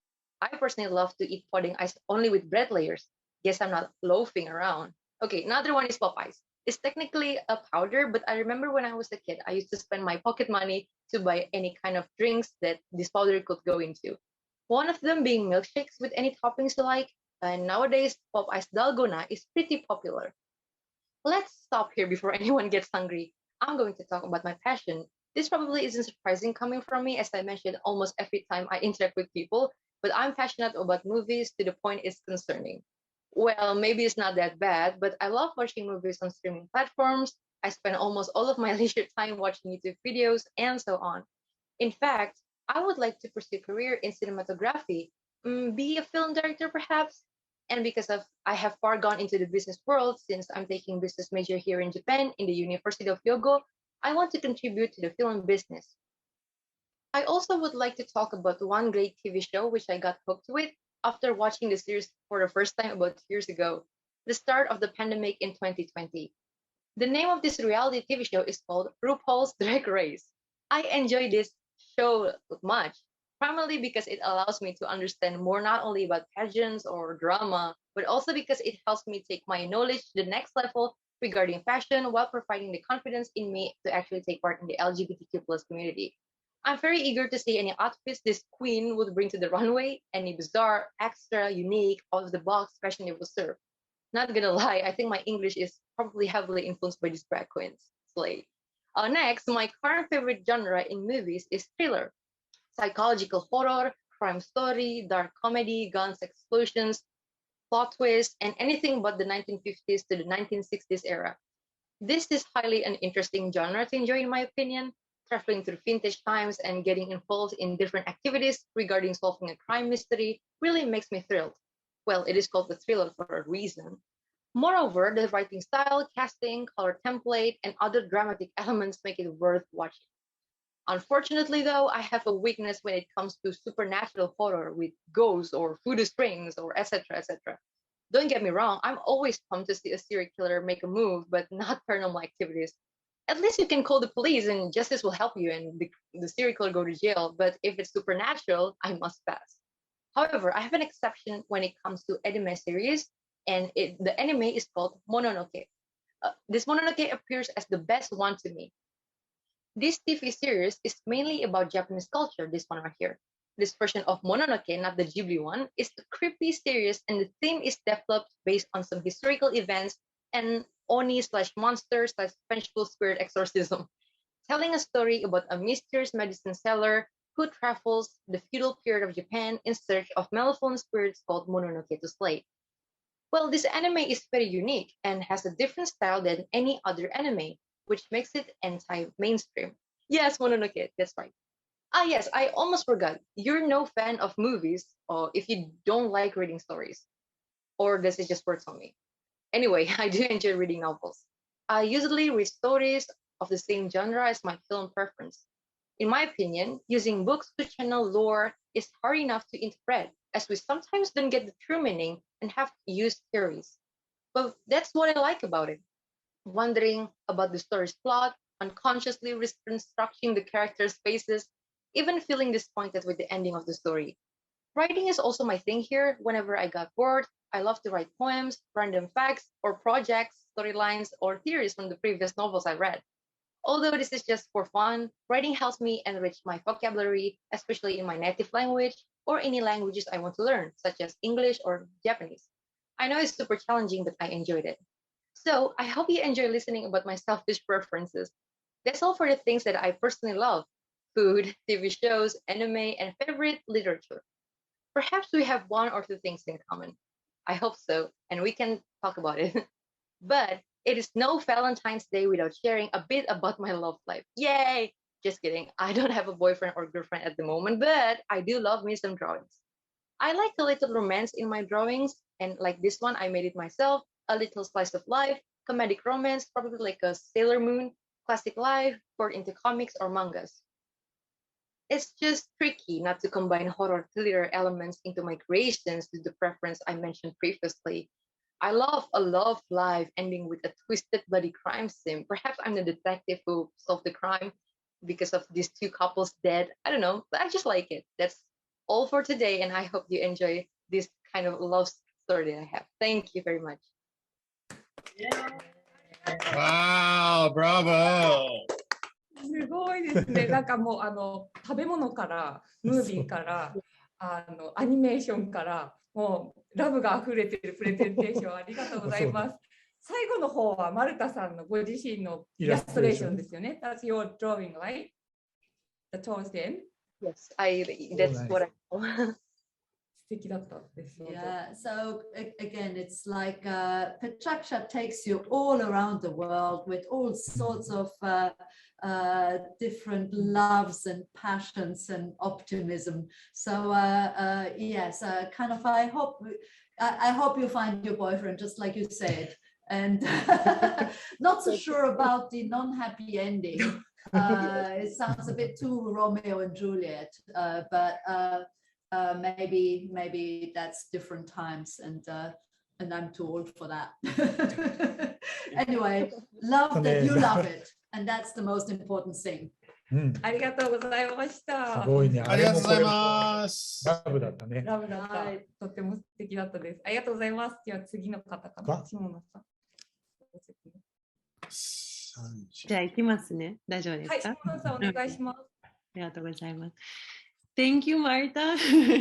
Okay, so our next speaker is Sanchez, who also has been with us listening to our first PechaKucha night held in 2019. And now he's presenting for the first time. So I'll give it away because he will tell you all about himself, but I'm very happy to have him today. So go ahead, Sanchez. Thank you so much. I'm so happy to be here. I mean, I think I just saw once. I'm really sorry. This is my first time, so I need to know. Okay, so I don't have to share the screen. That's correct. Okay. No, you don't. All right. Thank you. So Hello everyone. Since the topic today is love, seems like love is in the air. So maybe I'll try to talk about a little about my own love. Well, my name is Sanchit, and I would like to tell you about why and how I became a teacher. I chose the profession of teaching for the love of money. One of my teachers asked me if I'd like to teach at the institute I learned Japanese from, and I asked, do I get paid? She said yes, and I replied, why not? And well, that's the start of my teaching career. Well, at that time I was a student and still unsure of what I wanted to do in life. Like many students, while I accepted the job for money, when I took the first class, it changed everything for me. I realized this is what I have always been looking for. That taught me two very important things. One, I could have never figured out what I wanted to do in life if I have not had done it. Since my childhood, I wanted to be a scientist, though I didn't even know what a scientist does or what does it even mean to be a scientist. I could only know for sure that I wanted to be a teacher only after having taught once. This taught me we should not shy away from trying new things, maybe lots of things until we figure out what we really want to do. Second, it taught me not all decisions made for bad reasons actually turn out to be bad. Well, fast forward, and a couple of years later, I found myself managing a small English teaching institute called Ego Pathshala. It's a simple combination made of two words, Ego, that is English in Japanese language, and Pathshala, which means classroom in Hindi. We call it EP now, and primarily teach English and Hindi to Japanese nationals living all across India. EP wasn't just born out of my sheer love for teaching. 12 years ago, while I was still in India, I experienced something. A Japanese lady during her stay in India, she ended up crying helplessly before a doctor as she struggled to talk to him in English about the past medical history of her child. I saw the love as well as the helplessness of a mother that day. And that is when EP was really born. By the time EP was born, it was already decided that I have to come to Japan for higher studies.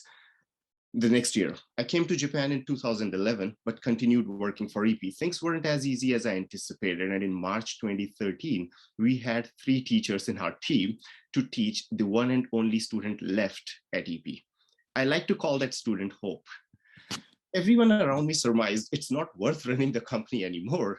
Well, honestly speaking, had it not been for my love of teaching or that deeply engraved experience I had with that lady in India, I would have possibly agreed to everyone around me. Glad I decided to quite literally stick to Hope, the student you remember. And since March 2013, we never looked back. By 2016, we had established 4 branches of EP in India.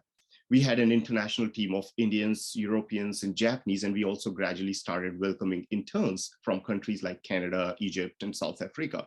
Just like in any other big family, we have our disagreements, of course, all the time. However, no voice at EP, be it an employee or an intern, is ever shunned. During my MBA course, I learned that the only certainty in business is uncertainty.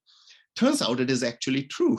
Well, things were going fairly fine, but then COVID happened. I believe PechaKucha would also know that. We had to change how we did things very fast and had to go from 100% in-person classes to 100% online classes in a matter of just 3 days. Despite all our efforts, we saw a drastic decline in students' number, and we had to once again reassess why we are doing what we are doing and whether it is actually sustainable. At the same time, in order to bring India and Japan closer, I had, in the background, established EP's Japan branch on Jan 10th, 2020. And less than a month later, the ship Diamond Princess that marks the beginning of COVID in Japan landed. I must admit the timing wasn't the best, but there was no way we could have possibly known it in advance. After all, planning for opening our Japan branch started 2 years before COVID happened. And during those 2 years, the required procedures and hurdles really tested my love and patience.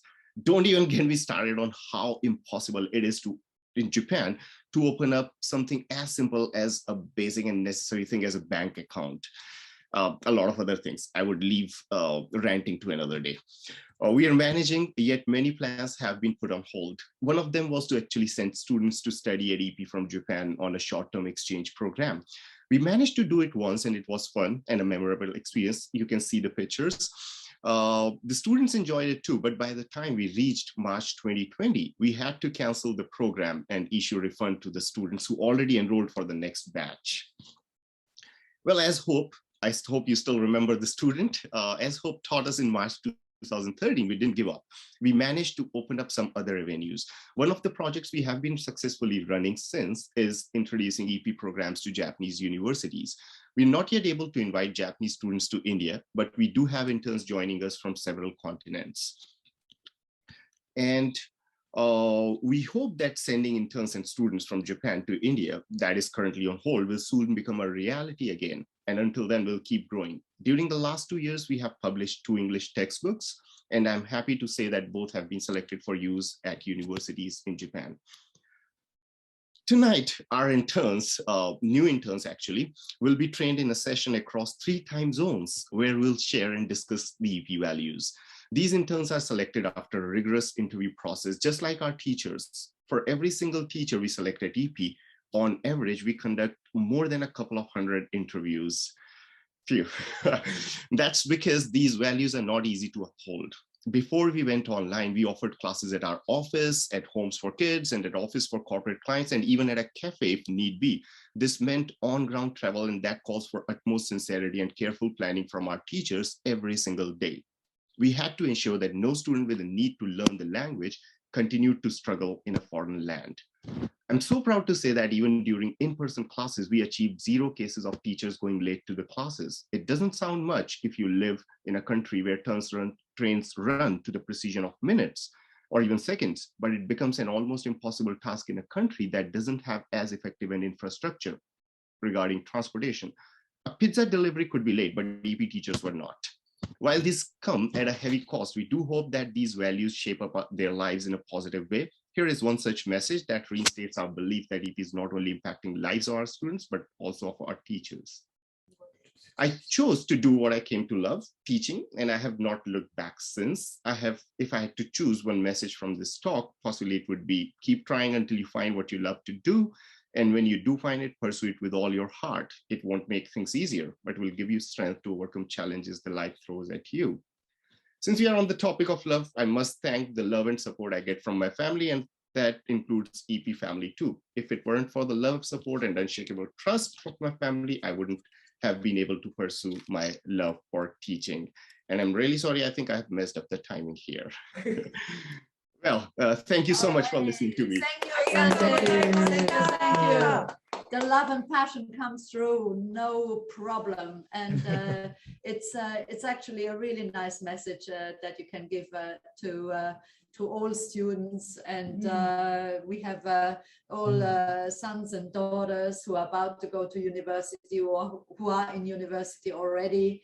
And yes, it's a tough time for them. But yes, just stick with it, and you never know what you're going to discover on the way. Times are changing, everything is changing, and so you know, there are no rule books of what you're going to love and like. So well done on that, and I hope that boulder that you're pushing up the mountain is actually getting smaller as it reaches the top. I mean, you can roll it down the other side. Is that right?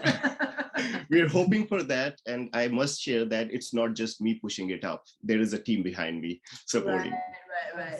そうですよね。はい、じゃあちょっと日本語で。ちょっと日本語で。英語の先生として来日されたっていうことでいいですかね。もともとはそうですね。はい。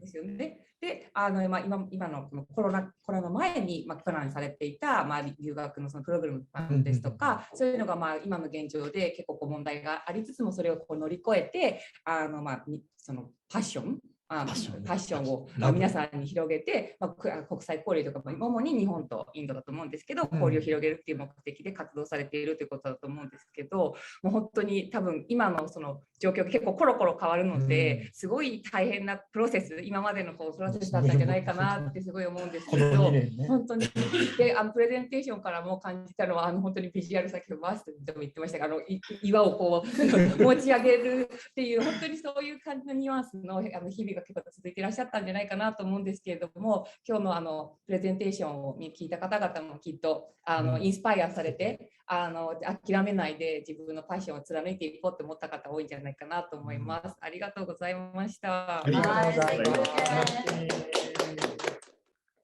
はい、じゃあ次ここであれですかね、神戸、大丈夫です。じゃあ神戸の下野さんもありがとうございました。Yes, thank you so much, everybody in Kobe. ありがとうございます。神戸チーム。では次が、すみません、ちょっと時間が押してしまってるんですけど、スペシャルゲストで。アワー3の最後の、はい。少々お待ちください。丁寧。ありがとう、ブライアン。これかな。Let's see here. ですね。そう、この。Okay, okay, okay. We try one more time. Sorry. 大丈夫。はい、大丈夫。はい。One more time やる。There's, this is a little confusing. There's intro. Hold on. I'm sorry, everybody. Just a moment. It's a little bit confusing. There's two of these. There seem to be two of them back to back. Let's go. Oh, okay. There we go. I got it. Just a moment. Oh, good grief. I hope this. ブライアン、さすがだね。全部。I'm sorry. I'm doing my best here. Let's hope it's this one. Correct? いや、まだ見える。横浜かな。いやいや、そこから行こう、そこから。はい、こちらでお願いします。Maybe Mark, come back here and tell me what's. I'm not sure. こちらから。東京に来て、東京また来ちゃった。東京かも。大丈夫。いいのか。OK、東京です。Yeah, I understand. I got it now. 北村さん、はい、北村さん、お願いしたい。いらっしゃいますかね、北村さん。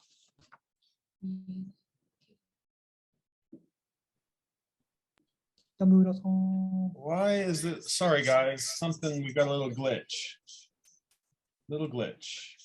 I think I need to restart. I'm so sorry. Just a little glitch. はい、あれ、今いらっしゃった気がする。And is Kitamura-san online? Yeah, he's on. I think. Okay, I'm sorry, guys. I'm doing my best. もうからなんかテーマがわかるんじゃないかな。北村さんは今どちらからこれつながっていらっしゃるのか。あ、聞こえないね。今ね、音声がミュートになってます。あ、ブライアンがミュートで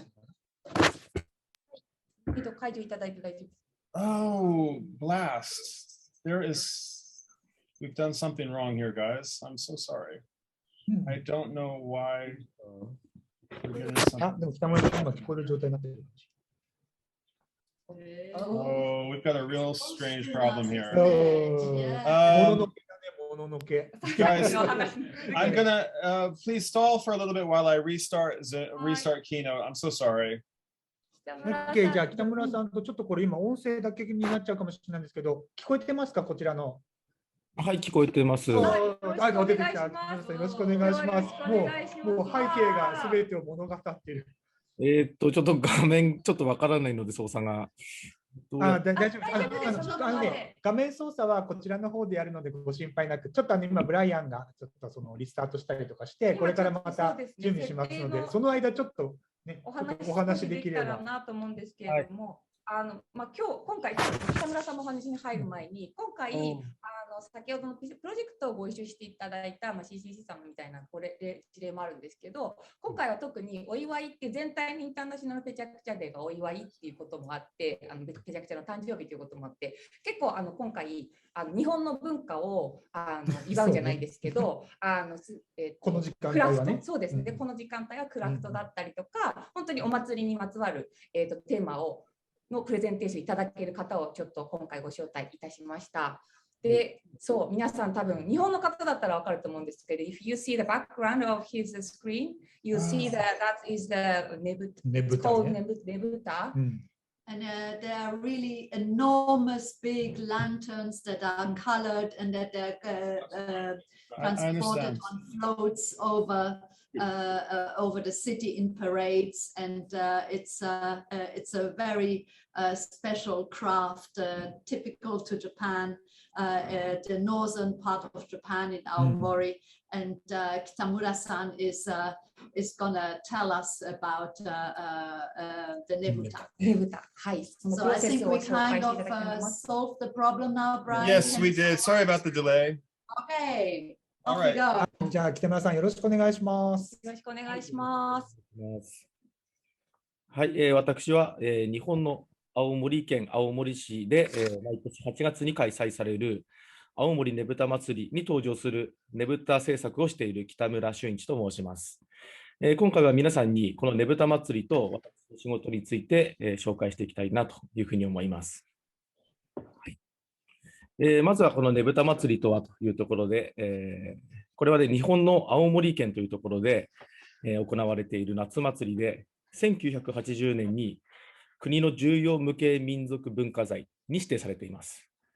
8月2日から7日までの6日間開催され、ねぶたと呼ばれる明かりを灯した巨大な人形型のランタンを、台車に乗せて街を練り歩く大変賑やかな、パレードです。毎年延べ200万人以上の観光客が訪れると言われています。祭りに登場するねぶたは全部で22台あり、大きさは、幅9メートル、高さが5メートル、奥行きが7メートル、重さは台車を含めて4トンあります。ねぶたの題材の多くは、歴史物語や歌舞伎と呼ばれる、日本の伝統芸能の名場面などによるもので、ねぶた師と呼ばれる制作者たちの手により毎年新たに作られていきます。それではこのねぶたがどのようにして作られていくのか紹介していきます。まずこれはですね、まずねぶたというのは絵を描くところから始まります。これ下絵と呼ばれていまして、ねぶたのデザイン、全体のデザインがすべてここで決まっていきますので、じっくり時間をかけて、構想を練りながら描き上げていきます。4月頃になると、ねぶたの骨格となる骨組み作業というのが始まります。角材で支柱を組み、針金で立体的な形を作っていきます。内部にはこれ電球ですね、LED 電球、これが仕込まれておりまして、1台のねぶたにはおよそ1000から1500個の LED 電球が使われます。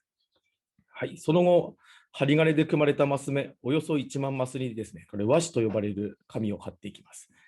これは日本が誇るこの和紙なんですけども、非常に寿命が長く、明かりを幻想的に透過する独特の風合いを持つ紙です。はい、次は我々ねぶた師にとって、最も重要な工程の墨書きという作業になります。この工程は書き割りとも呼ばれ、顔の目鼻や、着物の輪郭とか、あとはシワですね、こういうのを墨汁を使って書き分けていきます。はい、その次に、ろう書きと呼ばれる作業です。これは熱したパラフィンですね。これで模様などを描くことで色のにじみを防いだり、これねぶたをより明るく見せる効果があります。その後、約50種類の色を使い分けて鮮やかに着色していきます。筆やエアブラシを使い分けて、グラデーションの技法などを使うことで濃淡や立体感を表現いたします。はい、最後にこれ台上げという作業です。ねぶた本体が完成すると、運行用の台車に乗せる台上げ作業が行われます。この作業はですね、私たち制作者にとって、完成した達成感と感動をスタッフとともに分かち合える瞬間でもあります。はい、以上、ここまでが主な、ねぶた師の仕事となり、ねぶたの題材選びから、デザインの構想、それから制作スタッフへの指導など、ねぶた制作に関わるすべてを一貫して監修しております。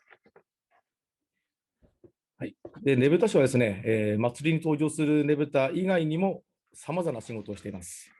例えば、絵を描く注文を受けることがあります。私は過去にですね、お相撲さんの化粧回しですとか、あとはトラックの荷台部分のデザインなども手がけたことが、あります。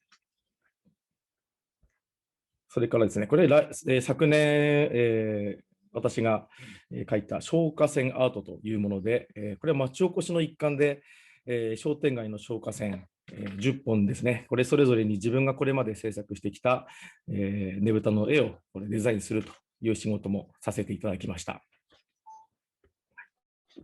これ2015年にはこれ映画スター・ウォーズの新作公開を記念した、これねぶたですね。これも制作させていただきました。これお披露目セレモニーでは、市民や観光客がですね、約3万人会場に、訪れ、海外のですね、メディアも駆けつけて世界的ニュースになりました。これも昨年のお仕事だったんですけども、日本の国民的アニメのこれ、筋肉マンですね、のねぶたも制作させていただきました。これはもう小さい頃からですね、私も見て育ってきたキャラクターですので、作者の先生にご購入いただいたと聞きまして、一ファンとしてね、これ非常に光栄に思いました。こちらは、スコットランド出身のラグビー選手、これグレイグ・レイドロー選手というんですけども、のねぶたも制作させていただきました。これを実在する人物を制作したのは、私にとって本当に初めての経験でしたので、非常に、本人も大変喜んでいただいて、私にとってもとてもいい経験になりました。私はシーズンオフの期間中ですね、今の期間中は、ねぶたの技法を用いたワークショップなども行っております。地元青森ではもちろん、要望があれば、東京など県外のイベントにも参加しております。現在はコロナ禍ということで、リモートでのワークショップなども開催しております。2018年には、これ外務省主催の事業にも参加しまして、マレーシアと韓国で、講演および、ワークショップを実施して、この日本の魅力っていうのを PR する活動も行ってきました。また、この翌年2019年にはですね、東京オリンピックのこれホストタウンをきっかけにして、タジキスタンまで行って、講演、ワークショップなども行ってまいりました。最後になりますけども、このようにねぶたには日本古来の伝統和紙を使った、光の立体造形物として、まだまだ無限の可能性が、秘められていると私は感じております。祭りとしての文化はもちろんですけども、これからはアートとしての新たな、表現ですとか可能性を探しながらねぶたの魅力を世界へ発信していけたらと願っています。本日はありがとうございました。以上です。村さん、本当にありがとうございました。忙しい時って、やっぱりなんかプレゼンテーションしていただいて、なんかこんな感じで世界中につながっていて、日本語わからなくても、やっぱりこうね、写真って見ると、なんかよく伝わりますね。I was Kitamura-san, we're very grateful to Kitamura-san to have presented. After all, he is very, very busy, but he did make time to present today. And it is amazing to get a glimpse, like a little bit behind the scenes, how the structures works. And he was saying that one of the floats was 9 meters long, 7 meters deep, and 5 meters high, and has about 15,000 or 1,500 LED lights in it.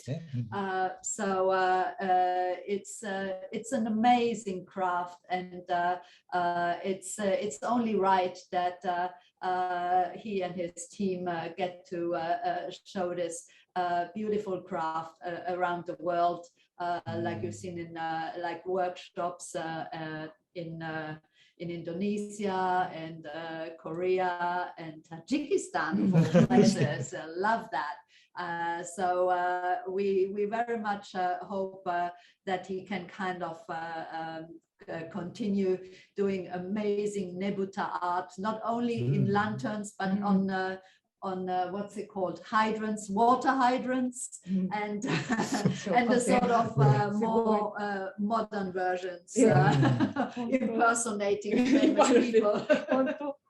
すごいな、無限のって言ってましたけど、本当になんかもう何でもねぶたにできちゃう。そうですね、形あるものほとんど作れますので、はい。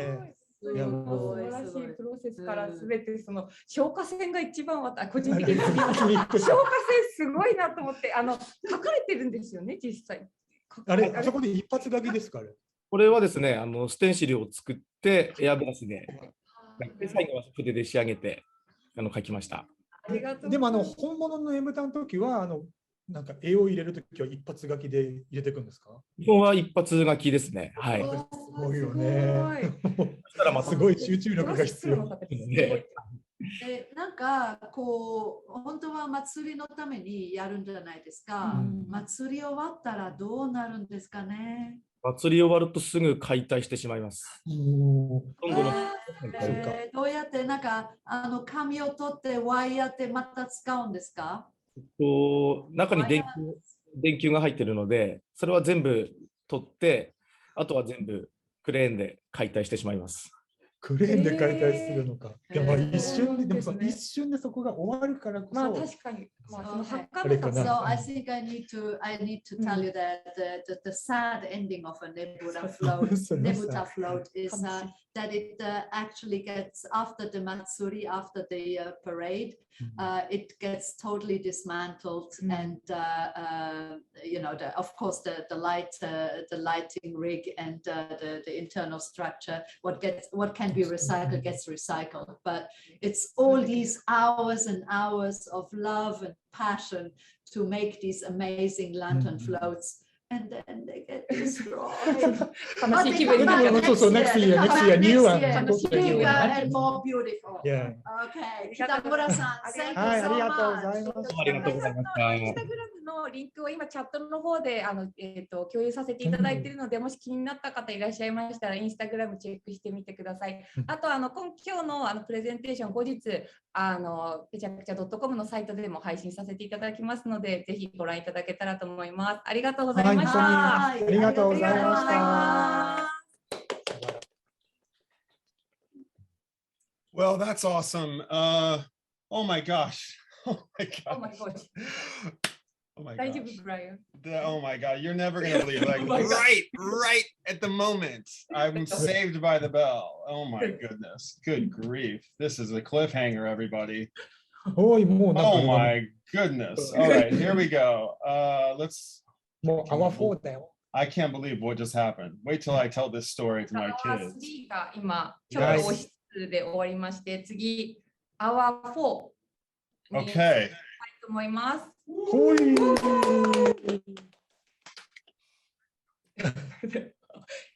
You want us to stretch? It was down. It was downloading. Oh my God. Okay, we're all right. We're good. All right, but we're going. All right, from Tokyo to. Tokyo to.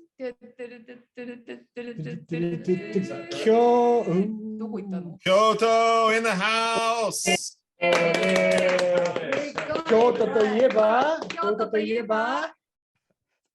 Hello. Eric. Eric. Hi, guys. Hi. Hi again. Wow, it's Love you, Eric. Love you guys too. Right on time, I guess, right? Oh my goodness. You got Eric, are you ready for this? What's going on? Oh, nothing. I'm just saying hello. Are you ready? And like we're on the Kyoto hour. I'm just acknowledging that. Yeah. Of course. Okay. We've been on standby. You were born ready. Yeah. So yeah, so we have two presenters. So one is a fairly new resident in Kyoto, and he's quite nervous right now. I don't think he expected this. I don't think he expected this event would be so big. But so Justin is also from Canada, and he moved to Kyoto just before the pandemic hit. So I think he has a unique perspective on the last few years. Hi, Justin. Thanks for being with us. Hello. Justin, don't worry. We're all friends. And we all have glitches, technology, and we're not perfect. So you're welcome. Thank you. All right. Yeah, here we go. Justin, the 20 slides are yours. Okay. So hello, everybody. I'm Justin. I'm from Edmonton, Alberta, Canada. So this first photo is me when I first came to Japan. This is with some friends from Canada, and we went to a World Cup rugby game. I don't know if you can tell, but I was probably 20 pounds overweight when I first came to Japan, and I didn't really do anything special here, but just sort of changed my eating habits and stuff. So anyways, this next photo is me at a World Cup rugby game. And I was randomly sat next to this woman, and I said, konbanwa. And it turned out that she knew the high school that I'm teaching at. And so she introduced me to an old boys rugby team in Kyoto. And I started playing rugby with a Japanese rugby team. And so I'm 40 years old and I don't know Japanese that well, but ended up playing rugby. And so this is a photo of my school playing in the Kyoto City Rugby Championships. My school is really famous in Japan for rugby, and I was placed here randomly. So it was really a great stroke of luck to be there. So my school, this is a picture of me at my school showing them some things about Canada. I got this from the Tokyo embassy. I got this delivered to my school. But yeah, my school is really famous for rugby. So there's a movie and a TV show made about my school called School Wars. So if I tell anyone the rugby school that I'm at, everybody knows it in Japan. This is me at a random izakaya that I went to. And this guy, the master, is a former player from my high school, an old boy, and he's opened up a Chinese restaurant in Kyoto. And so these really like random things, tamatama coincidences keep happening where I kept meeting people from the rugby community who were all sort of connected to my school. And like I said, they introduced me to a rugby team in Kyoto. And this is me after a rugby game, having some beers and a barbecue in Kyoto. This is me with some of the rugby guys at the Chinese restaurant that was owned by the old boy from my high school. So yeah, these really great coincidences keep happening to me in Japan around rugby, and I was really surprised to discover getting thinner and thinner. I was really just surprised to discover how big rugby was in Kyoto. This is me. We played at the Kamioka Stadium, Kyocera Stadium. So these really special things keep happening to me around rugby in Kyoto. And this is me. This is me with one of my students. He graduated and he actually ended up coming onto the team randomly. And I don't know if you can tell, his legs are gigantic. So I'm 40, he's 18. And it's really cool to play rugby with him, kid I taught English with. This is my team, Kyocera Packers. And yeah, just rugby has this really special community. And even though I can't speak Japanese, like a lot of the rugby terminology just transfers over into like katakana English.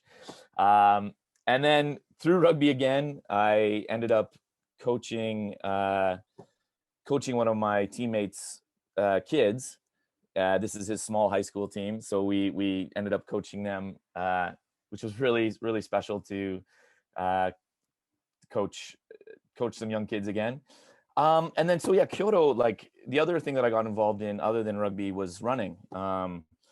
So there's a really great brew pub in Kyoto called Kyoto Beer Lab, really great craft beers. And we usually meet once a month and we'll go for a run through Kyoto. And it's really cool to, again, be with a group of people doing something physical and having that connection to Kyoto and to the community that I probably wouldn't have if it wasn't for sport and it wasn't for just putting myself out there. So yeah, we get to run through like places like Gion, like through the traditional districts in Kyoto. And yeah, we usually after going for a run, we'll usually meet up for a beer at the Kyoto Beer Lab. And this is us running through Fushimi Inari, one of the most beautiful and sort of special shrines in Japan. And yeah, we usually only run for about 8 kilometers, but it's not a very very difficult pace. And then through the first running group that I met this other running group, which is super, super bizarre running group. It's called Hash House Harriers. it's this weird British running culture where they kind of make the joke that it's a drinking club with a running problem. So you go for a lot of runs, and then there's a lot of beer stops along the way. And then the other great connection that I've had is some of my local izakayas. This is this beautiful little family that's from the Tohoku region. They're actually from Fukushima originally, and they moved to Kyoto. This is me teaching them how to make pierogies, which I described as like Canadian, Polish gyoza. And they just love that. They're like, oh my gosh, mashed potatoes and cheese. And then after teaching them to make pierogies, they took me to a hanami barbecue, like cherry blossom viewing barbecue. And they can't speak English, and I can't really speak Japanese. And and anyway, so I think this is the last slide. And again, it's just, this is me making mochi, the New Year's mochi, and just these really, really great experiences that I keep having from putting myself out there and getting connected through sport and getting connected to the community through food. And yeah, I feel like I've been rambling, but it's really great to have that optimism again and that love. And I think a lot of that comes through sport. And a lot of that comes from just putting myself out there and making a fool of myself trying to speak Japanese. So thank you very much. Thank you, Justin. Great job. Look at that. Natural. Natural. Well done. It's a Well natural. done. Yeah. You know, I would never have known about it if you didn't tell us. So, you know, and what are these Canadian krogi or kogi that you were teaching people to do? Pierogies. It's Polish, like Polish Ukrainian dumplings, and yeah, like a gyoza, but with mashed potatoes and cheese. So inside. Oishii. So what's up with getting thinner and thinner? Honestly, I don't know. Many people commented. I showed that photo to some people, and they were like, like, you know, like, that's you. And I was like, yes, I the former me ate me. I don't know what happened. So yeah, just Japanese food, I think. Yeah. All right, get that mochi down you. I'm so jealous. I'm so jealous. Yeah, it's strange. It's really strange. So okay, and our next speaker is Shinya, who's a poet and an artist residing in Kyoto. So Shinya, please. Hello, everyone. This is Shinya from Kyoto. Hi, Shinya. Are you ready? Yep. Let's do it. 20 slides are yours. Okay. Yeah, this is Shinya. A few years ago, I held a haiku gathering with my friends. Haiku is a very, very short poem, a Japanese traditional verse form. We held the haiku gathering in a costume shop where we can put a really formal traditional style. That's why I wore a court noble costume. So I am just a commoner, but a haiku poet. And also I am an oil painter, actually. So I'm working between the East and the West. When I was a university student, I lived in France, Paris, for 2 years to study French language, literature, and philosophy. But I was always absent from my school, always in the museums like Louvre, Orsay, Pompidou. And finally, I started to draw and paint by myself. That's the beginning of my career. And now I'm living in Kyoto, well known as a tourist site, but also a big modern city, the 7th largest in Japan. Like this, there are lots of buildings, universities, companies, global high-tech corporations like Nintendo, Rome, and Shimazu have their headquarters in Kyoto. And there are also many, many shrines and temples because Kyoto is an ancient capital, the capital of 1,000 years.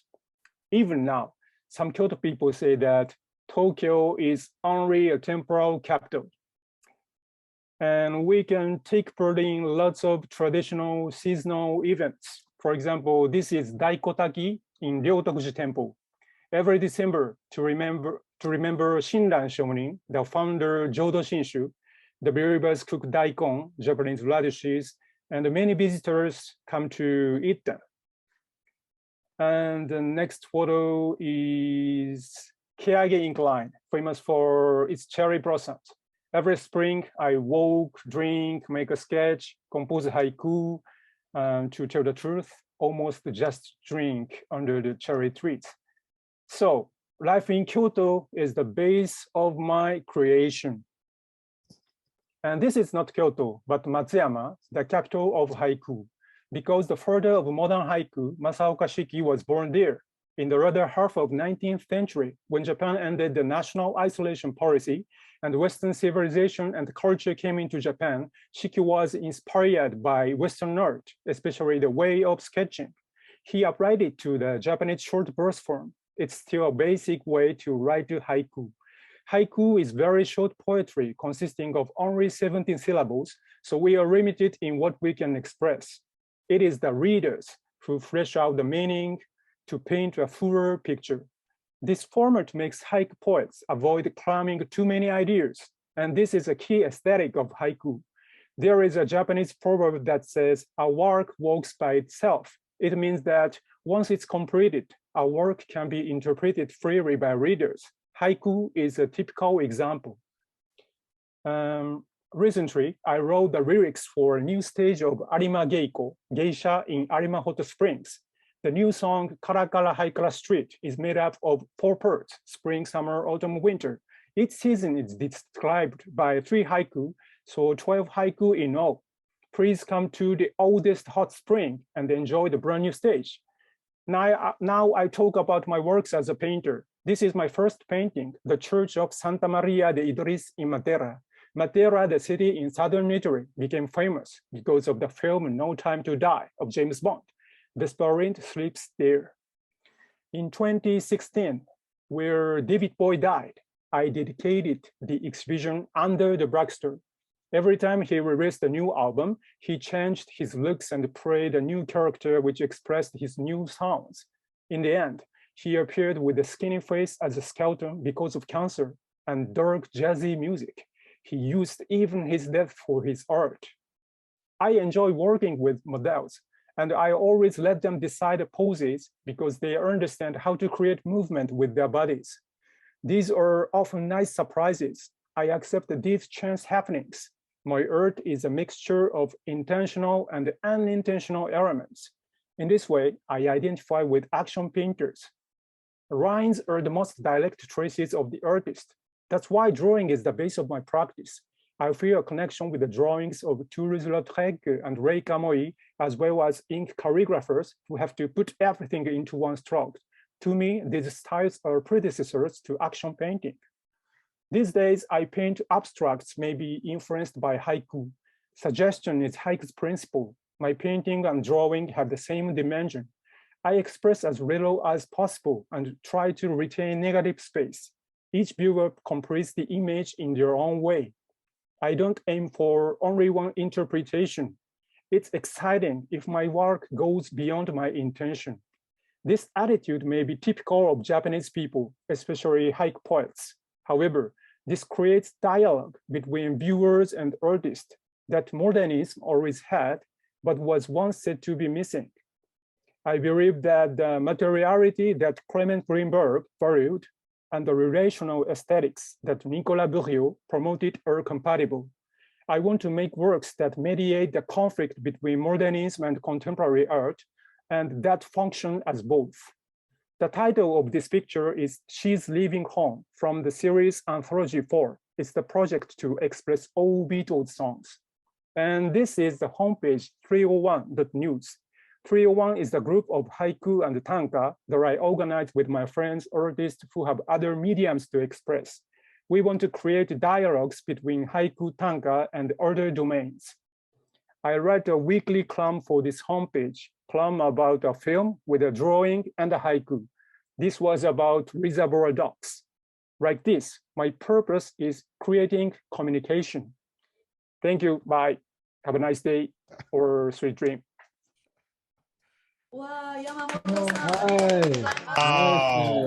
So すごい、Excellent. やっぱりなんかいろいろなクリエイティビティって、山本さんの中で溢れてるんですよね。全部つながってる。The best thing is his sexy French pronunciation, I think. I know. It's good. Great pronunciation. Supremely cool. Toulouse-Lautrec. Great job, Shinya. Very Kyoto. Oh my gosh, that was Eric. Don't let me come to Kyoto again without meeting him. I demand an audience with him. Yeah, he's so cool. Great job, Shinya. Thank you. Okay. Yes, thank you. Let's keep going. All right. Yeah, Where are we going? I'm gonna just burn through this. Dun, dun, dun, dun. Okay, guys, sorry, I'm gonna apologize in advance to showing you some delicious photos of food. So I apologize. いやいや、めっちゃ楽しみにしてるんだけど。Here we go. Yeah. Over to you. Okay, everybody, hi. This is Eric, and I love cooking. So today, I quickly want to introduce some of the pans that I use to make my dishes. So first is a Chinese wok that I bought in Yokohama in 1999. This is when I first came to Japan, and I've been using it since then. And it's a wonderful wok. It's light. It's got a great handle, and you can see there's a beautiful patina that coats the surface to make it non-stick, and it's a really beautiful sort of texture. Of course, I use my wok to make mostly Chinese food, so I'm Chinese, and mostly noodles and fish, and it's a very versatile wok as well. Next is my paella pan. So I love Spanish food, and you can see that the pan is actually stainless steel, and this also makes it a non-stick, and I've used it everywhere from like barbecues to outdoor barbecues to the burner inside my house. So I love Spanish food as well. I also make a lot of ahijo. And my most recent purchase is a skillet. So this was a really big game changer because I realized I was cooking more like proteins like steaks and lamb. And with the skillet, you can get a really nice crust on your steak. And you can't really get this with a regular fry pan. And also the skillet is pretty much indestructible. I make pastas on it as well. And it's really cheap. It's under like $30. So it's a really great purchase that I made. So I'm constantly trying to cook new foods, like more like nostalgic foods that I had as a child. And so please follow me on Instagram if you want to see more food. Thank you very much. Wow. Sorry, ごめんなさい。ごめんなさい。飯テロですよ、飯テロ。ちょっと悪かった。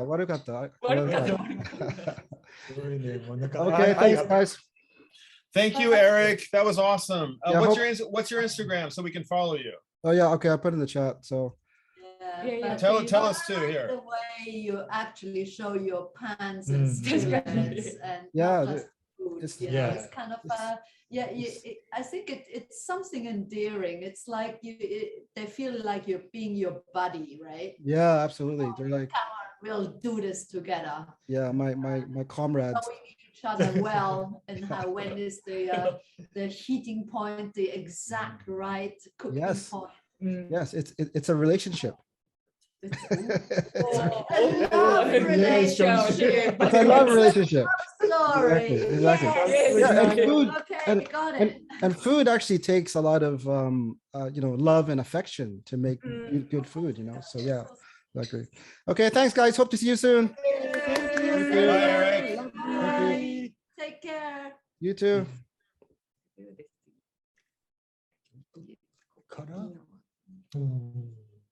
京都からドントロドン。結構行きます。行きます。離れた方が南に行きました。沖縄の昨日は出た宜野湾で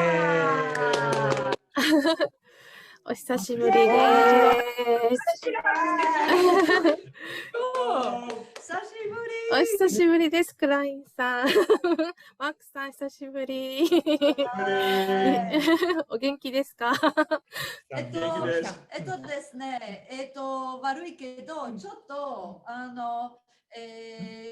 ペチャクチャチームの一人が出なければならないんですけれども、先にちょっと紹介したいんですよ。ちょっとペチャクチャ HQ のチームで、ごめんね。ちょっとはいはい。はい。久しぶりだよね。ペチャクチャのチームです。はい。膝入ってるよ。膝も入ってるよ。OK。はい。ちょっと紹介してください、ともこ。誰がいるの？そう。ペチャクチャ。はい。じゃあまずブライアンは今日の今日のグローバルオペレーション担当しています。さっきブライアンが言っちゃって、ファウンダーのマークターストリートで、こちらがクリスティーナです。クリスティーナ。カスタマーサクセスマネージャー。ちょっとタイトル言ってわかんない。そしてチャットでよく現れてるんですよね。そう、今日はね、そうです。チャットサポート2人がやってくれてます。で、ニューフェイスの千尋です。よろしくお願いします。Sorry, it was just a quick one to introduce more team members since Christina has to kind of leave and follow us from a different location. Okay. すいませんでした。マキさん、よろしくお願いします。はい、よろしくお願いします。それでは、もうスタートなんですかね。ライアンがいる。大丈夫か。大丈夫です。はい。はい、よろしくお願いします。今回、はい、60都市以上から参加されます、インターナショナルペチャクチャナイト2022に参加させていただきまして、誠にありがとうございます。ペチャクチャギノワンの、オーガナイザーの西村と申します。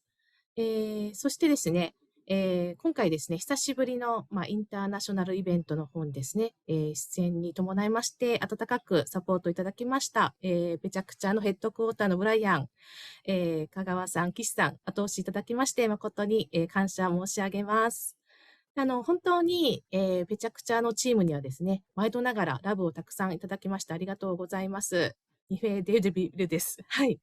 で、ペチャクチャギノワンチームはですね、コロナもありまして、環境の変化でなかなか、イベントの開催ができずにおりましたが、これをきっかけに、再始動したいと考えております。で、ここで、初めての方も多いかと思いますので、改めて自己紹介させていただきます。私、大分県宇佐市生まれの西村真希と申します。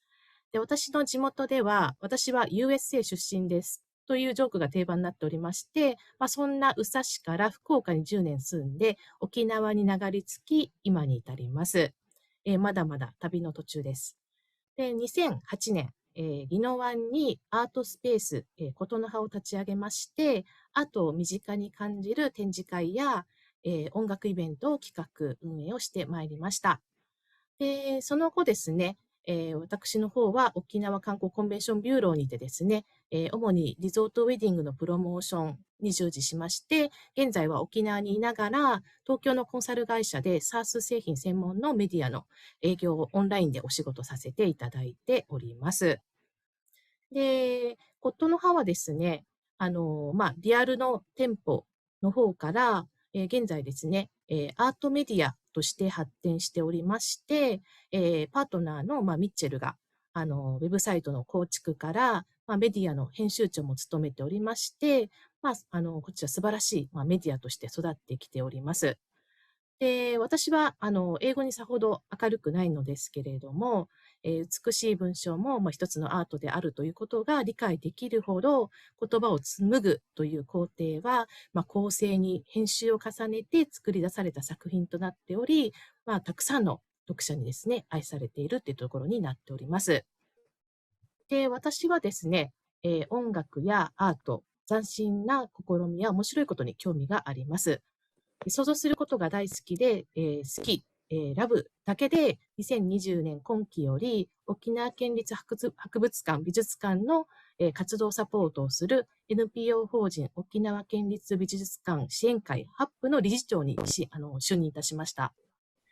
沖縄県のアート拠点である美術館にて、美術館運営の美ら島財団及び県の美術班とともに連携しながら、市民団体として美術館の展示室の監視業務である交流員事業を、事務局の皆さんと一緒に支援させていただいております。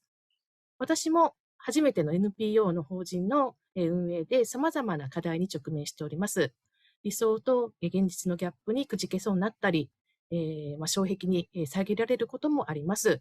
しかしそれにいつも叱咤激励してくれるミッチェル、愛する友人が私を勇気づけてくれています。課題に向き合うことは本当に大切なものは何か考える良いきっかけになっており、時間の大切さもしみじみ感じるようになりました。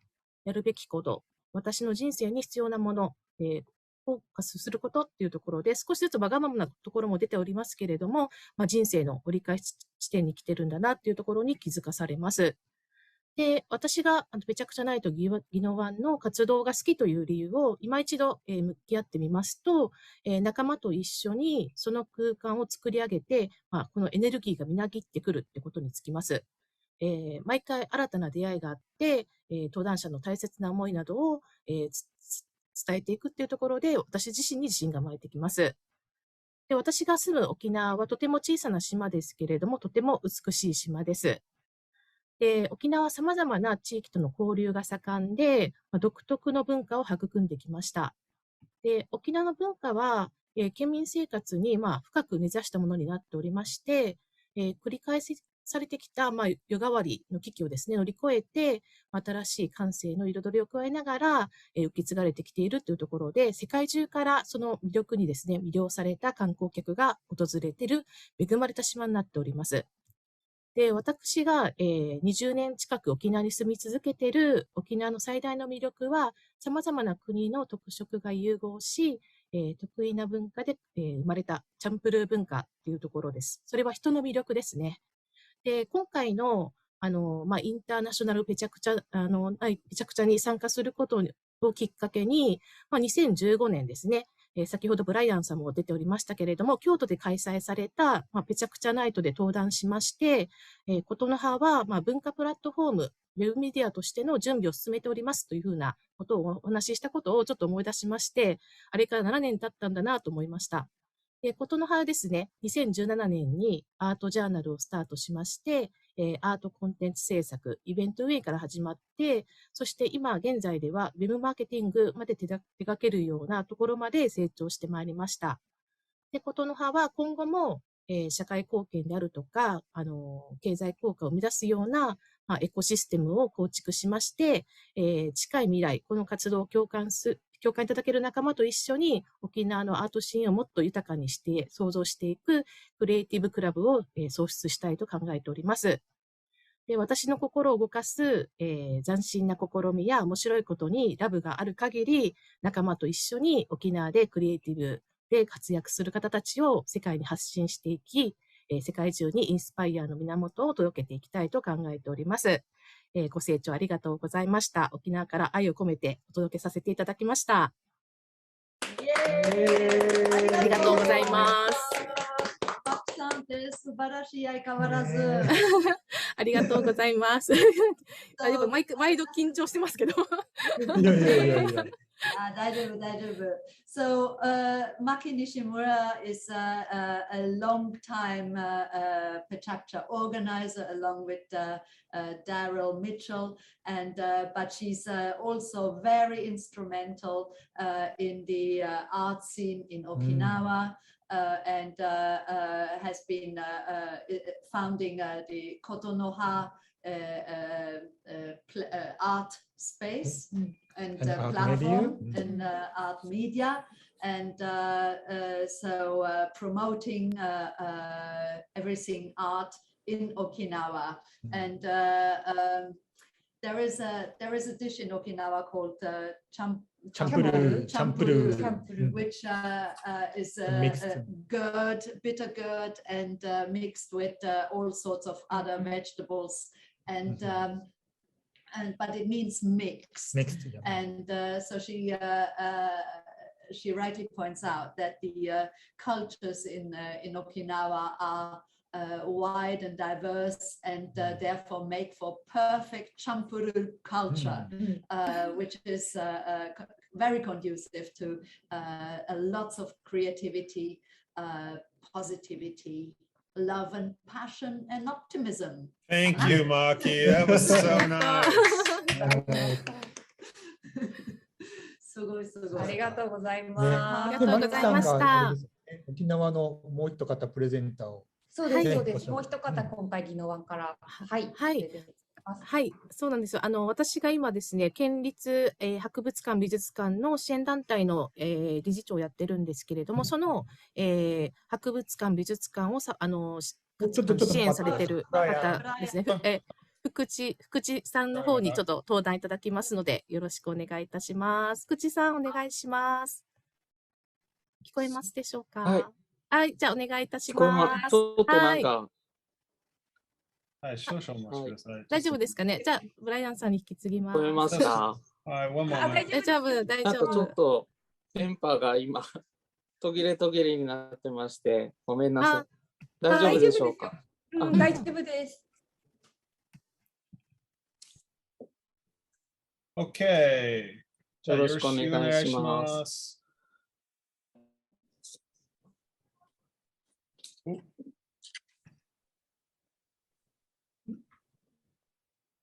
はい、どうぞ。聞こえますかね？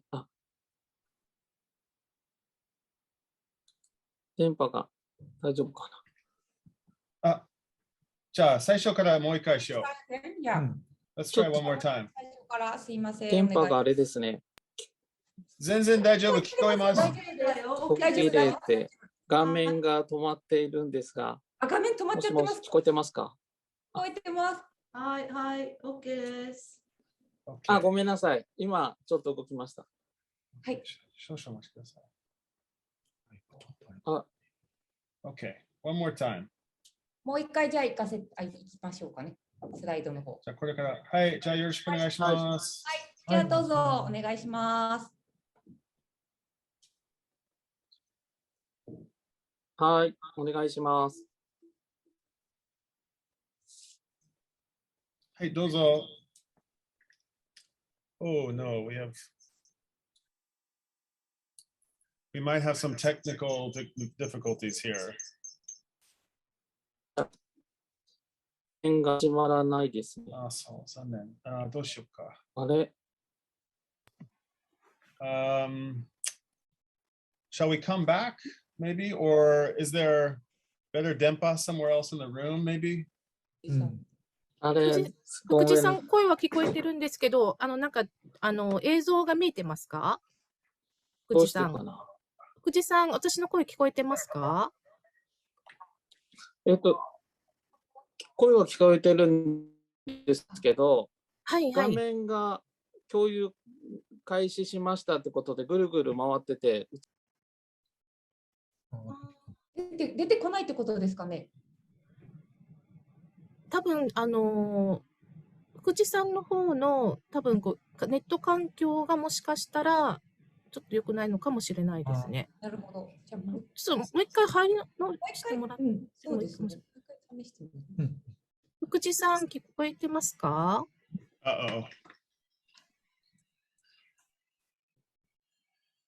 ？We've maybe lost. Really? そうかもしれない。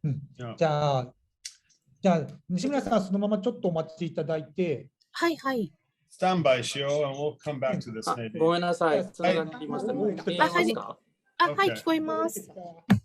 ちょっとところどころなんかフリーズしたりして、ごめんなさい。あれですね。もう一回試してみましょうか。今大丈夫ですよ。聞こえてますよ。綺麗に。はい。Okay, じゃあ here we go. 3、2、1。Go! はい。こんにちは。はい、私、福地弘樹と申します。はい、私のラブは、地元沖縄です。で、今日はですね、私が、勤めています沖縄県立博物館美術館についてご紹介したいと思います。はい、これはまず外観です。ちょっとなんか白い要塞みたいな形をしておりますが、こちらはですね、世界遺産にも登録されている琉球王国のお城をイメージした建物です。沖縄の歴史、風土を象徴するデザインになっております。でこちらモデルになった、座喜味城跡になります。左側が座喜味城で、右側が、沖縄県立博物館美術館です。特徴は、角を嫌うことがありますので、柔らかいフォルムが特徴になっています。これは当館のマスコットキャラクターのキミューちゃんです。これは外観をモチーフにしてまして、5年前に作られました。でまだまだ認知、今頑張っている途中で、ミュージアムのキャラクターアワードでは、今2020年で40位になって、今頑張っています。これは、僕の大好きなエントランスホールで空間です。ちょっと天井を見てください。ちょっとクラゲのように見えますけど、これは沖縄のクバの木を、モチーフにした、ものになります。夏の日差しの強い時、上にからですね、光が照らして、写真スポットとしても有名です。でこちらは博物館常設展の入り口になります。沖縄は、二来家内っていう、海の向こうに神の島があったっていうことが言われています。で常設展示室に入るところは、陸に上がっていくよっていう形で、海から陸に上がるような形で展示になっています。これは常設展示室内の一覧のものですが、結構ですね、細かいところまでディティールこだわった模造品とかがありますので、レプリカもあります、本物もあります。ここで沖縄の文化とか歴史を体験することができます。でこれは、私どもの一番の目玉のバンコク診療の鐘という、展示物です。で後ろの鐘と比べてちょっと黒っぽい色をしているのはなぜでしょう。同じ青銅で以前は青かったものですが、これはですね、1945年の沖縄戦で黒く焼かれてしまったことが、原因です。でここに傷も、これは弾痕になります。暴風、鉄の暴風と言われている沖縄戦の、空襲だったりとか、艦砲攻撃を、生き残ってやっています。で、この鐘の音をちょっと収録しようってことでですね、5年前、この鐘を吊り下げて、でもう戦争でダメージを食らってますから、ちゃんと大丈夫なのか、X 線の調査をしながらですね、音を取りました。で3回、この音は今、鐘の中で、展示室の中で聞こえます。でこちらは、バンコク診療の鐘の銘文ですが、鐘の中に銘文が刻まれています。これは琉球国がですね、朝鮮、日本、中国と仲良くして、船でですね、架け橋となって、当時、お宝がいっぱい、沖縄に溢れてたってことが書かれています。でこの船で渡っていました。右側の方はもう那覇の港が船でいっぱいになっていることが書かれていますが、もうこういう、沖縄と先ほど西村さんも言ったチャンプルー文化が私も沖縄の一番の魅力だと思っています。琉球王国時代ですね、中国や日本、朝鮮と、交易をしながらですね、また独自の文化っていうのも育んできて、これが今沖縄の最大の魅力で今もつながっています。続いています。こちらは博物館常設館から出て、ふれあい体験室というお部屋です。こちらの方は、琉球の衣装を着たりとか、三線が弾いたりとか、触れて触ってですね、沖縄の文化とかその素晴らしさを触れることができます。で毎週土曜日の午前中はですね、ワークショップも開催しております。こちらも沖縄の、おもちゃ作りとかを通してですね、沖縄の文化を触れるっていう体験のワークショップになります。はい。で、もちろん美術館もございます。美術館の方では沖縄の、にゆかりがある作品とかをですね、展示しております。すいません、ちょっと。沖縄の作家や沖縄ゆかりの作品を、収集して展示しております。こちらは、企画展です。過去にあった企画展の一部になりますけども、一番入ったもので、真ん中の方にジブリの大博覧会、これは15万人入りました。で、コロナの影響でですね、この夏に行われたみんなの進化展というものは、開幕1日をもって、休館となってしまいました。これは私の好きな、ミュージアムショップカフェです。で、特におすすめはここの右下のカレーです。これを、はい、沖縄県産のポークを使ったカレーがとても美味しいので、ぜひこちらも楽しんでください。はい。あと、ミュージアムショップの方もお土産が一般に最適なミュージアムショップです。工芸品や民芸品とか一緒に、たくさん並んでますので、ぜひご覧ください。はい。あなたの沖縄に出会う、沖縄県立博物館美術館はですね、沖縄の豊かな自然、歴史文化、そしてアート、この島が大切にしてきたものが詰まっています。展示を通してお客様一人一人にとっての沖縄を感じていただける、また新しい沖縄に出会えたと感じていただける、そんな博物館、美術館でいたいと思っています。またよろしくお願いします。すいません。いろいろと頭さん、OK。だいぶ沖縄のミュージアムになんかアピールができました。できました。やっぱりすごいライブです。来年もう一回チャレンジさせてください。もっと違う。賑やかでなんか行きたがる場所なので、本当にちょっとこういろいろ最初からってもう時間ちょっと押してきましたんですけど、話がいっぱいあるんですが、またなんか会えたらいいなと思います。今日はありがとうございました。ごめんなさい。はい。Thank you。西村さんもありがとう。ありがとうございます。西村さんありがとうございました。皆さんもありがとうございました。ありがとうございます。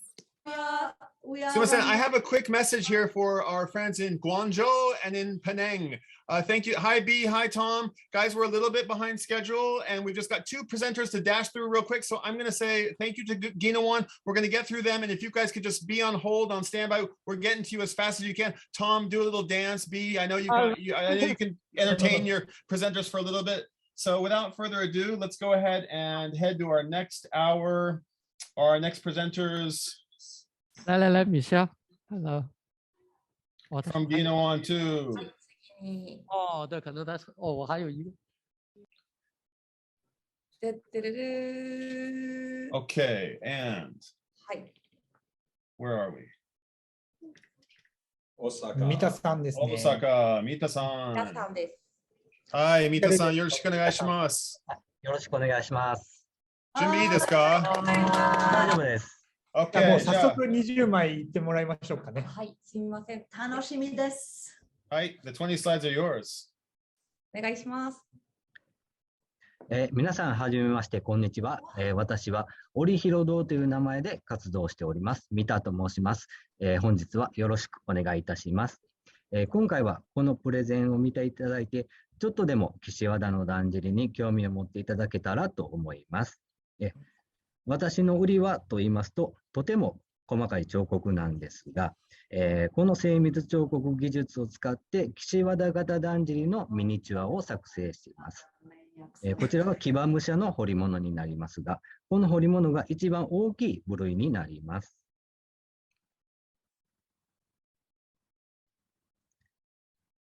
こちらが一番小さい部品になる竜の彫り物なんですが、幅はだいたい2ミリくらいです。これは屋根の下の組物の部品なんですが、こういうのをだいたい500個から700個ぐらい使ってます。こういう小さい部品を組み立てて作っていきます。そしてこれが完成写真になります。大きさはだいたい高さ20センチくらいになります。では、ここから岸和田型だんじりとはどういったものか簡単に説明していきたいと思います。では、どこに注目したらいいのかと言いますと、それは、分かりやすく言いますと、上と下、上の屋根周りと下の腰回りです。岸和田型だんじりは他のだんじりと比べて屋根周りと腰周りにボリュームがあるのが特徴となっていまして、それぞれ非常に細かい彫刻で覆われています。まずこちらが屋根周り。屋根周りは組み物が規則正しく組み上げられてまして、その組み方であったり段数も違ったりしています。屋根の形状も微妙なんですけども、少しずつ違いがあります。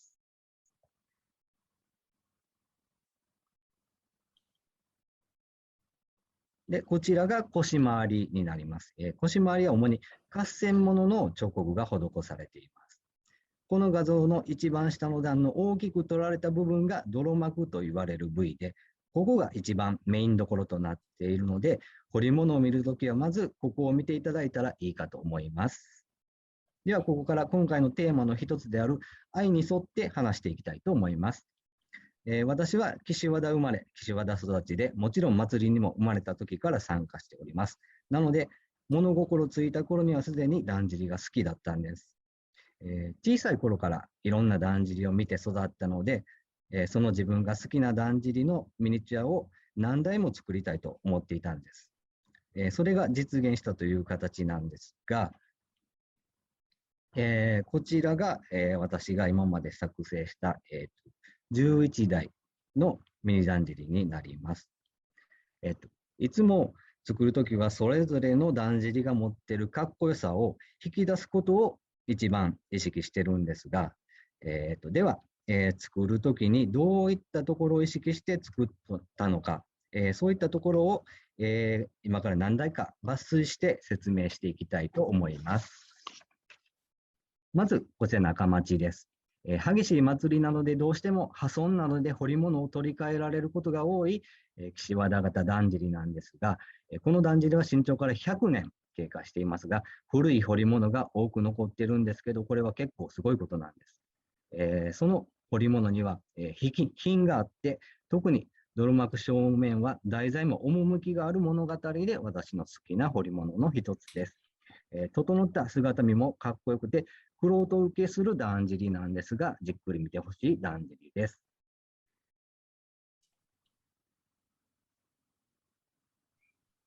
次は南松町になります。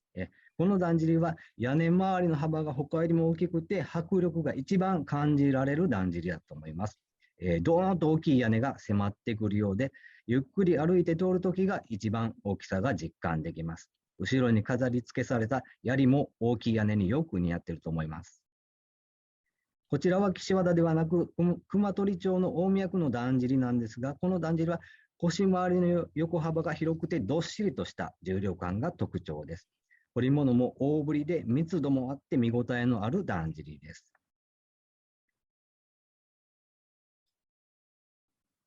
こちらは貝塚市の東町です。このだんじりは非常にバランスが良くて姿見が美しいんです。飾り付けもシンプルで、より姿見の良さを引き立てていると思います。このだんじりの姿見が私は大好きです。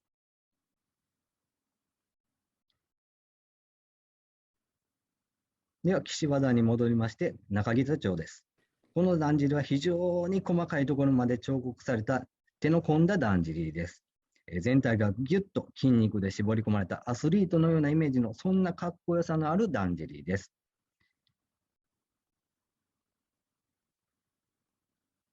で、こちらは沼町の前のだんじりなんですが、このだんじりは明治時代に制作された古いだんじりなんですけども、小さい彫り物でも丁寧に彫られていて、味のある玄人向けなだんじりです。こちらは現在だんじり会館で保管されているんで、いつでも見ることができます。最後に私が所属する大手町です。このだんじりは何といっても泥膜の彫り物が3面とも素晴らしいんです。この彫り物が数ある岸和田型だんじりの中でも一番いいんじゃないかと私は思っております。で、最後に、祭りについてちょっとだけ触れておきたいと思います。岸和田の祭りはそんなだんじりが2日間街中を走りまくるという祭りです。一番の見どころはと言いますと、2日目の夕方です。走って交差点を勢いよく曲がることをやり回しと言うんですが、これがなかなか息が合わないんで、きれいに決まりません。でも、終わりが近づくと次第にボルテージが上がってきます。特に最後のやり回しに挑むときは気合が違います。1年の集大成をその一瞬にかける、その緊張感あふれるやり回しに祭りの醍醐味が詰まっているので、ぜひ注目してください。以上になります。本日はどうもありがとうございました。Bravo, bravo. You guys need to unmute yourself. Hold on, unmute. There you go. Okay. Wow. すごい。本当はもう質問いっぱいで知りたいっていっぱいなので溢れてるなんですけど、なんかちょっと本当に悔しくて時間で押されてるので、ぜひぜひまた今度もっとゆっくりもう一回話したいなと思いました。はい、こちらこそお願いします。あんまりもったいないな。どうやって作ってるかとかすごい聞きたいですね。山ほどあるんですけど、ちょっと進行の都合上次に進ませていただかなくてはいかなくて、ただし、なんか今日は世界中で見られてるので、なんかちょっとなんか味わってきたんじゃないかなと思いますね。やっぱり出ていただいて本当にありがとうございました。ありがとうございました。岸和田行きます。イエーイ。そして大阪からこちらこの時間指導しちゃってるけど。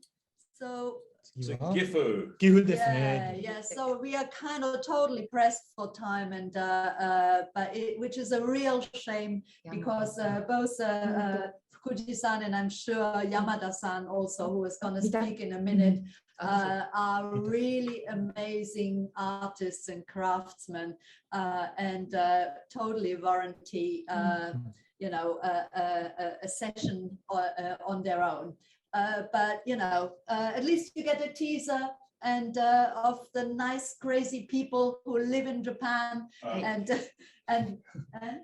yeah. So let's go on. Yamada-san, konnichiwa. こんにちは。はい、ありがとうございました。楽しみに。お願いします。そう、すごい。ずっと待ってたんですよ。もう見たいです。めちゃくちゃのチームが楽しみにしておりました。すいません、時間都合上、すぐプレゼンテーション始めていただかなくちゃいけないんですけども、よろしくお願いします。はい、お願いします。My name is Kenji Yamada. I'm a tatami craftsman. Tatami is a unique Japanese flooring material. I developed the production method of free curved tatami mats. Today, I'd like to introduce my original tatami mat.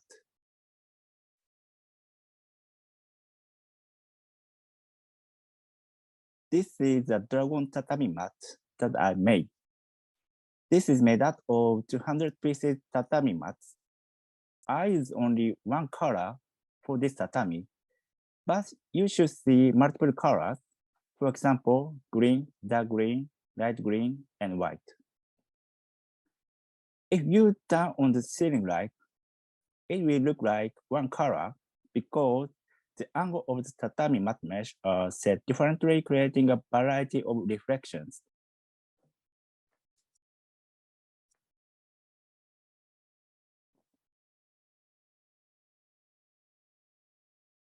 This makes the design look different.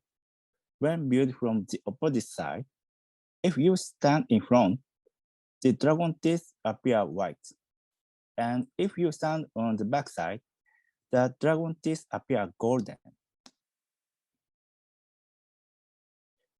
If you are standing in the same place, but the light is shown from the right or from the left, the color will be reserved. The two pictures are the same tatami mats, but they should look different. It takes 4 months to make one room for this work. I can only make 2 pieces in one day. I'm working on this project alone.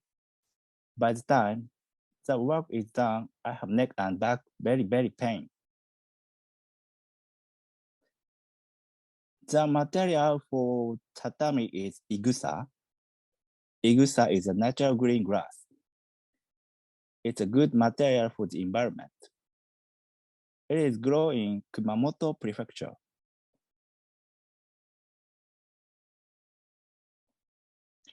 This is the traditional Japanese room. Tatami is usually laid out vertically and horizontally. You should see two colors, the reflection of light making two colors.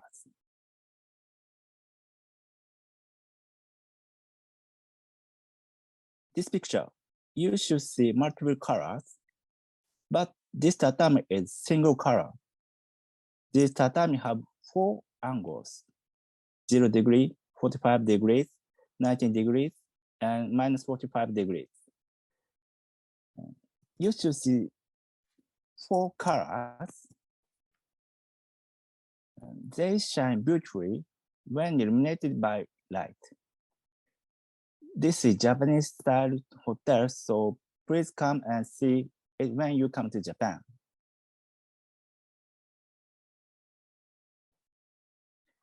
I make a hexagonal tatami mat. It gets 3 colors, green, dark green, and light green. If you rotate the hexagon, you can change the color by the light.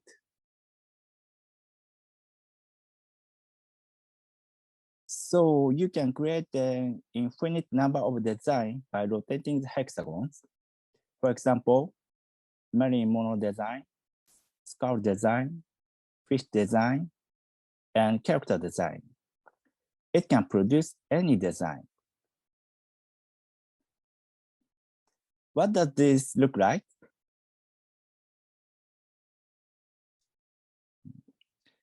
This is marine mono design. These are all same color. But do you see the 3 colors?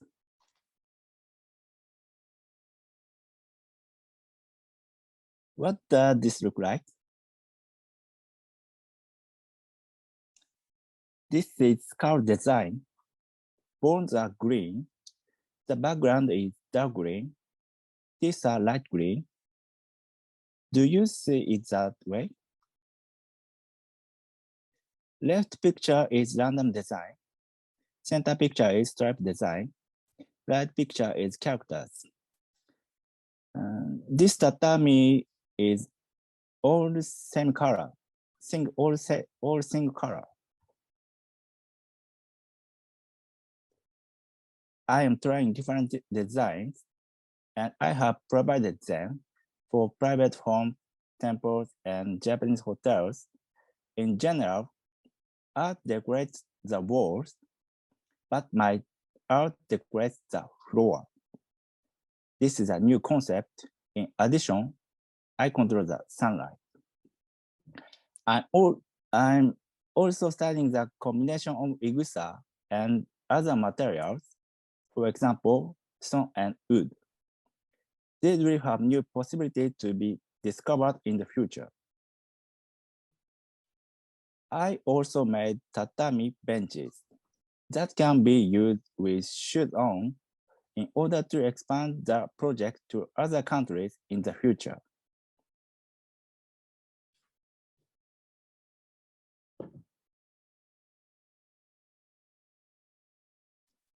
This can be used for both walls and floors. Oh. This size is 80 centimeters. It is compact. This is also the same color igusa.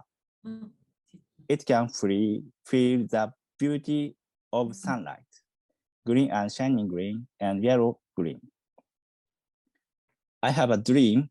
I want to have a solo exhibition at the Palace of Versailles in France in the future. Thank you. Thank you very much. ありがとうございます。Wow, amazing. すごい。いやー、なんか素晴らしいですね。なんかベルサイユでソロエキシビション目指しましょう。やりたいです。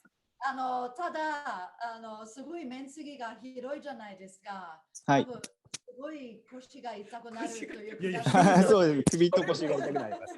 はい。いやでも素晴らしいですね。こんなユニークさってでまたなんか、さっきの福地さんと同じく、本当は、三田さん、三田さん、ごめんなさい、失礼しました。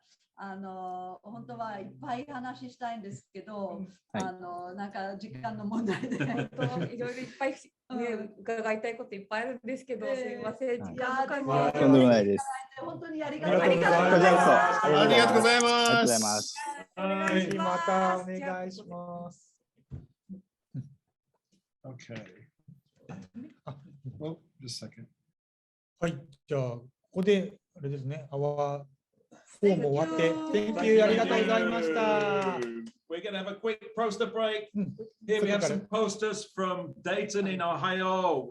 Well, we're back. They're doing a really lovely event coming up after the pandemic. This one's in Dali in China. Yeah, that's just leading into where we're going next. Another really fantastic posters. They're kind of amazing. As I say, each week we get both 3 or 4 fantastic posters. And this is Cotonou in West Africa. We'll be going there later. That's it for the posters for this hour. One more, Cotonou. One more Cotonou, I'm sorry. Yeah, that's Benin, West Africa. So pretty cool. So right now we're off to hour 5. And we're going to go from Gifu, where we just were, across to... We're going to the right place. We're going to... Guangzhou in the house. China. Hi, Tom. Sorry we're late. Hi, everybody. Hello. We're sorry. Great to see you. Big hello over on that table. Sorry. Hello. Wow, look at all the people. Hey, everybody. Thank you. Ni hao. Ni hao. Tom, are you? Hey, Michelle. Hey, Michelle. Hey, Tom. Hello, Brian. How's everybody in Guangzhou? Yeah. So cold. Today it's a little bit cold and raining. How's your hybrid event going? Hybrid event? Yeah, going good? Yeah, it's good, quite good. It's in-house. It's warm. Oh, good. Well, thank you for your patience, and thank you also to Penang, who's on standby. And Tom, without further ado, let's go ahead and get into your presentations, can we? Yay. Okay, Tom, introduce us to your first presenter. Yes. Oh, you. Really? Oh, I'm the fourth one. Well, okay. You didn't follow my order. Oh, I'm sorry, Tom. I have arranged the 4. Yeah. Okay, Tom, tell me who the first one is. Can you tell me? Dr. Jasmine Gong. Okay, let me get there. Jasmine. You know why I arranged her? Okay. The first presenter. Yeah. Yeah, she's a co-founder of the Interculture, and today we organize the physical events on this special unique. Yes, this is her. It's her. Whoops. Yeah. Okay. All right. So I invite the Dr. Gong. Or do you have anything to chat?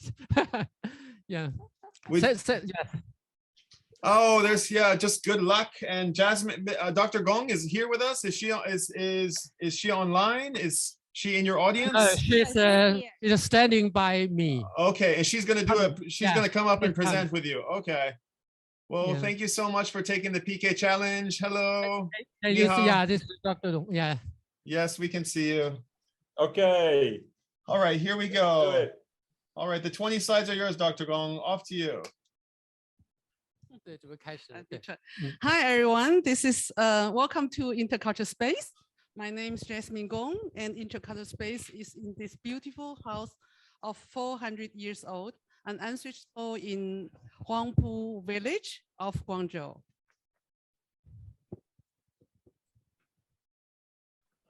It's not moving. So we start again. It's like something wrong with the with a transmission. yeah with I don't know no. the transmission or the PowerPoint. Oh no. Okay. I'm so sorry about that. What's going on here? You want to give us more time to present? Yes. No. Yes. I'm so sorry. Yeah. Why is there's oh no, I'm sorry. There's only one slide in here. Okay, just I know so it's not easy for you to arrange so many presentations. Yes, thank you for your patience. Can you Tom's presentations aren't in here. Oh goodness gracious. Okay, if you need my first, there's no problem. I can send. Let's do yours first. Let's do yours you first, Tom, and then we can. Why are the while you're doing that, Brian? Maybe can. Okay. Follow up. Yeah. Yeah, I'm sure they have all the presentations or in audit. Yeah, we got a data. We have a data bank here, but I don't quite know what's happened to that one. I'm looking as well. Yeah. So trying to assist. So anyway, Tom, thank you so much. So Tom is also a really fan. And we've been to Guangzhou, and they hold the world record for the highest PechaKucha night held in 108 stories. So proud of Guangzhou. We have organized a PK event on the floor on the highest floor. It's a 108 floor in the Guangzhou Rose Hotel. So that's amazing. Let's try again. I think your slides were uploaded as MP4 files. I'm sorry about that, but let's just, I didn't press play on them. So let's try it once more. I'm sorry about that. Which one? You want to try with Dr. Gong? No, yeah, with Dr. Gong again. We'll try one more time. I'm so sorry. Okay, no problem, no problem. All right, here we go. Take it easy. All right, easy. here we go. Okay. Yeah, this is the there we go. All right, you're off. Good. Hello, everyone. Welcome to Interculture Space. What you see on the picture is the space. Oh my God! Yeah. I'm trying to get it. Okay, Doctor. I wouldn't mind. You have several. Here's our Dr. Gong. I'm so sorry. Here's our problem: is that we're going to see the ticker right here, unless it just disappears. But that's going to be. Yeah. Okay. Here we go. Ready? 3, 2. Take a deep breath. Deep breath. Okay, and one more. I'm so sorry. Okay, go for it. It's got the little asterisk next to Brian on the. Okay, in 3, 2, 1. Hello, everyone. Once again, welcome to Interculture Space. What you see on the picture is where Interculture Space is located. It's 400-year-old ancestral hall in Huangpu ancient village of Guangzhou. Isn't that beautiful? Okay, a short taxi ride from downtown Guangzhou to Interculture Space could be a long travel in time. Now Interculture Space is a hub for international cultural exchange. This is a different, aspect. Our motto is East meets West, business meets culture, and art meets science. For each of our events, we invite foreign artists interact with Chinese counterpart.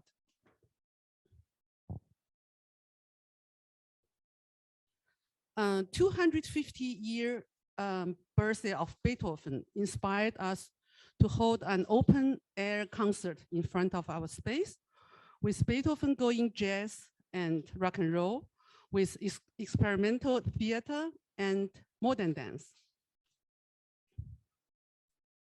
Guangzhou is called the culinary capital of China. Like an old German saying goes, Liebe geht durch den Magen. So for each of our events, we organize either a dinner event or a cooking event, like Dinner in Darkness. Every one of us wants to live in a world, a barrier-free world. So for our exhibition accessibility, we invited blind artist Xiao Jia to teach makeup and yoga. Marathon runner on wheelchair led us on a tour in Huangpu village. faces of Germany, faces of Guangzhou. Behind each face is a moving story. Famous portrait artists from China, Xiao Quan, and from Germany, Carsten Sander, conducted dialogue on diversity in our space. Art meets culture. Austrian underwater artist Markus Sink worked together with Chinese anthropologist Zhou Lei and the founder of an NGO, My H2O Ren Xiaoquan.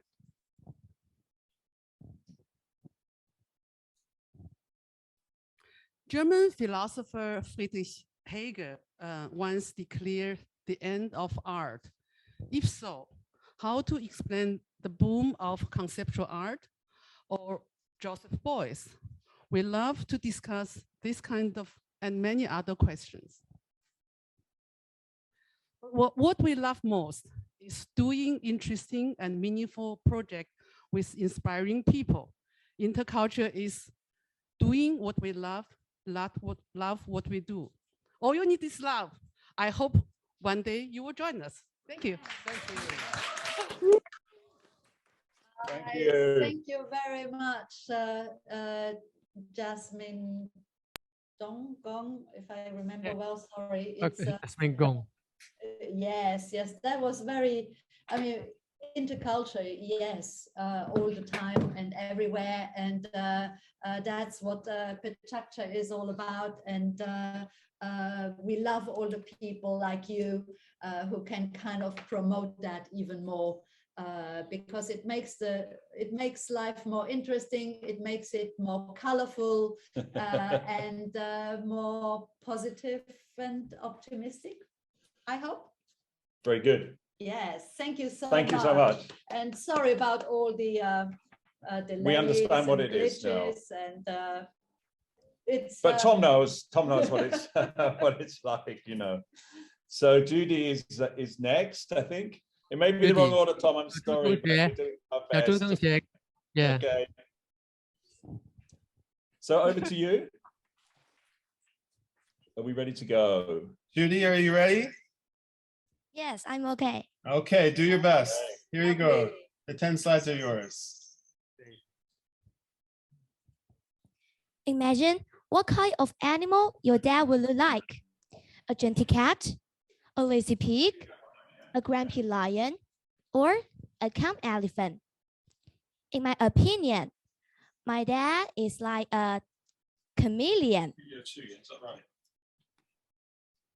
This is my dad and I. He is a very, very interesting person. He has many different faces.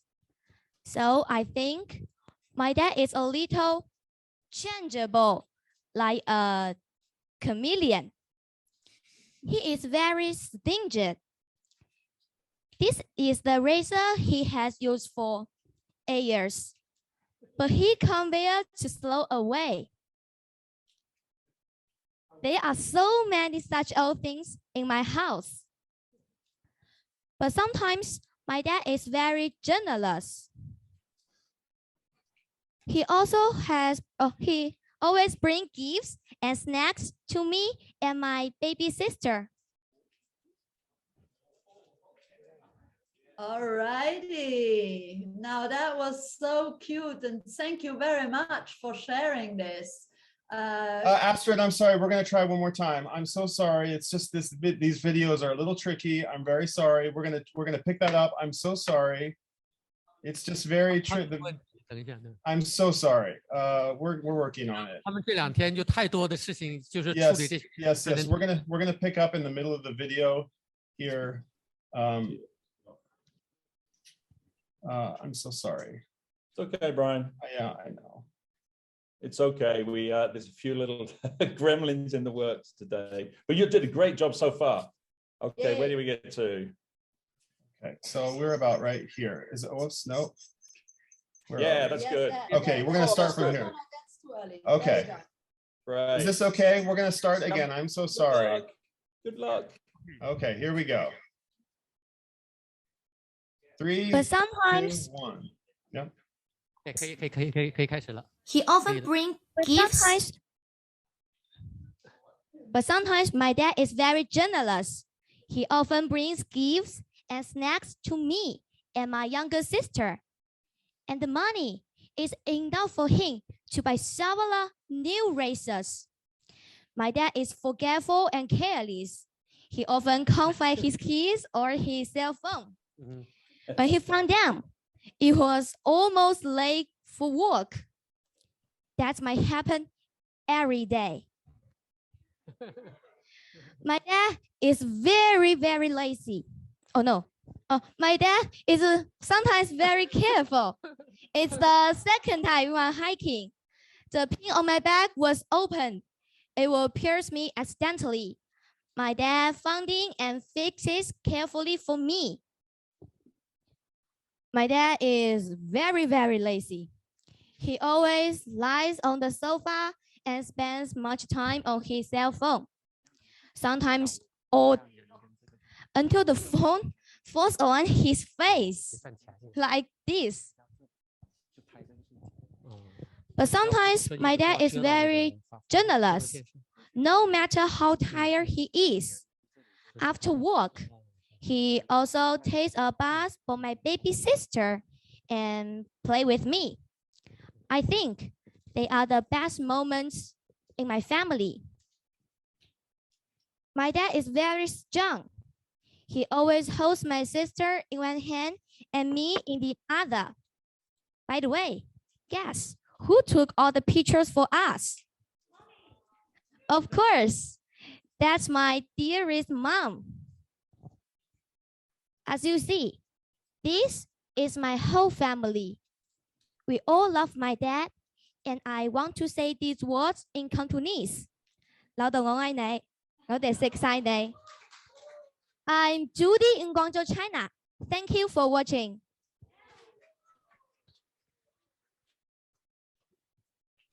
Wow, Thank you so much. Good. It's absolutely clear that you love your dad. Yeah, I mean, comparing him to a chameleon is so sweet.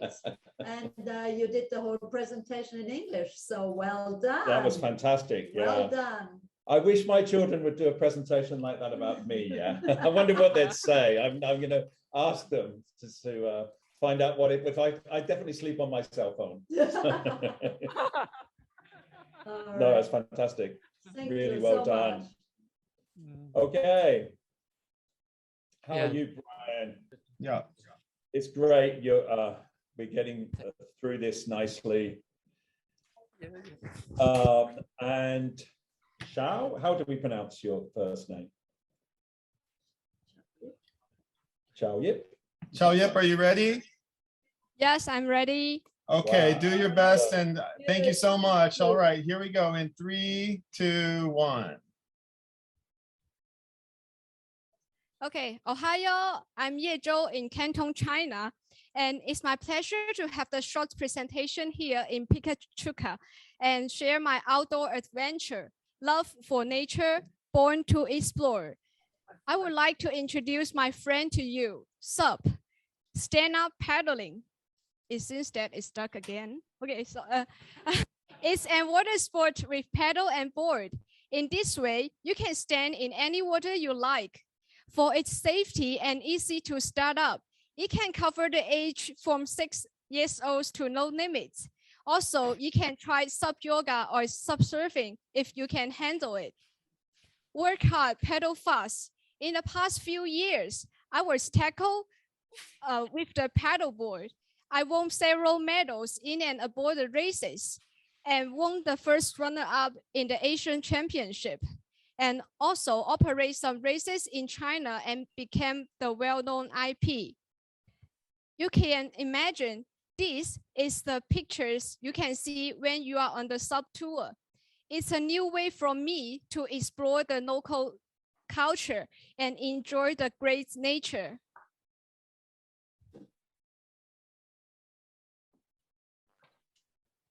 It's no doubt that these are the pictures in Shenzhen. You can paddle with a herd of fish. If you are lucky enough, sometimes you may see a whale in distance. What are you hesitating for? Come and paddle with us. but sometimes you may feel hurt sometimes. The white pollution is everywhere in the time zone. The plastic is traveling with the float. The worldwide interconnected ocean needs our care and attention. Nobody can do everything, but everyone can do something. So we start to do the beach cleaning when we do our paddling. Paddle for the planet. These are the pictures in Hong Kong, Llama Island. That is a bride, but made of ocean plastic. And maybe other girls will have a collection on the lipstick colors, but I prefer the blue files. The navy blue, cadet blue, reddish blue. Which one do you like it? Get a screenshot and share with me. And beside the sun-kissed color and healthy body, I also harvest my Mr. Right and on my way exploring. And woodworking, kayaking, and rock climbing. He had endless power and unconditional love to support me.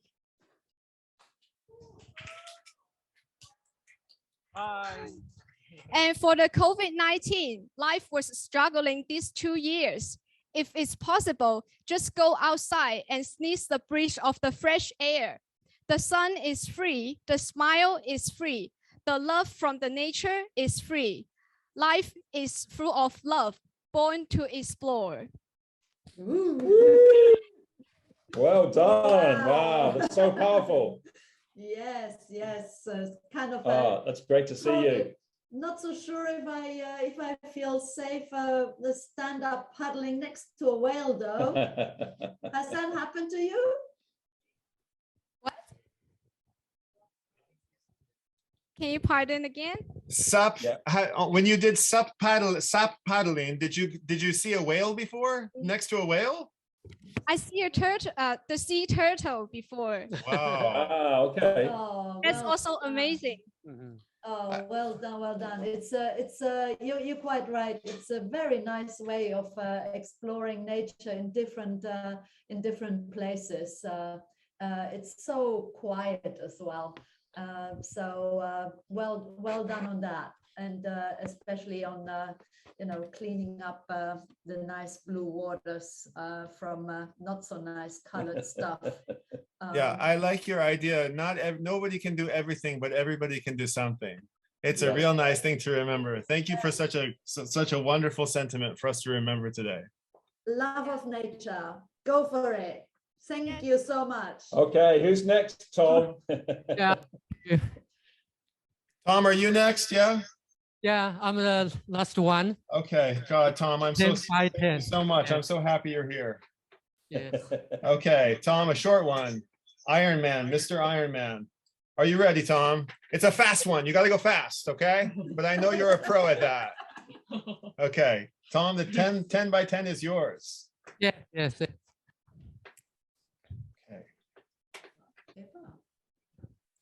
Hi, everyone. Greetings from Guangzhou. I'm a triathlete. I love cycling very much.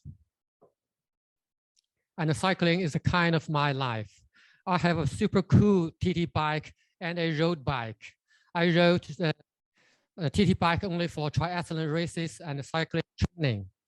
I do some cycling training at home, but bike to improve my cycling skill and power. Love to participate to the early bird ride on every Thursday morning, but it's the little quite challenge to wake up earlier. Yes, it's still very dark when we ride local street. It's good feel. When we finish the ride around in the very dark, see I'm number 5. So wow. I also like ride the high mountain riding. It is so hard, but I love the moment to see the landscape, to see the city at the top of the mountain. To find a coffee, to find a good restaurant, also another kind of super happy thing. So we wrote on the first day of 2020 is a way to welcome the new year. So I love Jesus Michael. It's like a big family. I would like to say the best wishes to everyone in the year of Tiger. Thank you. Wow, Tom. Yes. That's great to get an insight. It's a very, very short. Amazing. Not just cool bikes. You're a cool rider. You're really cool. And they're cool uniforms as well, yeah? Everything's cool about that. Orange is the color. Yeah, and also kind of, you know, it's you got to ride further and further next year, yeah, 2023 kilometers.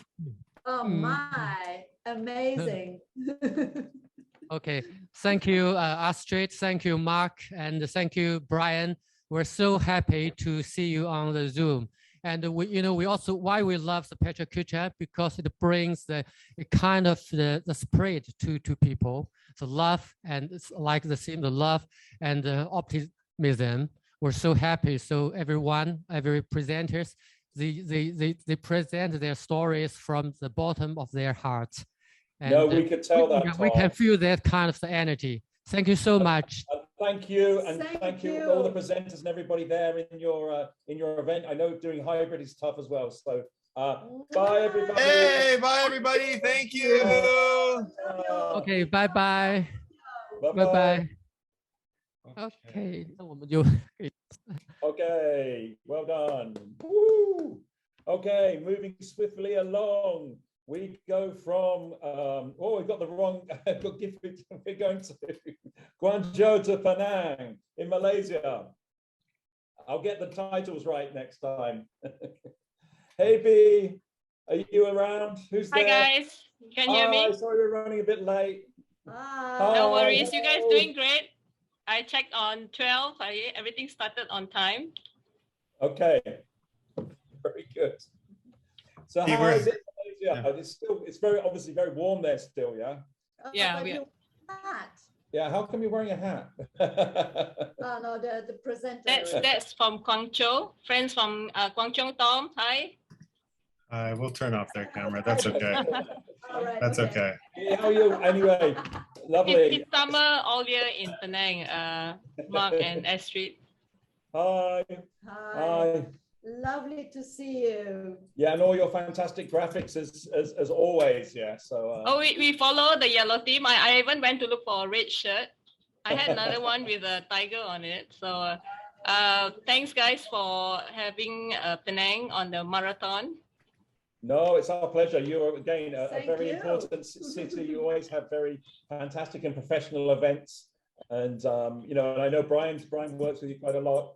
And you have a lot of PechaKucha love. A passion. Thank you, Brian, as well. I know he's working really hard. You're looking more relaxed now.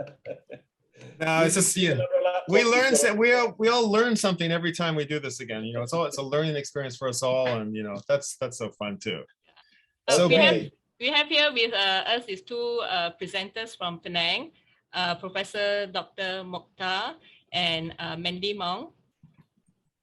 Wonderful. Hi, Prof. and Mandy. Hi. Hi, everybody. Well, without further ado, B, let's go ahead and introduce your first presenter.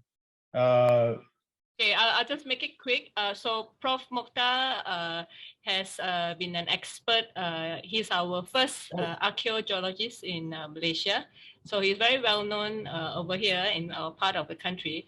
And he's been in archaeology, a very rare area of interest in our PechaKucha. He's been doing this for 20 years. So in 2017, Prof. Dr. Mokhtar discovered a 5,000-year full person skeleton in this part of Penang called Gua Kepa.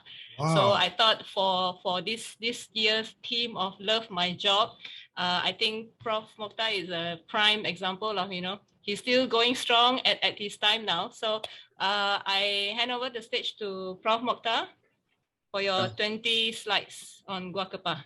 Thank you very much, B. Hi, everybody. Hello. Hello. We like your yellow cabinet behind you. Okay, the 20 slides are yours. Okay, thank you. Okay, the site classification of the site is shell midden, the cultural deposit, all from the shell, waste, food waste that they put it in one place become midden. So gua kapah in Malay is mean gua is the mound and the kapah is one type of the shell. So this site was found in 1840s by the British during the British time. So site A, site B, and site C. And in 2008, surveyed again this site, found if any remains of the site itself, because it's mentioned that the site, the height of the site is about 18 feet, 6 meter height, with full of this type of shell, especially the Meretrix, full of this, and this shell is continuous until today. But the fishermen sell nearby market. So it's a unique area. So from the paleo environment studies, we locate during 5,000 years ago, the site just nearby to the sea. Right now is about 8 kilometers away. The site is just nearby Georgetown, Penang. It's about half an hour, but you have to cross the Penang Bridge. It's open site, full of shell. So this is my picture in 2008, where we still found the remains of the site in 2008, and I sent some of the sample, in situ sample, not disturbed, and get the dating is about 5,000 to 6,000 years ago. So this is the culture during the Neolithic period, where the people with the pottery. This is the excavation in 2010 at the remains of the site. We opened more than 100 square trenches, one by one, and we found the remains, just 1 meter left, actually more than 6 meter height. Yeah? So these are all the trenches you can see here, and it's full of the seashell, yeah? The remains of seashell.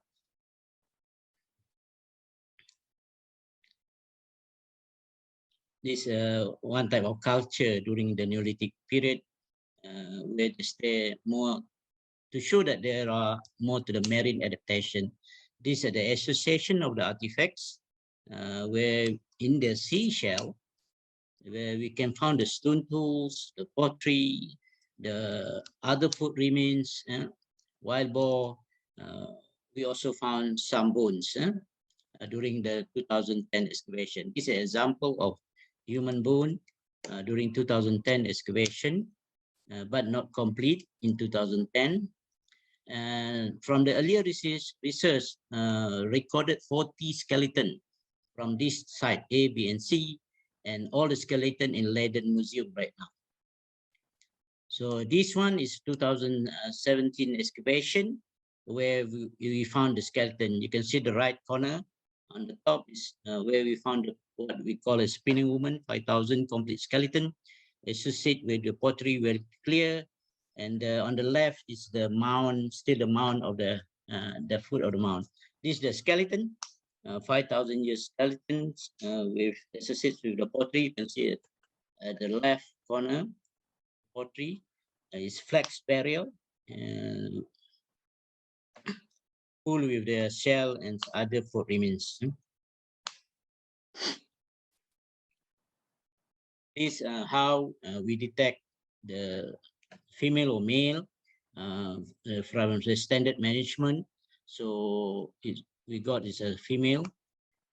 This standard how we measured to know the male and female and others. For example, the height after this. This is the height. We measured the long bone from the standard. We know it's about 150, 152 centimeters, about 5 to 5.2 feet.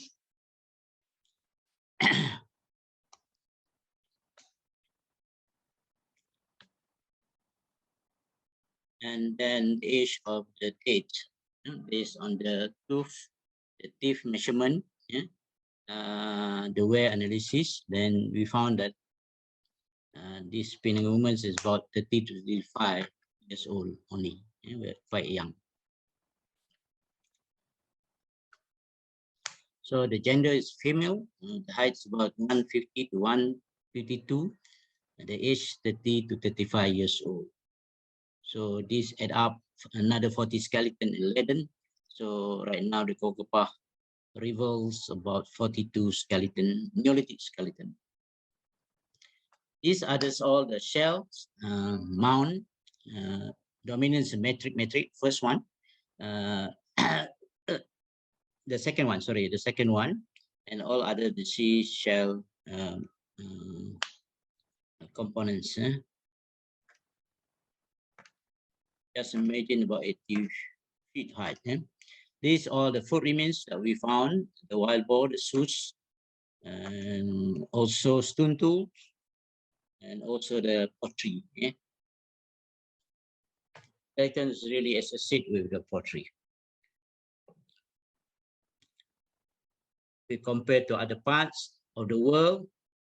This is in Sumatra, one of the sites in Serunai Aceh. We can see still 5 to 10 feet height, the shell midden, still not disturbed yet. And also shows that this I'm done the study in ethnoarchaeology in Senegal, where we still found the community still running with the same activity, collect the shell, and it's the shells, when they get the flesh out, and the remains of the shell become a mound, and the mound was used also as a burial site for the Muslim and the Christian. This is my Penang woman, 5,000 years ago.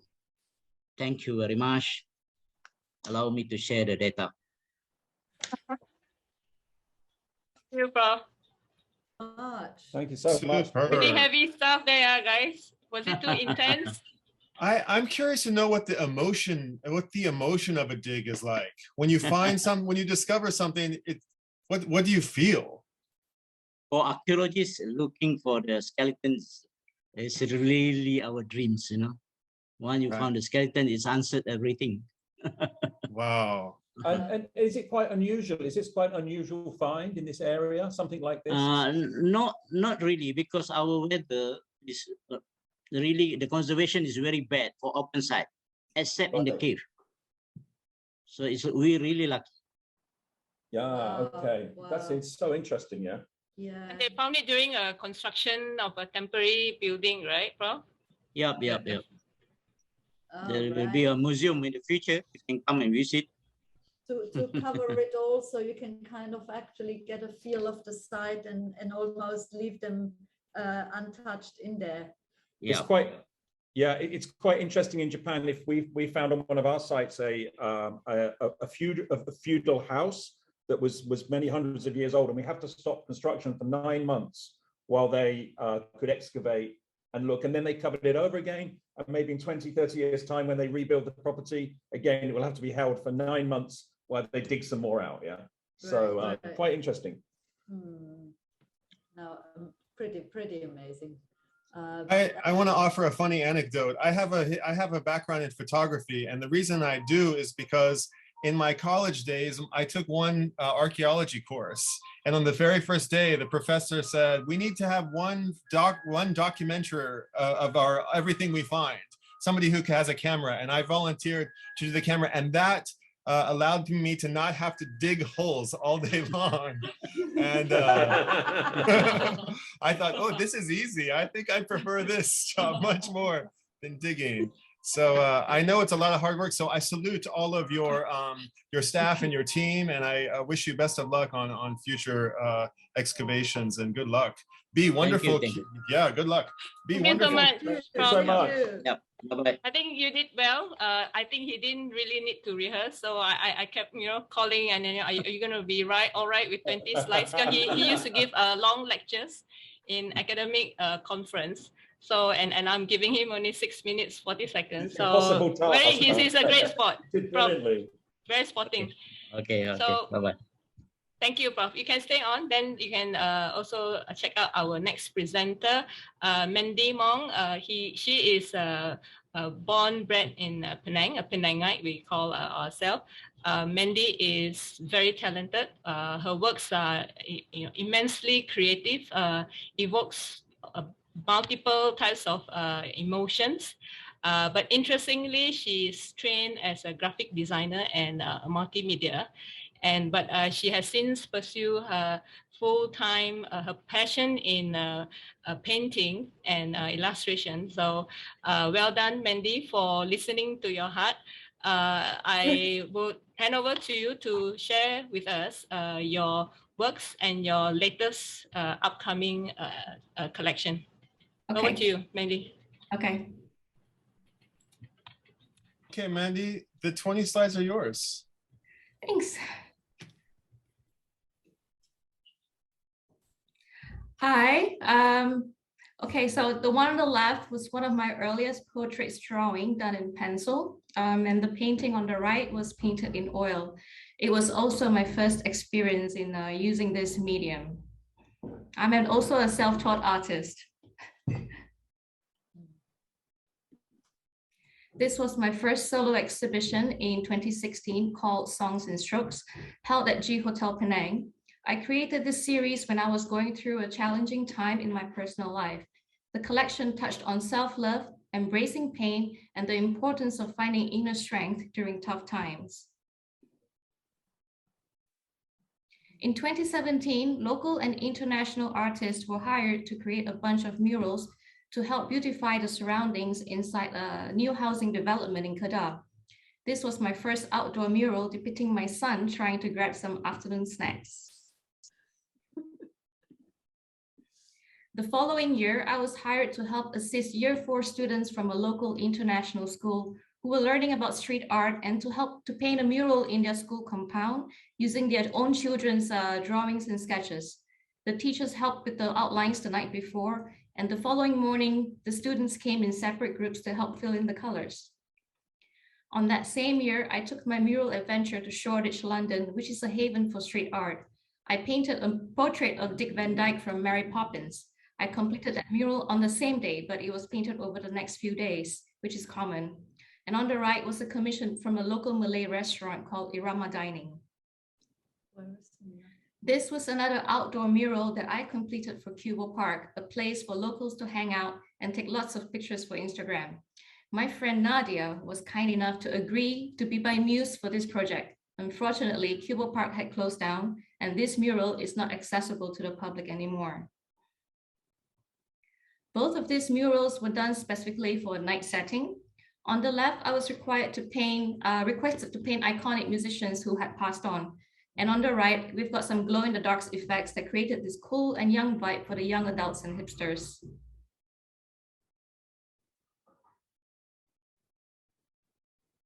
This was by far the largest and the last one I did up till today, and also the most challenging one due to the scale. I was only able to work on in the mornings till around noon due to the heat from the sun. I managed to complete this within the promised time frame, and most importantly, the client was happy with the result. Selfish series was a series of self-portraits where I used my own life experiences and encounters as insights. Selfish was done in conjunction with Open Studios Penang in 2020. In this series, my paintings were inspired by various art styles, and I use it to push my own personal narratives through metaphorical imagery. This was an interactive piece of artwork that was painted on wood from trees that fell during a typhoon that had hit Penang in 2018. This piece touches on how our speeches and words often get taken out of context. Each piece of wood has a magnet attached on the back, and viewers can move the pieces around or try to solve the puzzle. This was one of the 7 scene series painting that touches on greed that I did for a group exhibition. It's a mixed media painting done in acrylics, collage, and air clay. I created realistic looking popcorns and glued them onto the painting to elevate its visual appeal.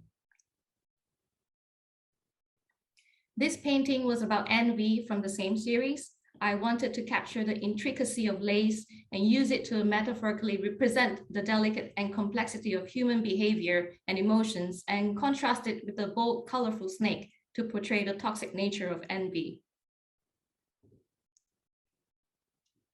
Early 2020, right around when the first lockdown happened, I chanced upon a YouTube video about towel art. What I knew about towel art was the cheesy ones you always see from hotels. But the more I watched, the more curious I got in trying to remake them using Malaysian batik, also commonly worn from all walks of life, from commoners to prime ministers. I put this diagram together to show how this towel art series, which is called Orikata, came about.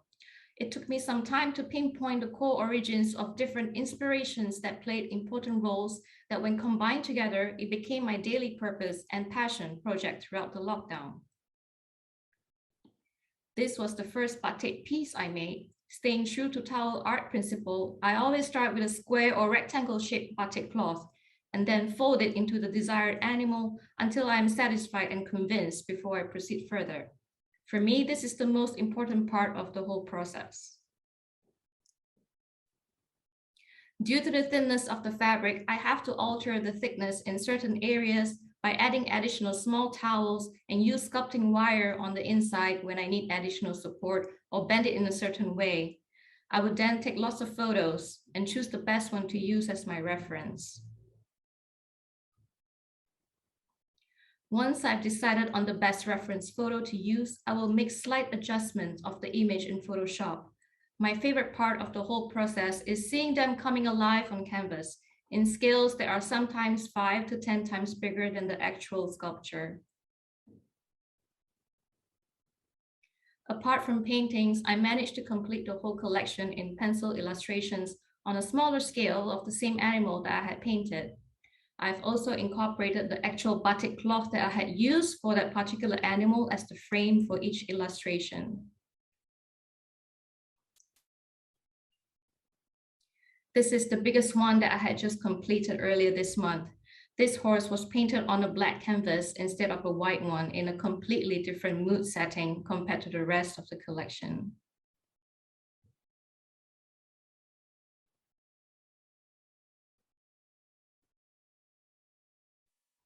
Orikata Tales will be exhibited as my third solo next month here in Penang. Today is actually the day I make the announcement for this exhibition in my social media platforms, and I'm glad and honored to be able to share my art journey and process with everyone here. Thank you. Wow. That was awesome. What do you guys think? Thank you. Wow.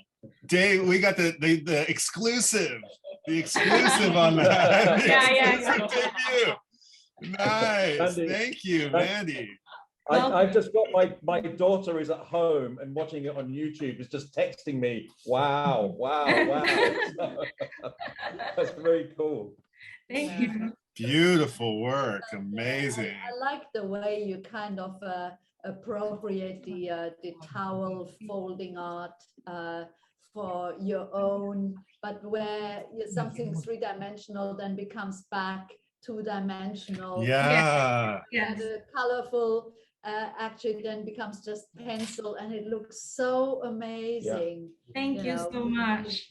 Yeah, I've been working on it, for 2 years, and we've planned for exhibitions, in the last 2 years, but everything, the stars never aligned because of the lockdown. Oh, they will soon, I think. Yeah. Come to Tokyo. Yeah, she's gonna go international. Yeah, come to Tokyo. Yeah, or even a smaller. There's some potential places we know that would really like to, I think. Yeah. So let's keep in touch after this, and that would be afterwards. Yeah, because it's interesting because it has a connection with the Japanese culture, and it's right. Orikata. Yeah, Orikata. Yeah. There you go. All righty. Thank you so much. Thank you. Thank you, Mandy. Thank you. B, nice job. Thank you, guys. I hope you enjoyed our two presenters from Penang. We look forward to lots more PechaKucha nights with you in 2022. Yeah, we'll do more. We keep in touch. Bye-bye. Okay. Bye, B. Thank you so much. Mandy. Thank you, Prof. Okay. Good luck to the next one. Good luck, guys. So we've just got a few posters just to take a breather. I think you've got to press it one more time, Brian. Yeah, here we go. And then one more time and it should go. Oh, we're going. Yeah, so again, really lovely posters. This is Christchurch, always make excellent posters. And you can see it on their 42nd volume over there in 33rd volume here. I think this is they've had quite a few last year, dodging COVID. And then Chicago, this is one of Peter Exley's fantastic drawings and fantastic poster. So yeah, as I say, it's always it's brilliant to see the creativity from all around the world, and it not branded as a single event. We love to see the local creativity and diversity in its creativity. So top of the hour, Brian, we're a quarter of the way through. Oh wow.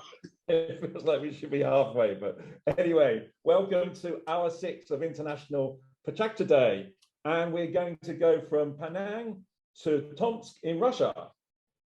Dun, dun, dun, dun. Hope you like the new graphics. That helps it. Yeah. Yeah. We're a little behind, but I think we're going to get caught up. So thanks, B, thanks for the last hour for getting us back on track, and thanks for Tom's for a little bit of patience. And we're going to get to it. Hi, everybody. Hi. Let's just say hi real quick. Yeah. Hello. Hello. Hi. Great to see you all. We have Great to see several you. screens here. I've got the so very nice to meet. What time is it with you in Tomsk right now? 3 p.m. 2 p.m. Okay, yeah, it's where are we? We're 5 p.m. here. Yeah. So we're really excited to see your presentations, and we're really happy that you're a part of the PechaKucha Night community, international community. It's really fantastic. My wife is Russian, so but my Russian will avoid me speaking any Russian. Okay, that's the wise thing. Come on, Okay, Mark. thank you for having us. So, Okay. Okay, can I start? Yes. Yeah, off you go. Are you ready, Yeah. Anna? Yeah. Yes, I am. All right, let's do it. And good afternoon, everyone. We are working at the Siberian Design Center and with the research in this field. We want to share the optimism and love for men that Soviet designers had. That is why they created various projects for the future. Hold on, Brian. Okay, I'm sorry. I just want to make sure that Anna's on camera with us. Do we have Anna on camera? I don't. Oh, there you. Sorry. And now is Elizaveta who started the presentation. I see. Okay, so should I? Elizaveta is starting. Unfortunately, she fell sick today, so you just need to imagine the most beautiful girl in the world. Oh. Okay. In that case. Yeah, and everything will be great. So. Okay. Well, then, one more time. Here we go. The 20 slides are yours. Sorry about that. One more time. 3, 2, 1. Good afternoon. We are working at the Siberian Center and with the research in this field. We want to share the optimism and love for men that Soviet designers had. That is why they created various projects for the future. First of all, we are going to talk about how the Soviet people were passionate about the future. Their work extended to various fields. It is a cinema, theater, fantasies about the future, transport, architecture, and art. We focused most of all on the post-Second World War period, because this period is characterized by a great deal of attention to science and technology. Technology and equipment attracted Soviet people and formed a new culture. This culture can be divided into 2 main categories. First of all, amateurs. Special scientific literature was created to amateur scientific creativity. So it consists of books, journals of interests, newspapers with innovative ideas, and so on. The second large audience were young people and children. Books with varied degrees of art were created for them. It was a very fairy tales, science fiction to children, fantasy, and so on. All of this material gone to the movies for all the people. A lot of fantasy movies have been created. Now it's considered cinema classics. At the end, it was all transformed into interesting objects. This one could not exist at the moment, but it could appear in the future. They show the fantasies of Soviet citizens about new products. It will make humans' life more simply. For example, a kitchen machine that would make a boy's favorite dish in the 21st century. The culture of science and technology, society, and dreams about better future have formed new directions of industrial design. These ideas and directions was popular in the Soviet Union. In the Soviet Union, industrial designers engaged in various activities, designing products, studying economics, and environmental design.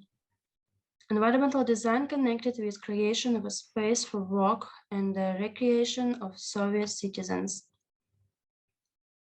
A large number of objects looked ordinary in the 1950s and 1960s. They were similar to international analogs and generally had no special fantasies.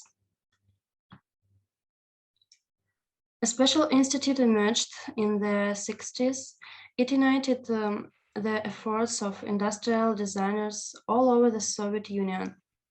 It included a large research department for the study of design methodology. Special Institute is connected with cooperation not only of the Soviet Union, but also abroad. Thanks to the emergence of a centralized institute, the design went from the creation of single products to the creation of whole complex systems. At this time, it was possible to create interesting new products and ideas for the future. So, design programs have appeared as a complex solution which related to the social culture complex. It is a set of strategic tools and solutions to address a declared problem. Okay, we also would like to thank Isoleta for taking part in this event because she getting ill, initially. So we are to continue our presentations and to talk about the Soviet programs. A good example of such program in industrial design can be the program called Elektromera. It was created from 1933 to 1978. Its main goal was to reduce the total number of devices that were produced throughout the Soviet Union at different factories and that were included into the general system of industrial level of electronic devices. And during this period, 1,500 devices were produced. The designers reduced the total number of devices by dividing them into 4 levels, reduced the number of cases by 12 times, and also reduced the number of additional devices that could complete the main device by 4 times. If in the 70s it was primarily beneficial from a particular point of view and intended for factories and ministries, then in the 1980s, more conceptual and futuristic goods began to appear, not related to the current economic goals, but looking into the future. The people who created the design of the program used a variety of different tools, such as diagrams, graphs, sketches, layouts, and sometimes even prototypes that could be used to do the user experience research. And you may ask, what was the difference between the Soviet design and the others? The Soviet design was associated with a large scale up to the state. The design program was developed in conjunction with the planned economy. Commercial success did not play a role. The projects were primarily social and aimed at the person and his interests. The work of the designers had received international recognition, and some Soviet projects were developed at the international forums that took place around the world and in the Soviet Union. So this is the end of the first part, and we would like you to ask you to let us finish the presentation and then give you an opportunity to ask the question. So here we can start the presentation number 2. Okay, yeah, one moment here. Let's do that. Very interesting. This is an interesting notion here. Okay, we're going to stop the first one. And let's go to. Yeah, it's so interesting so far. Lots of great comments. Wow. But we'll let you go and we'll. So to be continued. Yeah, interesting. I think this is bending the rules of PK, but I'm into it. I like it. Here we go. Here we go. Okay, now we will talk about the design programs of the 1980s and how they influenced the design of the future. In the 80s, programs developed in various fields from household to infrastructural products such as transport, personal, and public, as well in the field of recycling and the use of the secondary resources and smart house system. Design programming included not only the personal experience of individuals engineers, but also the experience of the whole state that served these processes. When creating design projects, the need of the society and the individuals were taken into the account. This is the similar concept of service design, which appeared at the same time and which is trending now. So it is used in the practice of strategic analysis when they study the user interfaces and product interaction with the customer. So we can also say that the design of the program is similar by definition to the service design. The person who made a great contribution to the development of the Soviet programming design was Dmitry Azrikan. He was the head of the strategic development and program design sector at the University of Elizabeth mentioned NITE. He did a lot of research in the strategic development, and today we will talk about 3 of his projects. There are 2 different directions in the programming design. The first one is environmental programs. These programs were created in the Soviet Union, and they are still used on the territory of the modern Russian Federation. And for example, the small architecture forms like 2-story airports. And the second are product creation systems. It has 2 directions. The first one is customization, and the second one, interchangeability. For example, here in the slide, you can see a bicycle design project was the use of the parts that could be replaced in order to assemble a model for a suitable age. And the Soviet design programs primarily took into account the needs of the user. So engineers created portraits of the audience to meet their possible needs in the future. And now I want to give a word to my colleague Anna, and she'll continue our presentation. Thank you for your attention. Thanks. Wow. Thanks a lot, Miron. Yeah, and I will the one who will finish the 2 huge presentation dedicated to design programming. So the user-centered approach was crucial in systematic design, and designers came up with more than 12 different groups in audio recorded design strategy. And at the end of the day, they came up with 4 different collections that formed all the range of the music devices, from classical turntables and high-tech recorders to almost childish music accessories and somehow outdoor Walkman-like products, something like that. Despite the fact that the main function was the same, they were completely different. And from my personal point of view, their best one definitely was a Seigak outdoor player. It's suitable for camping and sports activities. They made a great work in order to deliver a drop-resistant and robust design, shown through massive proportions without sacrificing the aesthetics and high functionality. Wow. Their music player followed several global trends that are still actual nowadays. It's a modular device, it's mobile, and really corresponds to the environment through form, materials, and finishes, and so on.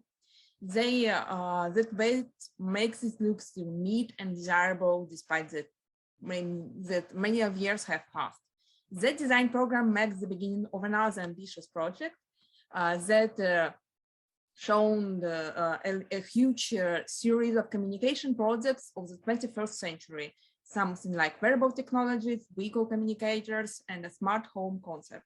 These products predicted a huge trend in the 2010s. This is Sphinx, a surprisingly accurate smart home system, and you absolutely can recognize all the products and their functions.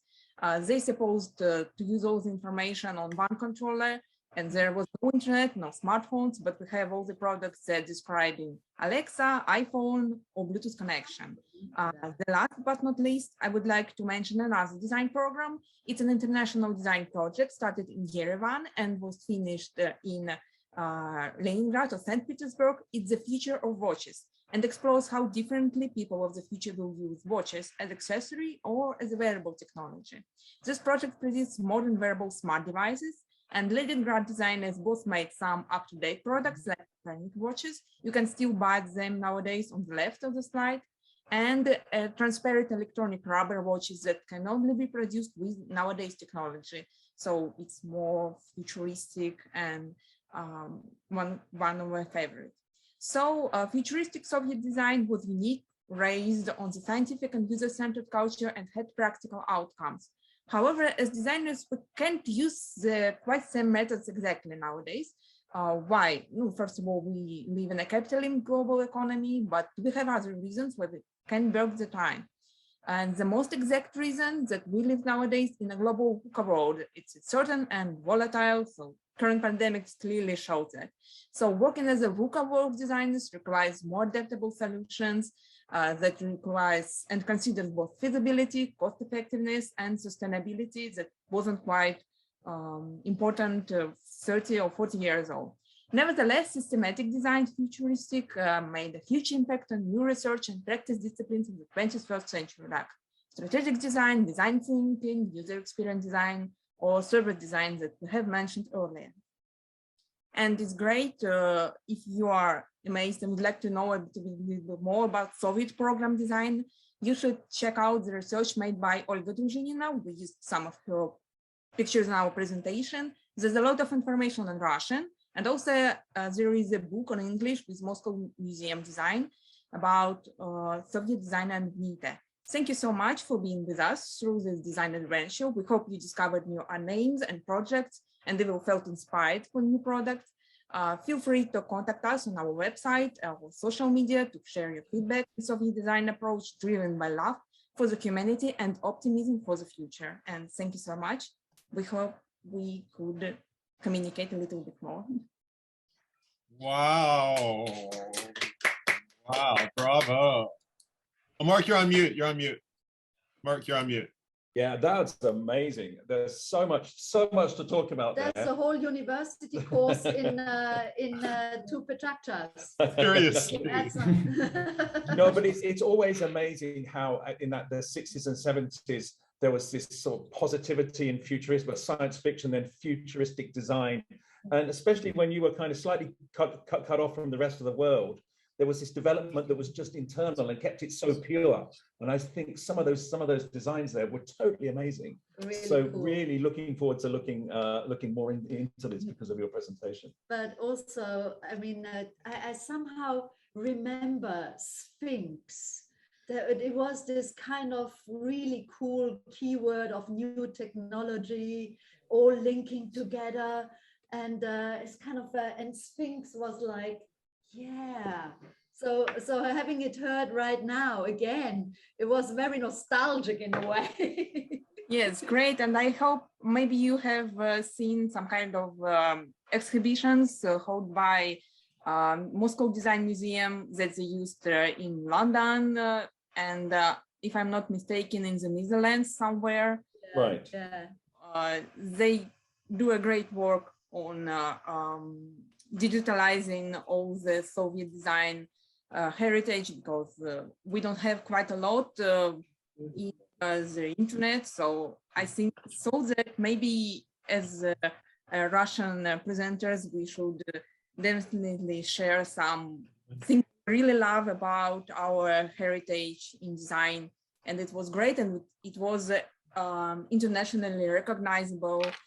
People do communicate with each other through their, now it's called the World Design Organization on their interdesign seminars. So yeah, and quite a lot of that products were presented on that seminars. So I guess that's what makes it really great and feel proud for ourselves. Tom, we're expecting part 3 and part 4 in IPK 2023. Great. Okay. So please start planning right now. Thank you so much to Tom. Thank you. We're going to keep going. Thank you for having us. Thank you. And without further ado, whoops. Okay. And let's see, where are we going next?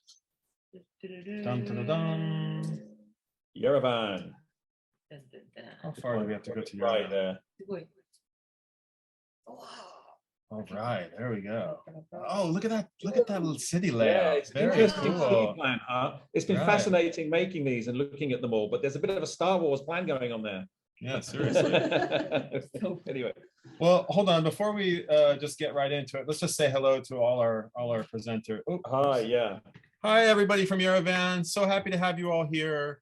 Thanks for coming. Hello.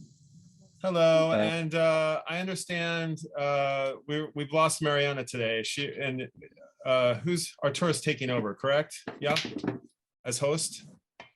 Or maybe I'm mistaken. Hello, maybe I'm mistaken. Hello, this is Yerevan speaking. My name is Artem. Artem, yeah, Artem. Okay. So Artem, thank you for joining us, and thank you for curating. I think also you have two amazing presenters that you've architecture centric. And you know, PechaKucha has its roots in architecture. It's basically to keep architects from talking too much. So you know, so we will hear from two architects today with full-blown 2020 presentations. Great. Since we are a bit behind the schedule, without further ado, I'd like to introduce our first speaker, Shahe Simonian. Born in Ethiopia and educated in Australia, Shahe is now based in Armenia, where he is overseeing national and international projects for TUMO Center for Creative Technologies as the head of construction. That's it. Shahe, you're on. Shahe, the 20 slides are Hi. yours. Hello, team. How are you? Love the PK story. Okay, welcome from Armenia, in particular Yerevan, the capital city. Coincidentally, today actually is the day we gift books in honor of the famous children's poet Tumanyan, whose name actually was the inspiration behind Tumo's very own name. Yerevan is the birthplace of Tumo, and what you just saw was this amazing technological space, but all spaces aren't the same, and they're designed around students. This adjunct Tumo Studios, which is an analog version of Tumo, caters to fashion design, etc. in a set in an old building. Very little is done to this space, really just about technical additions and lights. Not too dissimilar, this former theatre redesigned by Bernard Curie as an adaptive reuse, reimagines this old theatre as Tumo in Armenia. Everything new, it's very clear, it's red edition and sets itself apart from what's old. What's amazing about this, obviously the color and the red set it amongst the landscape, but in particular the reflection of the city beyond in the mirrored awning roof. The roof is a public space, it's accessible to everybody, and also serves as a public amphitheater for students who are doing outdoor learning or presentations. But the wow is the interior spaces, these self-learning spaces where students learn at their own pace, with colleagues, with peers. It's an amazing place that sets students apart and transforms them really from their everyday. It sets them into a new reality, more aligned to the pathways they're taking in education. This is what we call a two-mobile. There's various versions of this device, but basically it's sort of like a cocoon, if you can imagine, a place where students can curl up, run the course of their education at their own pace. If they want to, they can hook up with other people. We have Tirana here, which is a similar sort of flexible space. The machines here are really just hanging seats and pillows on the floor. And equally, students are free to take a space, take a comfortable zone, which they can call home. Students throughout this process learn at their own pace. Bernard Curie's design in Paris for our two-mobile here was designed so that we could create a very flexible space. Paris Tumo is very small. And at one point, when we need the space for a presentation, all these two-mobiles rise up and we have a very clear space. So what's on the drawing board? We were very fortunate to work with many designers and architects across the globe, and VIDV being one of them, reimagining the former pyramid of Albania in Tirana. It used to be a mausoleum, but will soon become the home of Tumo, Tirana. The design is very interesting because it keeps the pyramid form, which is accessible up to the roof, but within it and amongst it a series of boxes which cater to the educational requirements of Tumo. workshop spaces, public spaces, amphitheaters, and the bleacher spaces. All of these are interconnected and public. And really the amphitheater spaces become almost a hallmark of TUMO because it creates an opportunity for workshop and presentations, a forum for students to talk to one another, a place where we can gather, present to parents, introduce the concepts that are TUMO. But TUMO isn't really only about interior spaces. The exterior is very important as well. Moscow TUMO is a very good example. This mesh screen conceals what is in fact a very interesting and interrelated series of spaces within. Kiev, our recent TUMO Center, which opened last year, is a great building. It's the former armory of Kiev in Ukraine. It's a dry pressed building with vaulted arches, and using these spaces and the series of interconnecting vaults, we were able to unite all of the student programs. Yeah, you may or may not have heard, but we are trying to expand into all the regions of Armenia, including the smallest village. And our concept for this is the TUMO box, a series of 3 containers pulled together to create pretty much what is like, a green lantern that's landed into a small village that has probably never seen anything like it before, but has all the tech. And it's that interesting thing about a user-focused experience where we can create spaces which are individual to everybody, and a student can find a place that they really feel comfortable to take them through the pathways of learning that the IT team have developed. Our most recent completion is an old Soviet building in Armenia, in Yerevan, next to TUMO here in the center. It's a round building, probably we figured designed in the 60s or 70s, but we've reimagined it to create a circular ramp that makes every level accessible. It's the home for TUMO Labs, which in the future will move to this location, which is a brand new building, part of the EU Convergence Center, designed by MBRDV. It's effectively a tower, skyscraper, put on its side, cantilever across the edge of the gorge, looking directly at Mount Ararat. And from inside, these amazing spaces, which are constructed of a series of modular boxes that in theory should be able to be moved, but we'll see. This is the view south towards Mount Ararat, and what will end up becoming the big conference center for the facility. This is the home for the engineering and science. It's sort of really a collaborative zone where we're hoping that we'll generate the future generations of academics and students through Armenia. Wow, that was fast. But where it all began are with the children. And I'm fortunate enough to be working in an environment where the youth are at the center of everything we do, their spaces, their needs. And it's truly inspirational to be here in Yerevan, to watch this concept grow across the globe, to work with partner architects and designers to create spaces. Thank you very much. Hi, thank you. Bravo. It's an incredible project coming out of Armenia. It's I was just looking looking online about it as well as you were talking. It's a fascinating program, and a school for a university or whatever we call these things today for the 21st century child. Yeah. But also to put design at the heart of this with the projects by Bernard Sumi and BRDV, it's really incredible. What a place to learn and get inspired for the future. Yeah, jealous here, really. You're welcome to come visit anytime. Right. No, but I often think it's life is not really happening in the big famous places.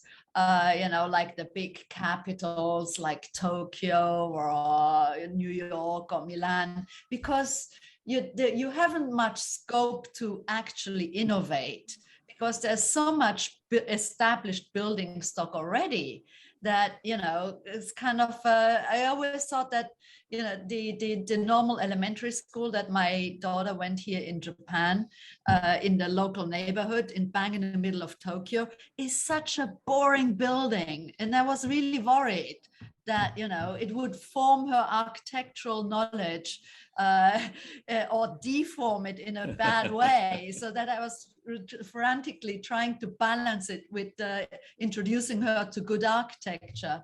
But then you have places like Yerevan, which, you know, the future is awaiting, and you can implement all these great visions.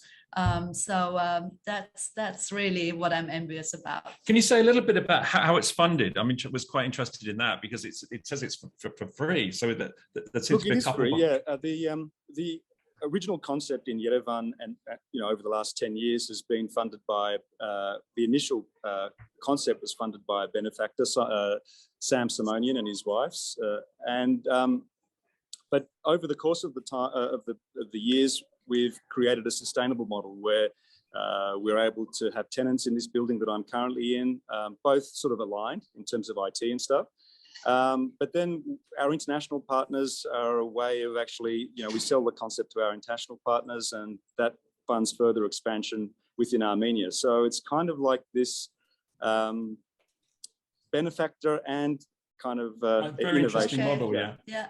Because I think we hear so much about these innovation centers, which are nothing more than just spaces that rent office space to somebody, you know, whereas this feels like a proper innovation center when you can see lots of crossovers, just like you're talking about. So fantastic project. Well, look, the great thing actually is a lot of our students end up working in some of the PechaKucha is in our building, a recent unicorn. There's a number of very high-tech savvy organizations that are renting space, and students do end up either doing work experience or finding work within these organizations. So it's a great circular sort of environment. It's really rewarding to be here. We need one in Tokyo, I think, yeah.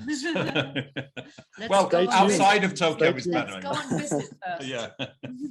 Great, thank you very much indeed. Supremely cool. Yes, awesome. Thank you so much. Let's keep going here, and off we go to our next presenter. Thank you, Shai, for your amazing presentation. Our next presenter is joining us from Rotterdam on our Saturday morning. Special thanks for that. Luisa is an architect and urbanist at the world-famous NVRDV, working on the ambitious Gagarin project here in Armenia. So over to you, Luisa. Thank you. Hi, everybody. Thank you so much. Hi. Me? Yes, Are you ready? Good morning. Are you ready to start? Yes, I'm ready to start. Okay, the 20 slides are yours. Thank you.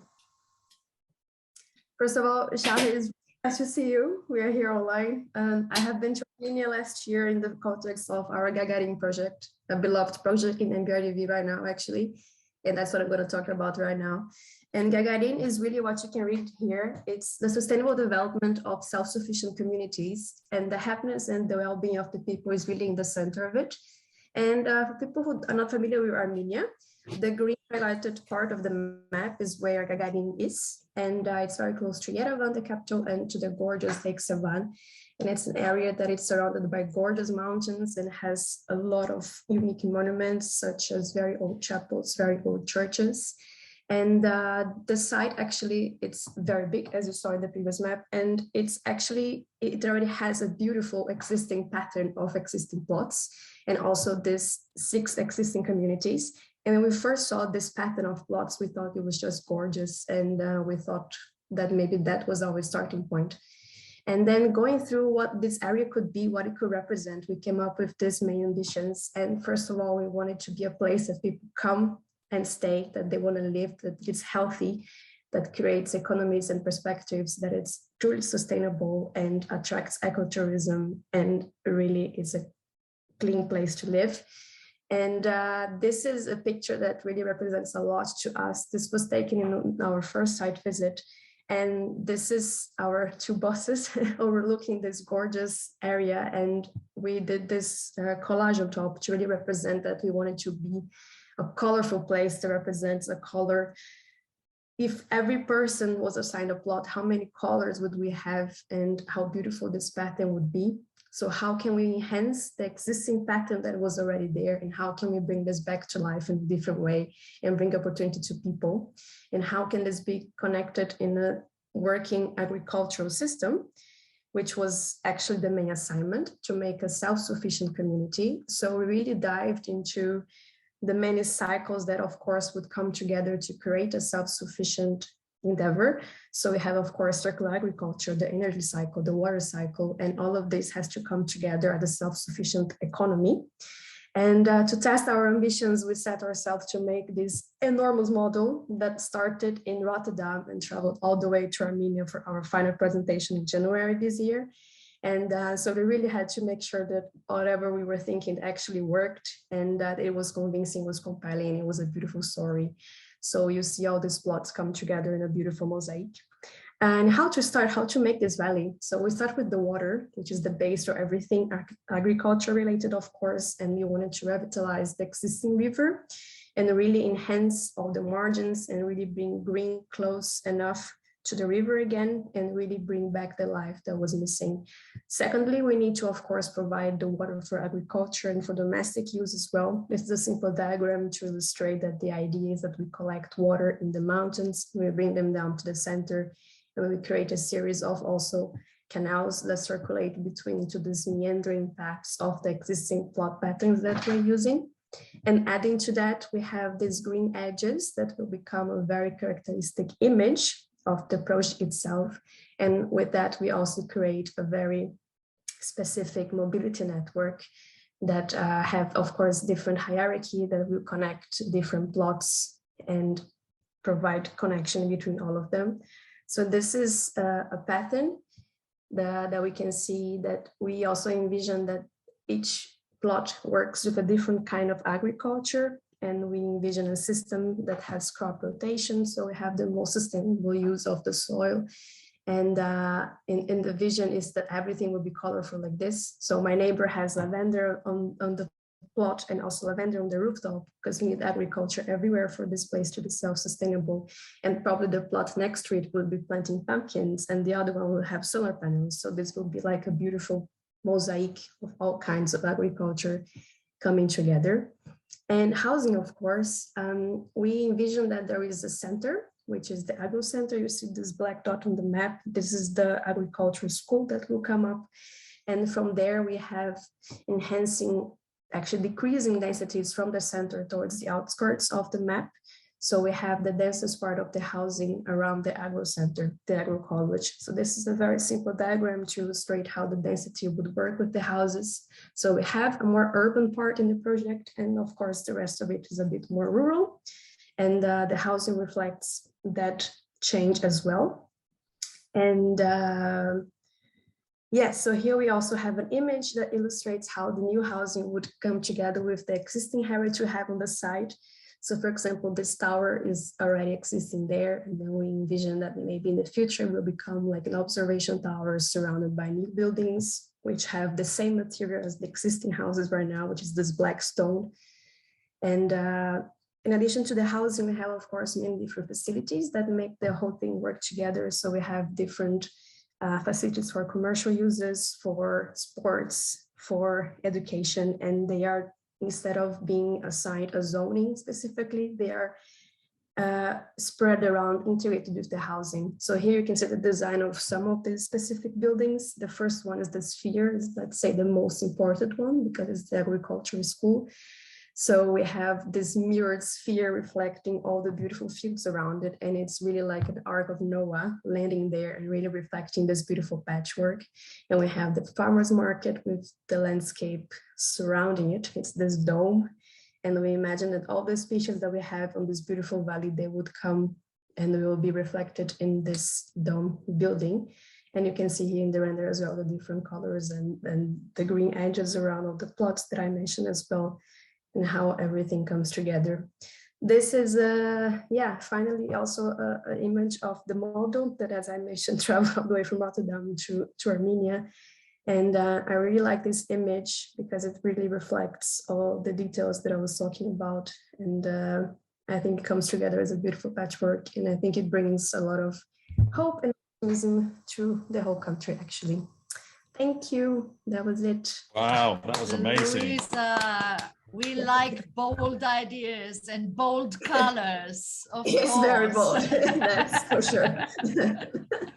But yes, it's a nice vision. I said to start with, when I saw the big model, I said, ooh, how am I gonna get that one idea across? But the way you explained it, it just, yeah, of course, that makes sense. You know, I want a pumpkin field next to a lavender field, and cucumbers and a rose field, you know, and then things would make sense. And then a carrot field.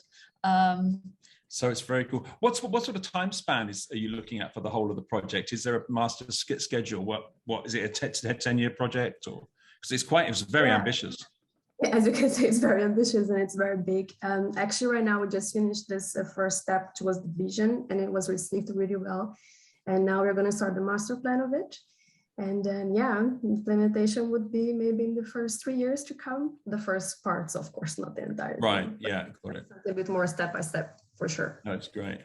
Yeah, I don't know if you know, Astrid and I, we've got our own architectural practice here in Tokyo, and color is really important to us. Astrid just talks about yellow. That's our color of the year because it signifies optimism and positivity. Sunshine, smiley faces, and the rest. And we've just finished a hotel here, which is based on color, in fact, and it's color therapy, really, when you go and stay there.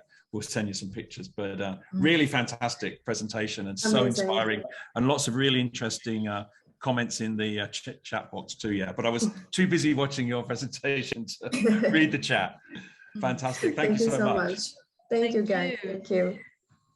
Thank you so much, Yerevan. Why am I? I'm feeding back for some reason. Okay, let's try it. Yeah, thank you. Okay. Thank you all. I think we move on now, don't we, Brian? Yeah, we do. Thank you so much, Yerevan. Thank you, Tom. Thank you, everybody. We're still on hour 5, and we've got one more city. This has been an amazing hour already, and we're just going from back west a bit, or rather east, I guess. Ulumbata is next. Wow. This has been a remarkable hour. Hello, Andy. Nice. Thank you for being here. We're so happy to have you. Hello. How are you? How are you guys doing? It's working. Yeah, great. Mongolia. Yeah, we're just saying that it's so interesting to hear from this sort of middle part of the world between East and West. And there's so much activity here, so much, creativity. It's wonderful. And we, like last year too, there was really strong presentations from this part of the world. So it's great you're all here again. Yeah, we are also very happy to back on the event of International PechaKucha again. And we have 2 speakers. And first, let's welcome our first speaker, Mando Hassoud. She is a translator and publisher of How They Got Into Harvard and 50 Best Essays of Harvard. So she will gonna share the amazing story of her experience. So wonderful. Okay, great. Looking forward to it. Okay, is she on screen? Why is this? Is she here on screen with us? Yeah. Where do I see? Oh, there she is. Hello. Okay, let me just go ahead and spotlight you. All right, are you ready? Yeah, sure. Let's do this. Yeah, we can hear you well too. Perfect. Okay, great. All right, the 20 slides are yours. All right. Over to you. So, thank you, and I'm thrilled to be here to share my story with you. It's a beautiful love story, and I hope you enjoy it. A biracial girl was born in communist Mongolia and became the only brown girl in the town. And my mom fell in love with a Cuban guy in Russia and punished by the government for she got pregnant with a foreigner. Obviously, it was impossible for them to live together, but my mom decided to keep me no matter what. By the time when I was born, the movie Queen Mandalha the Wise had released, in which my grandfather played the main role, so I named after the Queen. My grandfather took me to save my mom's life. He was a famous actor and intelligent linguistic, and he taught me art, history, and language. He used to tell me that God made you different because you're special, He was just trying to change my perspective so I would be deaf to the mockeries that people thrown at me. By the influence of my grandfather, I became a film lover. He showed me that the arts has a power, healing power to our soul. I watch movies in times of struggle and I feel at home, quite relieved. And to be honest, movies are like a lullaby to me. By the age of 15, I became a sister. My mom gave birth to 3 children in 5 years. My stepfather needed the help to feed those many children, so I started to work at the age of 16. I used to buy diapers and milks with my salary for my siblings. I don't understand why, but I loved my siblings more than anyone. I was their defense, their provider, their friend, and a tyrant as well. When we gather together, it's like a reunion of a rock band. We get high without any drug involved.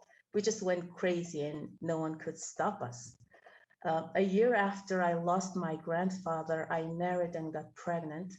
Then the darkest days of my life has started.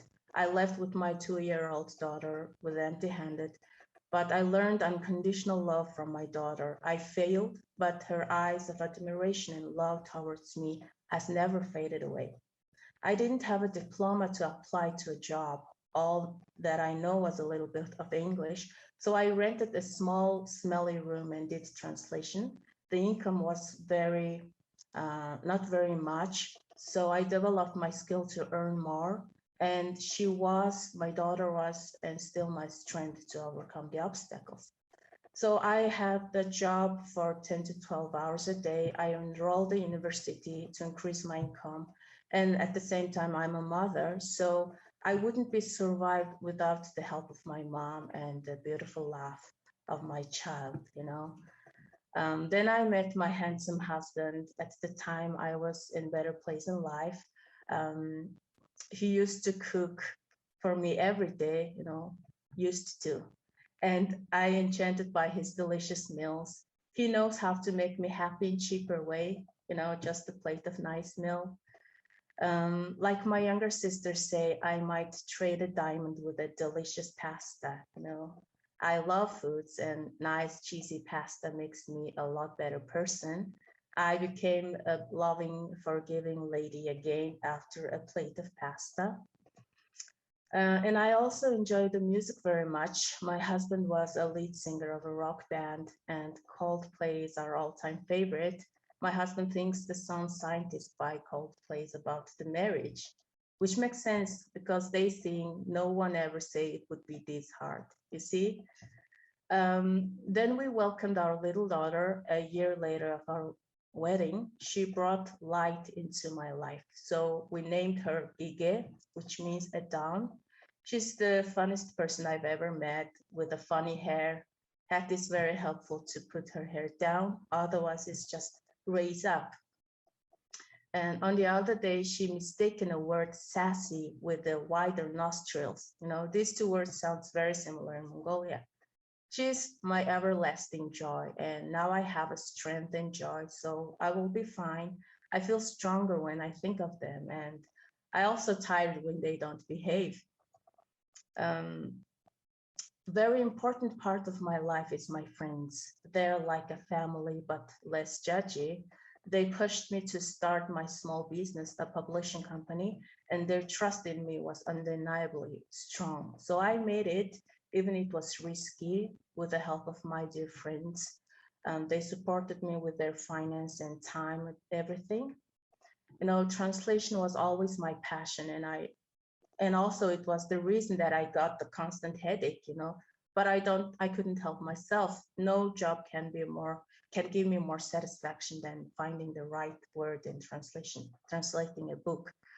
So I made a contract with Howard Crimson, and I started to expand my business with.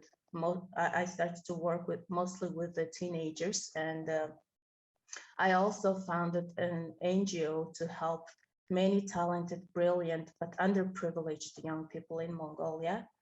And it is my dream to build a vocational school collaborating with foreign educational institutes to provide the young people in Mongolia with high quality of education and internationally acceptable diplomas, so they can live in better, well-educated, healthier life. So at the end, life might not go as well we planned. You may fail even if you know that you're capable of better achievements. There are times that you want to say, I'm done, but struggles and happiness, pain and joy, failure and success are in the same package. And I just want you to search for love. It's everywhere around you, and it's there to cheer you up, relieve you from the pain, refill your energy, and keeps you on track. See your family and you'll find the reason to try, and enjoy your favorite movie or meal, then you'll find the life beautiful. Thank you so much. Wow. That's a really brave story. Thank you for sharing that and putting that together. Yeah, it's easy to talk about things, or your projects, but to talk about your family and your life in this way is so uplifting. So thank you for doing that. Thank you so much. That was a lovely family photograph, and yes, I think we couldn't agree more. You know, the love for your family is the ultimate. It's always what picks you up from wherever you feel you've sunken to. Yeah, and it's the optimism. I like the photograph of your family, the little one sticking out her tongue like sneakily, I'll get you, sort of thing, in a funny way. So thank you for sharing. But it's also a fascinating story right at the beginning with your father, and yes, what a beautiful picture, yeah. What a beautiful picture that was. Yeah, wow. That was a painting. That's what I meant, painting. Yeah. So, anyway, great. So we have one more presenter from Ulaanbaatar, and we have our next city on standby. So thank you for your patience, and thank you for that amazing presentation. And let's hear one more uplifting presentation from Ulaanbaatar. So yeah, please. Wow. Oh my.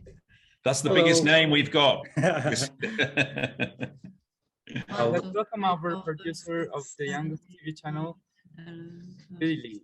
14, 15 letters.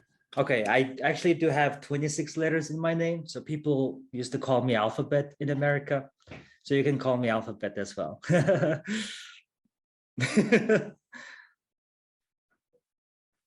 Okay, Alphabet, are you ready for your 20 slides? Yep, let's go for it. All right. Right. Over to you. All right. All right, so I do have a short name, which is Bill. Hi from the coldest capital in the world, Ulaanbaatar. This is me in Incheon Airport in Korea, traveling to Mongolia after 8 years of studying in the US. I did my major in politics and media and master's in development practice. So I spent my entire adulthood in the States. And this is me 8 years ago at the Incheon Airport, right after I turned 18. So I'm officially an adult. So I just finished high school. I had no idea what I'm going to do in America, what I'm going to study.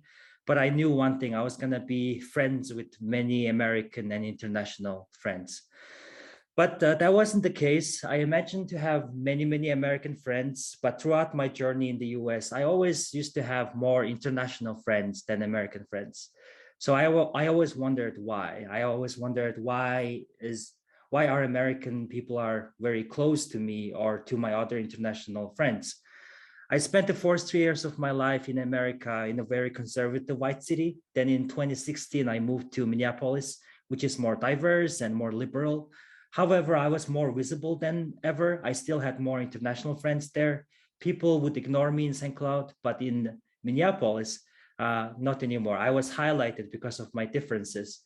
So I learned that people always get scared of what's unknown. So I always used to go around, talk about my future, talk about my culture and my history, because I believe it's important to cultivate understanding, share our human stories, and make our visible diversity normal and make invisible diversity more visible. In 2020, I was living in Minneapolis, and on my birthday, George Floyd was murdered by Derek Chauvin. And it ignited the largest civil rights protest movement in recent times. This has pushed me to further understand systemic injustices that was happening because of our differences. So at the time I was doing my master's at the Humphrey School of Public Affairs. I was studying development practice. I couldn't ask for better community and resources to understand what was really going on in America. And during the time, I was also working in politics. I was only a person of color among my peers.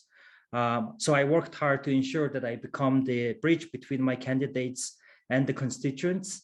My state senate once told me that I had to leave the campaign because I wasn't reaching their target people, which was mostly white people, because I was working in very white districts. So this era of COVID, Asian hate was also very high. People would call me China virus. People would call me COVID in the streets. People would give me weird looks for wearing masks in the early stage of the pandemic. So it was a very, very weird experience. So after all this crazy ride, I came to Mongolia and we all looked the same. First, it seemed like there weren't much diversity around me anymore. And it was actually very nice for some reason because it was very calm. But then I joined my friends to be part of a movement to tackle some systemic injustice that I can actually see in my country. You have to take a closer look, especially at the young people of Mongolia. At more than 1 million people, youth aged between the ages of 15 and 34 represent the largest demographic of the country. But there aren't many public spaces for us to express ourselves. So on this day, there is no cars on the streets, so people would come up and express themselves. You may have seen this very famous picture, an eagle girl. She lives in the westernmost province of the country, but also the most discriminated province of the country. They speak Kazakh language. They only speak, and then when you go to university, the exams are only taken in Mongolian, not in Kazakh. And Mongolia was a communist country for 70 years as a Soviet satellite. Under the system, people were expected to think the same, believe the same, and even look the same. And so in the past 30 years since the democratic revolution, I believe we have to learn our identities and express ourselves. The democratic revolution isn't finished yet on a human level, I believe. We need to discover ourselves and learn our identities. We have political and economic freedom, but people are still learning to express themselves, find out who we are. So the question is, where do we begin? And the answer, I believe, is Love Yourself. It's my favorite album from Justin Bieber. The word is very important here. This is where we start. Explore your interests, accept who you are, don't deny your feelings, be proud of who you are no matter what people say. That's what my experience taught me throughout my journey. And it's very important to celebrate yourself. This is me with my group of Mongolians in the United States. We are celebrating our country, our identity. And this is exactly how you create your community, because that's what matters the most, a community. I believe these differences are beautiful. It doesn't mean better or more. Differences are differences. Therefore, we have to learn what our identities are. I always wondered why American higher education system always pushed us to understand our identities. And I learned that you have to look at yourself and accept the flaws in the system and the culture that makes us hate ourselves. Compared to my high school peers, for example, I used to live in an apartment building while my friends used to live in Mongolian traditional dwelling called Gir around the outskirts of the city. It was a privilege for me to live in an apartment building, and that really made me who I am today. And it was a privilege, and I accepted. And I believe that you should know what you grew up with and what privileges that you came up with, because as I say, differences. It just doesn't make you better, but it makes you understand who you are. So from your culture, I believe, take what you leave and leave what you don't. That's what Mongolian proverb says. And I think it goes for the same, the system, take what you need and leave what you don't. And this was my story, a boy who grew up in the post-communist state, trying to figure out myself while everybody is doing the same. A strong system under the Soviet Union made us forget our history and culture, and we have been discovering our past. And sometimes you may not like what you have discovered. You may discover something more, and that's fine, because diversity is beautiful. Thank you. Yes, thank you very much. So well said. Yes. Dang. Yes. What an hour. Holy moly. But rest assured, Phil, that, you know, I think the younger generations especially are going to be much more aware of their own individuality and of their own character, and are going to be much more accepting of diversity. You know, yeah. So there is, you know, optimism.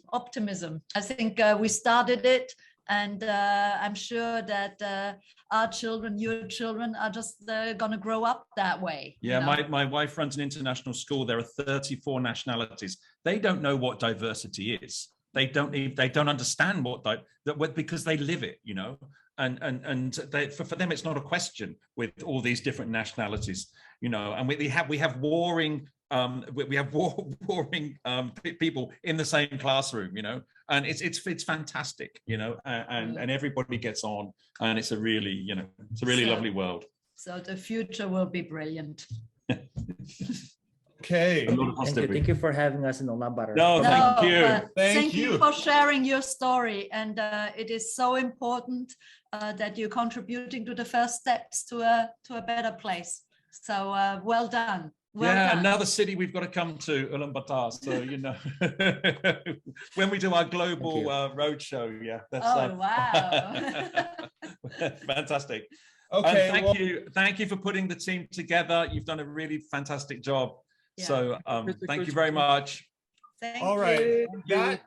Thank you so much, Ulaanbaatar, Yerevan, and to Tomsk amazing hour. Goodbye, hour 6. Goodbye, the first quarter of IPK 22. Hello, the second quarter. Hello, our patiently waiting hour 7. I need to ask everybody to just hold on for 1 second because we're going to change tracks. We've got to stop streaming to our current live stream because YouTube will only let us stream for 8 hours at a time. And we are there, or is it 6 hours? 6 hours at a time. So let's see what happens there. We're going to stop streaming our screen. And we're going to come back, everybody. Come back, okay? Yeah, we'll be right there. If you're on YouTube, you need to come back, and a new link will go up. Yeah. Okay. On the top all right. page. All right. So here we go. Now this should work. YouTube Live, and then I'm going to go to hour 7. Okay. Please work. Please work. I'll fill in for you here. Okay. Brian. Let's see here. Go live.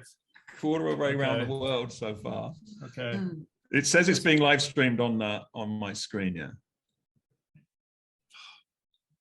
I'm getting some strange error. To continue your where's your shopper? We're all on tender hooks. Brian, why don't we kick off and we'll go. Okay, all right. Well, hold on. We'll just do one more. Let me give one more try. One more try. Stop live stream. It's just, I don't know what's going on. It's it doesn't want to work.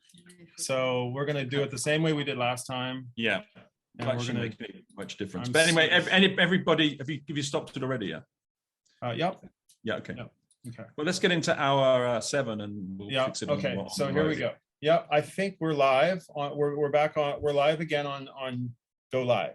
Go Live. Do it. Go live. Make it so.